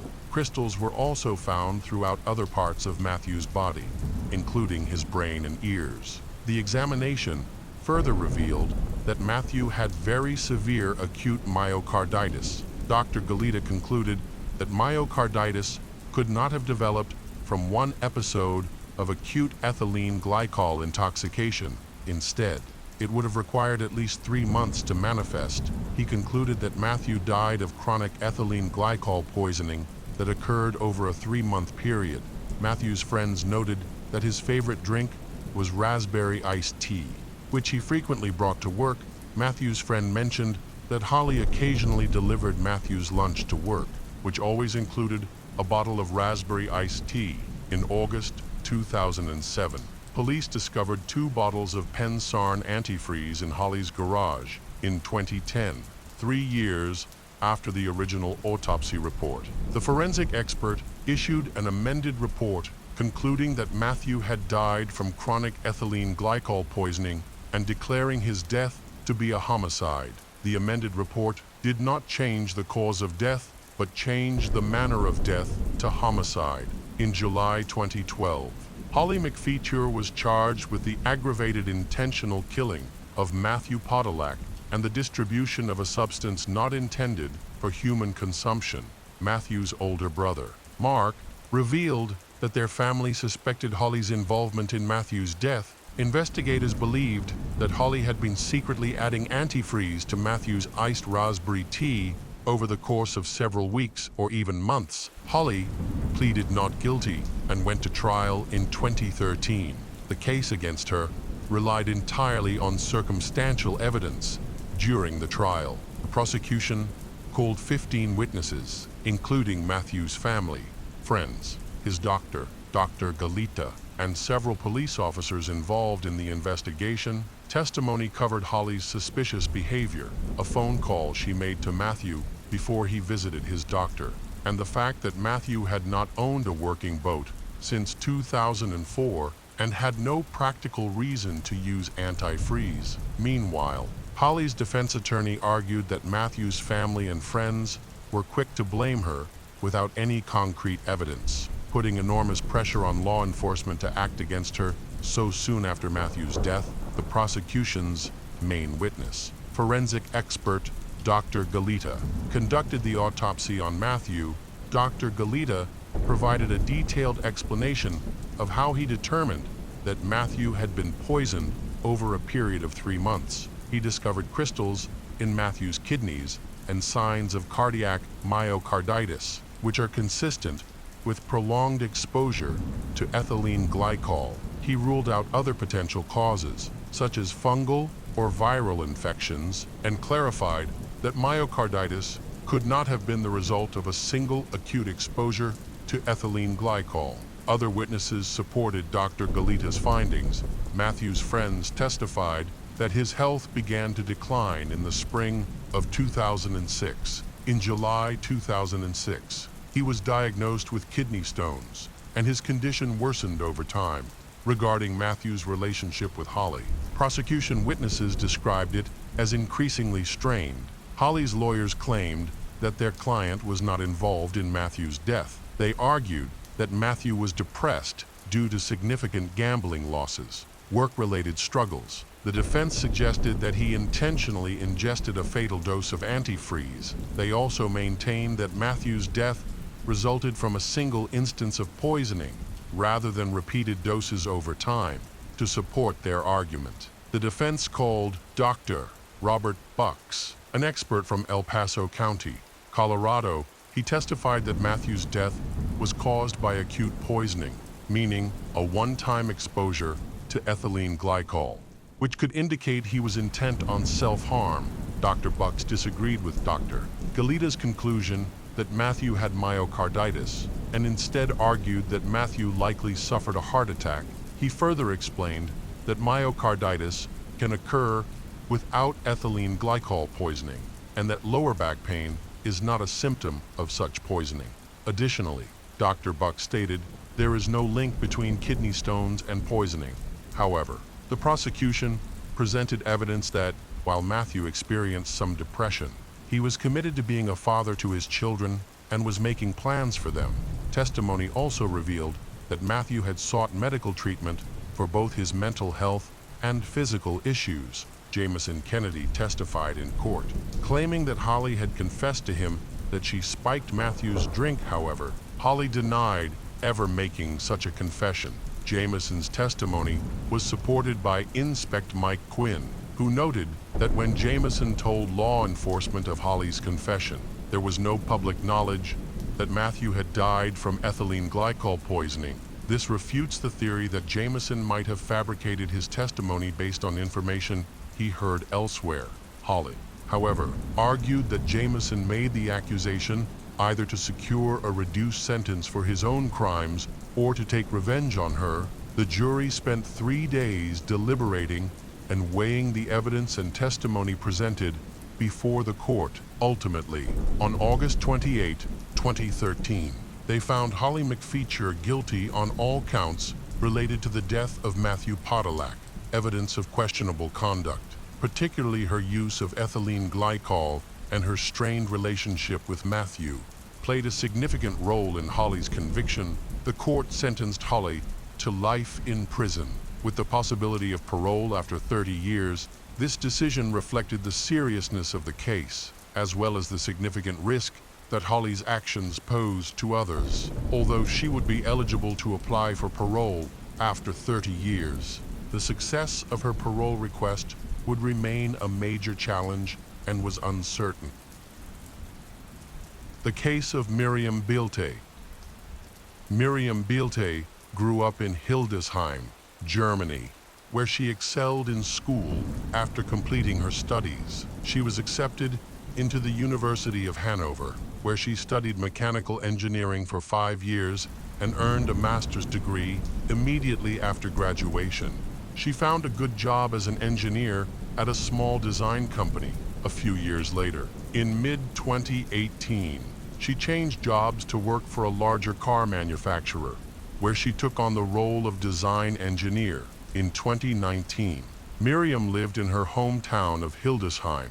She was not in a serious relationship, so she continued to live with her parents. She worked for an international company and frequently traveled abroad. At the end of March 2019, the company sent her on another business trip, this time to Southeast Asia to meet with some suppliers. Miriam took additional leave to combine work with vacation. Miriam decided to extend her stay in Thailand.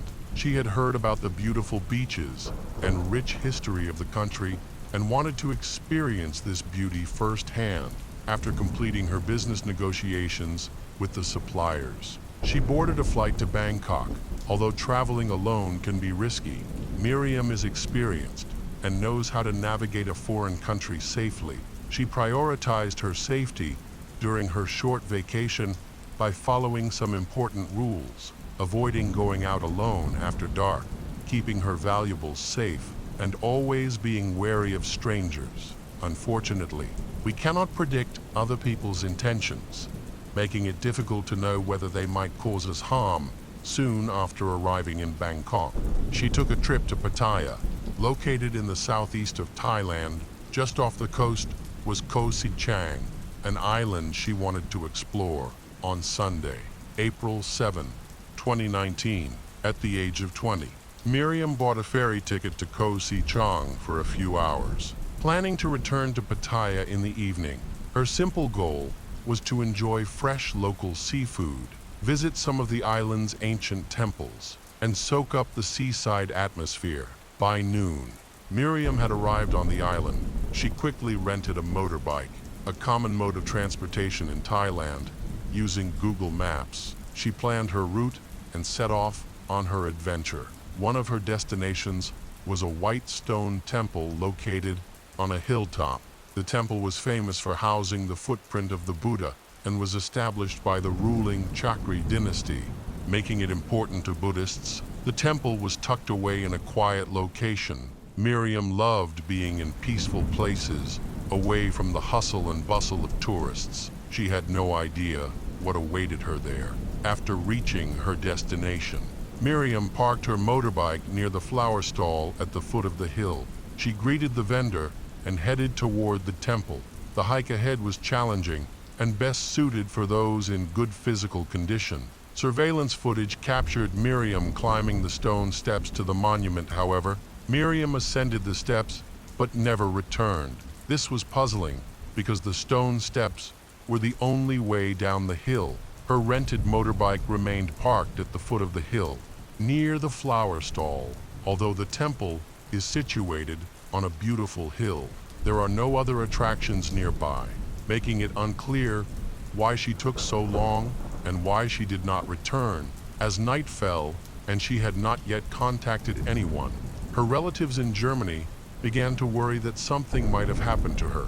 The next morning, April 8, a Thai tourist walked along a deserted path leading to the white stone temple that housed the footprint of the Buddha. About halfway up, he noticed a small ravine beside the stairs. Curious, he went closer and was shocked to discover the body of a young woman with fair skin. She was found dead, lying between two large boulders, covered in branches, leaves, and old debris. The visitor quickly alerted the police to the gruesome discovery.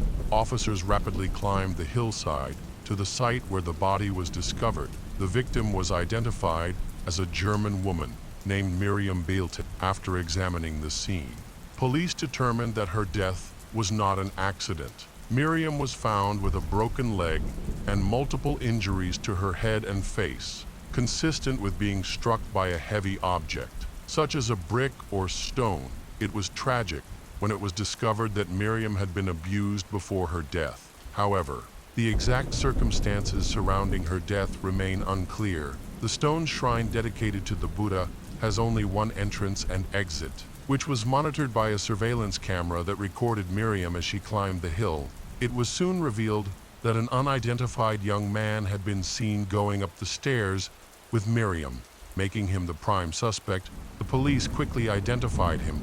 Security footage showed him arriving on a motorbike and parking at the foot of the hill. He spoke briefly to the florist and bought a small bouquet of marigolds before heading to the temple. The florist noticed the young man closely following Miriam and then saw him walking down the stone stairs alone. He was wearing dark clothes, and the florist thought his jacket and pants looked wet and had something red on them. Concerned, the florist asked the young man if everything was okay. The man said he had just fallen, sensing something was wrong.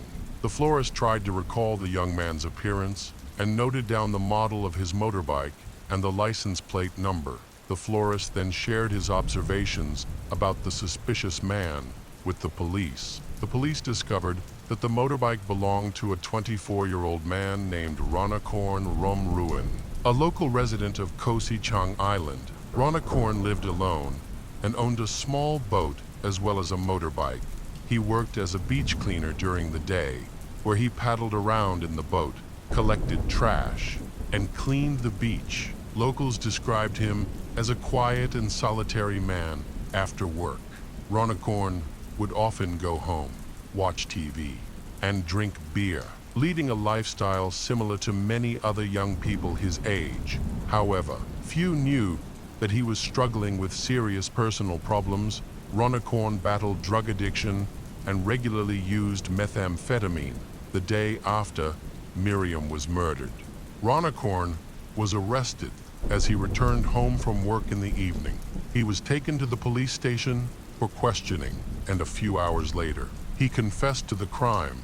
Ranakorn stated that on the morning of Sunday, April 7, he woke up, skipped breakfast, drank 2 beers. He then used methamphetamine and got on his motorbike to travel around the island. His trip ended at the foot of a temple. Ranakorn spotted Miriam as she was climbing the stone stairs. At that moment, an idea struck him when he saw an attractive girl with fair skin at the foot of the hill. He noticed a flower stall and bought a small bouquet of marigolds. Ranakorn then followed Miriam up the stairs. When he caught up with her, he tried to strike up a conversation. Miriam felt uncomfortable, and after he gave her the flowers, he suggested they could be intimate on the hill before going to the temple. Miriam refused, but Ranakorn continued to ask inappropriate questions. Miriam became frightened and tried to run away from the stranger, but he kept chasing her. Eventually, he grabbed her and dragged her into the dense forest. Miriam screamed and struggled to escape, but there was no one around to help her. After he completed what he intended to do, Miriam found an opportunity to escape. She ran down the hill, putting as much distance as possible between herself and him. Meanwhile, Ranakorn had a disturbing thought. He realized he needed to catch up with her to eliminate any possibility of being caught. If he let her go, he would likely end up in jail. Ranakorn stood up, dusted himself off, and ran after Miriam. Unfortunately, in her panic, while descending the hill, she fell and injured her leg. Ranakorn caught up to her and picked up a large rock from the ground. Hitting her on the head, Miriam died from the injury. Ranakorn then dragged her up the hill, placed her on a rocky spot, and covered her with leaves, twigs, and old rubbish. However, the body was eventually discovered by a Thai tourist after committing the crime. Ranakorn returned home, quickly washed his bloody clothes, lay down on the couch, watched TV, and finished a pack of cigarettes. This was his last evening of freedom during the reenactment of the crime scene. Ranakorn recounted the final moments of Miriam's life while his head was covered with a blue bag to protect his identity. Thai police closely monitored the investigation, and just 3 months after the tragedy, the trial began. The main evidence against Ranakorn included surveillance camera footage, a witness's testimony from the flower stall, and Ranakorn's own confession, although Ranakorn did not directly apologize for his actions. His mother did so in court on his behalf. The mother said that she and Ranakorn did not live together and were unaware of her son's actions. His actions shocked her, and she urged the court to impose the harshest sentence on him. In Thailand, the maximum penalty for murder is the death penalty. Ranakorn's mother feared that if he were released, he might commit a similar crime and take the lives of others. She supported the court in imposing the death penalty on her son. Ranakorn is currently awaiting execution. The island community was horrified by the news of the death of 26-year-old Miriam. Thailand is generally a peaceful country, and it is sad that a local man would treat a tourist so cruelly. Kosi Chang has never seen such brutality before, and the residents hope this incident will not disrupt their lives or deter visitors. The Kosi Chang community came together to express their grief. People of all ages and occupations gathered at the site of Miriam's death. Carrying candles and flowers, they mourned, prayed for her soul, and offered their condolences to her family. Thailand's economy is heavily dependent on tourism, and negative publicity can be very damaging to the country's economy. This is why the Thai authorities prioritize the swift resolution of crimes involving tourists. However, there are times when details of such cases are kept under wraps and not shared with the public.